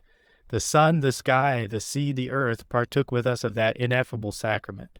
There was no discontinuity between that first embrace of our true marriage and the occupation of the afternoon in taking stock of the effects of the laboratory and making notes of the things we should ask Lala to bring us from London. The sun sank behind the ridge, and far above us from the refectory came the sonorous beat of the tom which told us that the evening meal was ready. We shut up the house and ran laughing up the slopes. They no longer tired and daunted us. Halfway to the house, we met the tiny Dionysus, full of importance. He had been deputed to remind us of dinner. Sister Athena, we laughed to think, must have realized that our honeymoon had begun. And this time it was no spasmodic exultation, depending on the transitory excitement of passion or stimulants, but on the fact of our true spiritual marriage, in which we were essentially united to each other, not for the sake of either, but to form one bride whose bridegroom was the work, which could never be satiated so long as we lived, and so could never lead to weariness and boredom. This honeymoon would blossom and bear fruit perennially, season by season, like the earth our mother, and the sun our father themselves, an inexhaustible, frictionless enthusiasm. We were partakers of the eternal sacrament. Whatever happened was equally essential to the ritual. Death itself made no difference to anything. Our calm, continuous candescence burst through the chains of circumstance and left us free forever to do our wills, which were one will, the will of him that sent us. The walk up to the refectory was one long romp with Dionysus. Oh, wise dear sister Athena, was it by chance that you chose that sturdy sunlight imp to lead us up the hill that night? Did you suspect that our hearts would see in him a symbol of our own serene and splendid hope? We looked into each other's eyes as we held his hands on the last steep, winding path among the olives, and we did not speak. But an electric flame ran through his tiny body from one to the other, and we knew for the first time what huge happiness lay in ambush for our love. The silence of dinner shone with silken luster. It lasted long, so long, each moment charged with litanies of love. When coffee came, Big Lion himself broke the spell. I am going to the tower to sleep tonight, so you will be in charge of the stranger's house, Sir Peter. The duties are simple. If any wanderer should ask our hospitality, it is for you to extend it on behalf of the order. We knew one wanderer who would come, and we would make him welcome. A bright torch and a casement open at night to let the warm love in. But before you go across, you will do well to join us, now that you have discovered your true wills in the vesper ceremony of the Abbey, which we perform every night in the temple of my tower. Let us be going. We followed hand in hand along the smooth, broad, curving path that bordered the stream, cunningly bended to run along the crest of the ridge, so that its power might be used to turn various mill wheels. The gathering shadows whispered subtle lyrics in our ears. The sense of spring conveyed superb imaginations to our senses. The sunset squandered its last scarlet on the sea, and the empurpled night began to burst into blossom of starlight. Over the hilltop before us hung the golden cernitar of the moon, and in the stillness the faint heartbeat of the sea was heard, as if the organ in some enchanted cathedral were throbbing under the fingers of Merlin, and transmuting the monotonous sadness of existence into a peaceful paean of inexpressible jubilance of triumph, the Te Deum of mankind celebrating its final victory over the heathen hordes of despair. A turn in the path, and we came suddenly upon a cauldron-shaped depression in the hillside. At the bottom, a silver streak of foam darted among huge boulders piled bombastically along the bed of the valley. Opposite, jutting from the grassy slopes, there stood 3 starred needles of red rock, glowing still redder with some splash of crimson stolen from the storehouse of the sunset. And above the highest of these there sprang a sudden shaft of stone against the skyline. A blind dome of marble, rimmed with a balcony at the base, crowned the tower, circular, with many tall windows, Gothic in design, but capped with fleurs de lis. And this was set upon 8 noble pillars joined by arches, which carried out the idea of the windows on a larger scale. When we reached the tower, by a serpentine series of steps, megalithic stones lay into the mountainside. We saw that the floor of the vault was an elaborate mosaic. At the 4 quarters were 4 DDF. 2 thrones of stone, and in the center a hexagonal altar of marble. 4 of the principals of the abbey were already robed for the ceremony, but they furnished themselves with 4 weapons, a lance, a chalice, a sword, and a disc from a pillar which had a door and a staircase which formed the only means of access to the upper rooms. Basil seated himself in one of the thrones, Sister Athena in another, while a very old man with a white beard and a young woman whom he had not yet seen took their places in the other 2.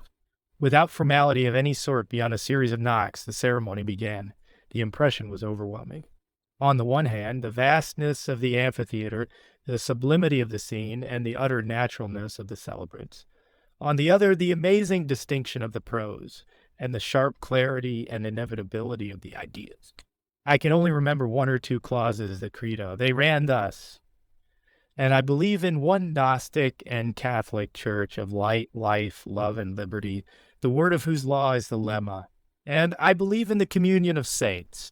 And, for as much as meat and drink are transmuted in us daily into spiritual substance, I believe in the miracle of the Mass. And I confess one baptism of wisdom, whereby we accomplish the miracle of incarnation. And I confess my life one, individual and eternal, that was and is to come. I have always told myself that I had not a spark of religious feeling. Yet, Basil once told me that the text, the fear of the Lord is the beginning of wisdom, ought to be translated the wonderment at the forces of nature is the beginning of wisdom.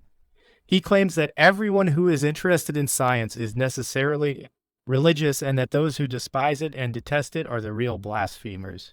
Love Underwill 36, but I have certainly always been put off by the idea of ceremonial or ritual of any kind. There again, Basil's ideas are fantastically different to other people's. He says, "What about the forms and ceremonies used in an electric light plant?" I gave a little jump when he made the remark. It was so instructive of all my ideas. Most ritual, he agreed, is vain observance, but if there is such a thing as the so-called spiritual force in man, it requires to be generated, collected, controlled, and applied by using the appropriate measures, and these form true ritual. And, in fact, the weird ceremony in progress in his Titan Tower produced a definite effect upon me, unintelligible as it was to me for the most part, on one hand, and repellent as it was to my Protestant instincts on the other. I could not help being struck by the first of the collect, Lord visible and sensible, of whom this earth is but a frozen spark turning about thee with annual diurnal motion.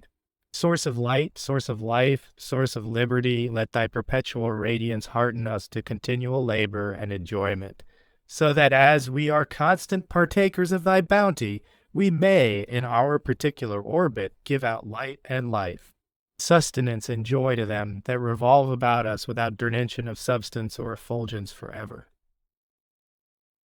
The words were full of the deepest religious feeling and vibrated with a mysterious exultation, and yet the most hardened materialist could not have objected to a single idea.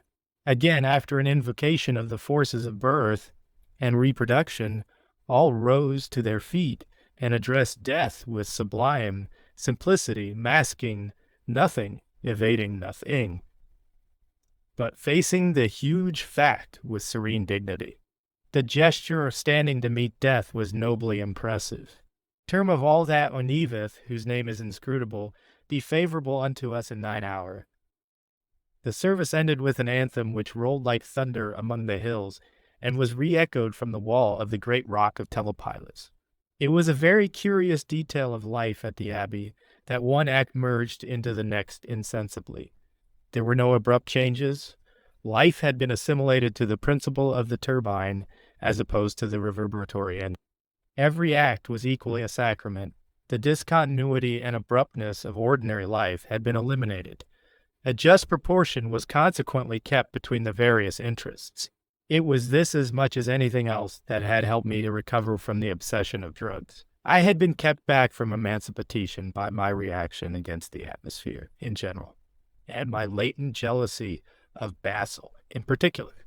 Lou, not having been troubled by either of these, had slid out of her habit as insidiously, if I may use the word, as she had slid into it.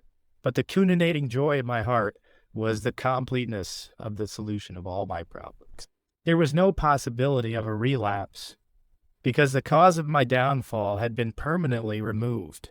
I could understand perfectly how it was that Basil could take a dose of heroin or cocaine, could indulge in hashish ether, or opium as simply and usefully as the ordinary man can order a cup of strong black coffee when he happens to want to work late at night.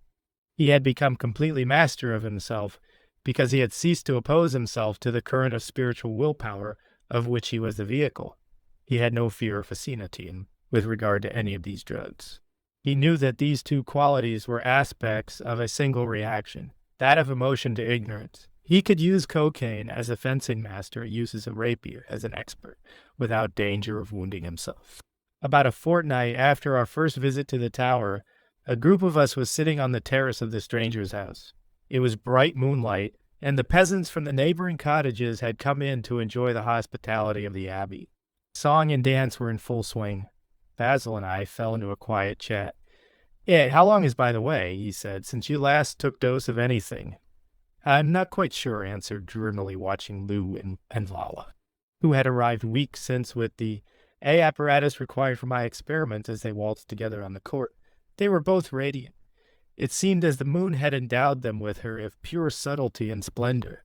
"Asked you," continued Big Lion, pulling at Big a meerschaum and amber pipe of the boar pattern, "because which he reserved for late at night, want you to take the fullest advantage of your situation? You have been tried in the crucible and come out pure gold, but won't do for you to forget the privileges you have won by your ordeal. Do you remember what says in it, the book of the law? Am the snake that giveth knowledge and delight, aye, and bright glory, and stir the hearts of men with drunkenness.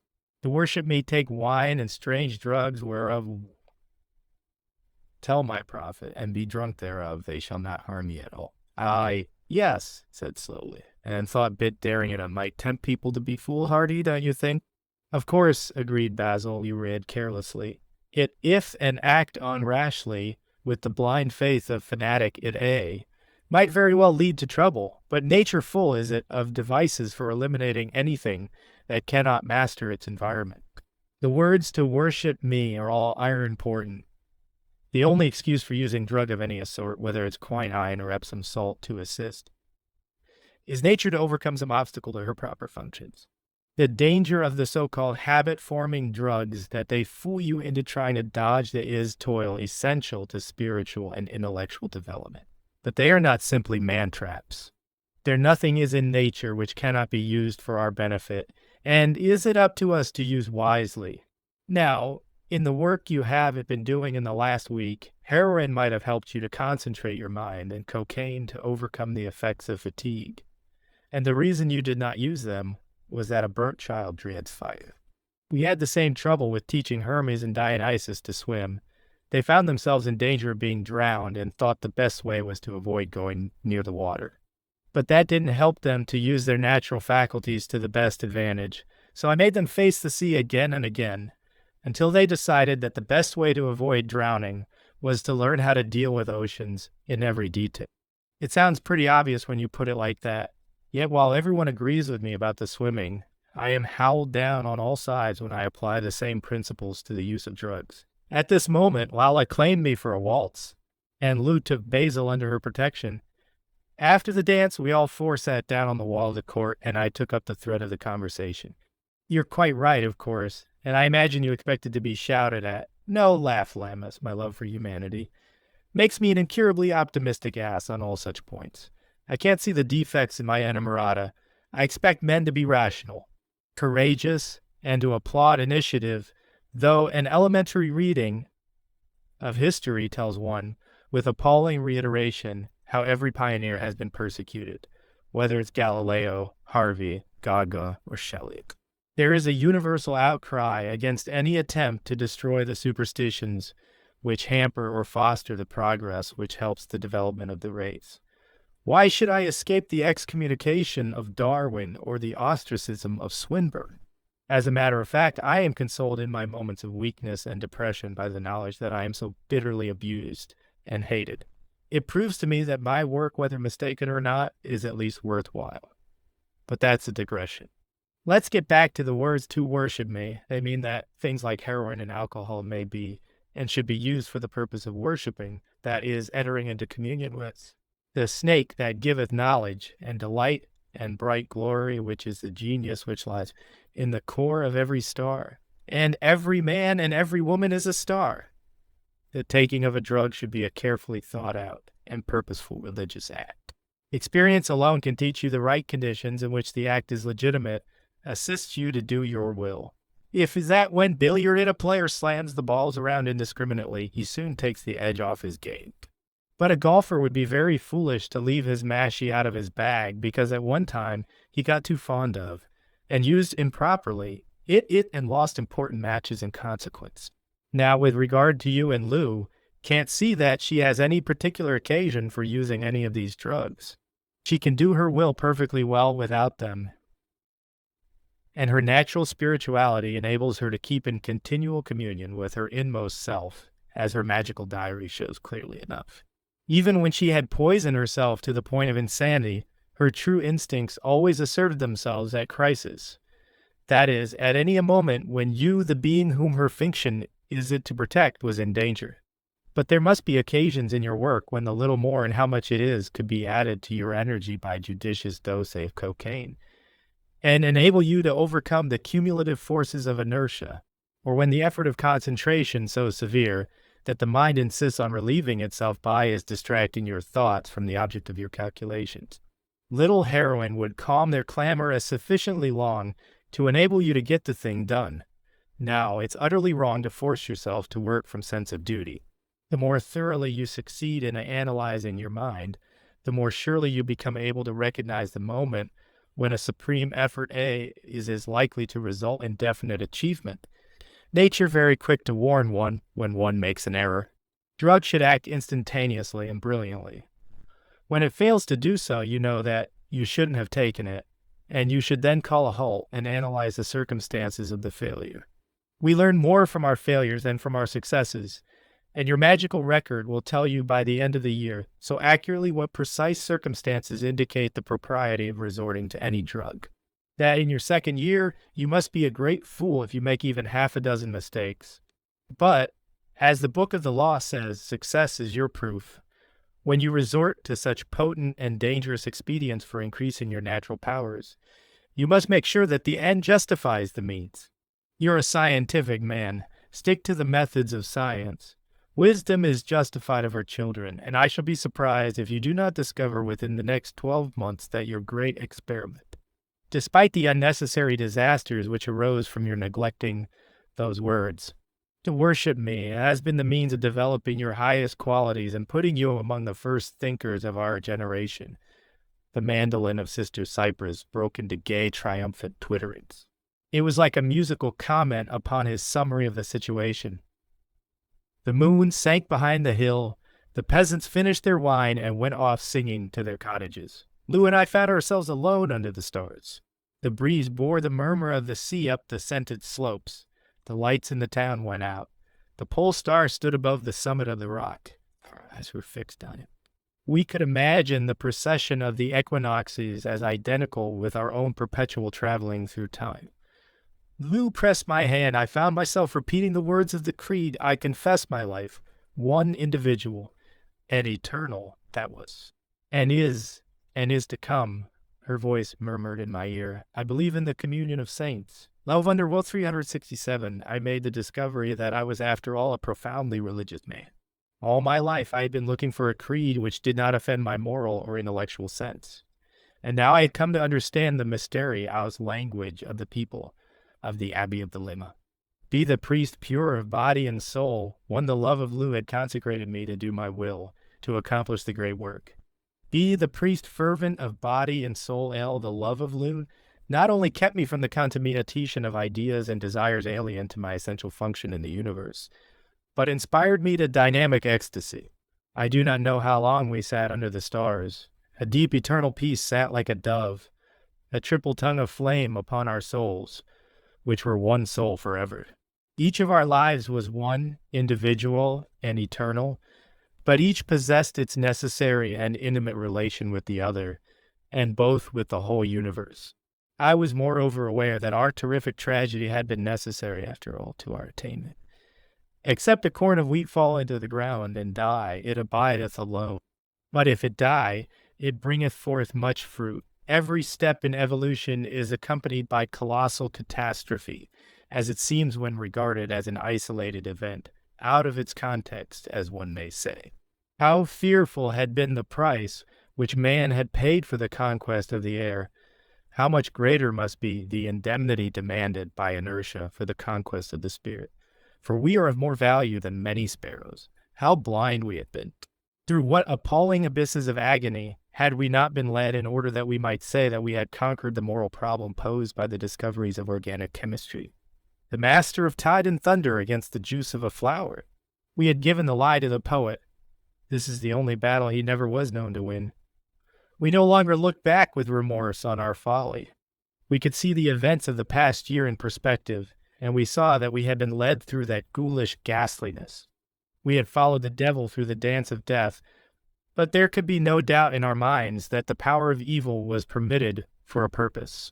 We obtained the ineffable assurance of the existence of a spiritual energy that worked its wondrous will in ways too strange for the heart of man to understand until the time should be ripe. The pestilence of the past had immunized us against its poison. The devil had defeated himself. We had attained a higher stage of evolution. And this understanding of the past filled us with absolute faith in the future. The chaos of crumbled civilizations whose monuments were on the rock before us had left that rock Yunmar. Our experience had fortified us. We had reached one more pinnacle on the serrated ridge that rises from the first screes of self-consciousness to a summit so sublime that we did not even dare to dream how far it soared above us. Our business was to climb from crag to crag with caution and courage, day after day, life after life. Not ours to speculate about the goal of our going. Enough for us to go. We knew our way, having found our will, and for the means had we not love. Love is the law, love under will. The words were neither on our lips nor in our hearts. They were implicit in every idea and in every impression. We went from the court up the steps, through the open glass doors, into the vaulted room with its fantastic frescoes that was the stranger's room of the Abbey of the Lema. And we laughed softly, as we thought that we should never more be strangers. Glasgow, W. Collins, Sons and Company Limited Messrs. Collins' latest novels. Brr! Collins will always be glad to send their who list, regularly to readers who will send name and a Drew. Piercy Michael Arlen. This is the story of Ivor Pelham Marley between the ages of 18 and 32. And the period is London, 1910 to 1922. It is the history of England, two loves, and an ideal. Mr. Arlen deals with all the types of London society, and he likes to bring out the queer and unexpected sides of his characters. No one who read Mr. Arlen's first book, A London Venture, or his delightful short stories, A Romantic Lady, needs to be told that he writes wittily and well. Late is no Wells Tyler of Barnet Bernard Gilbert, author of Old England. This long, powerful novel shows the dilemma of a middle-aged man with an invalid wife and grown-up children, who falls passionately in love for the first time. As he is a man of iron self-control, he represses his passion till it bursts all bounds with a tragic result. No one now writing knows so well or describes so vividly life in the English countryside as does Bernard Gilbert. The Pit Prop Syndicate Freeman Wills, Crofts another brilliantly ingenious detective story by the author of The Ponson Case. The mystery of the real business of the syndicate utterly baffled the clever young amateurs who tried to solve it, and took all the keen experience and perseverance of the professionals to break up the dangerous and murderous gang. Latest novels, the beautiful and damned F. Scott Fitzgerald, this book has caused an even greater sensation in America than This Side of Paradise. It is a long, searching, and absolutely convincing study of degeneration, that degeneration which ruins so many of the rich, young, idle people. The smart set of New York is hurled into the limelight and mercilessly revealed. A witty, pungent, and entirely original book. Dandelion Days, H.C. Yenri Williamson. This is the tale of a boy's last terms at a public school, a very sensitive, unusual boy, and it is in a sense a sequel to The Beautiful Years. It is the work of a very clever young writer whose nature essays have attracted the widest attention here and in America, and is utterly unlike the usual school story. It is a subtle and beautifully written study of character.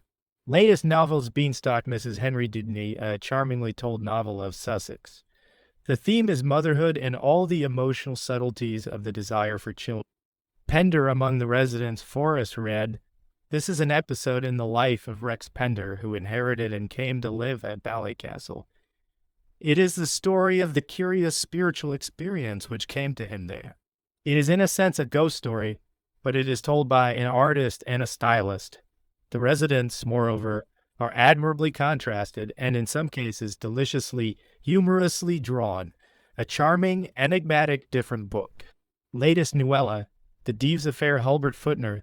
This is a story of Evan Weir's wooing, and a very strenuous and original pursuit it proved. In fact, the lady of his choice so far dissembled her love, as frequently to threaten his further existence. At the time, Evan was acting as secretary to old Simeon Deves, famed as the possessor of the tightest wad in New York. Now certain individuals had designs upon old Simeon and his hoard, and amongst them was the forcible and beautiful object of Evan's affections, like the owl taxi. It goes with a splendid snap, and is packed with exciting and humorous incidents. Rosiane E. Madame Albanese. The author calls this an old-fashioned story. It does not concern itself with sex or any other problems, but is just a lively, well-told life of a very fascinating heroine who has plenty of adventures, sentimental and otherwise. One Collins' first novel library autumn titled Experience, Catherine Cotton, this charming chronicle has no plot. It is an attempt to present a happy, witty, simple-minded woman who attracted love because she gave it out. This is a very difficult type of book to write. The attention of the reader must be aroused and held by the sheer merit of the writing. And the publishers believe they have found in Catherine Cotton a writer with just the right gifts of wit. Sympathy and understanding, Domenico H.M. Anderson. This is the story of a cardinal of Rome, a member of one of the great noble families. In his youth, something had happened which had thrown a shadow over his life. There are 3 great crises in his life, one of them due to this shadow, one to the contrast between his conscience and his ambition, and the third when, an exile in England, he falls in love. Miss Anderson shows much skill in drawing the character of this great and tragic figure.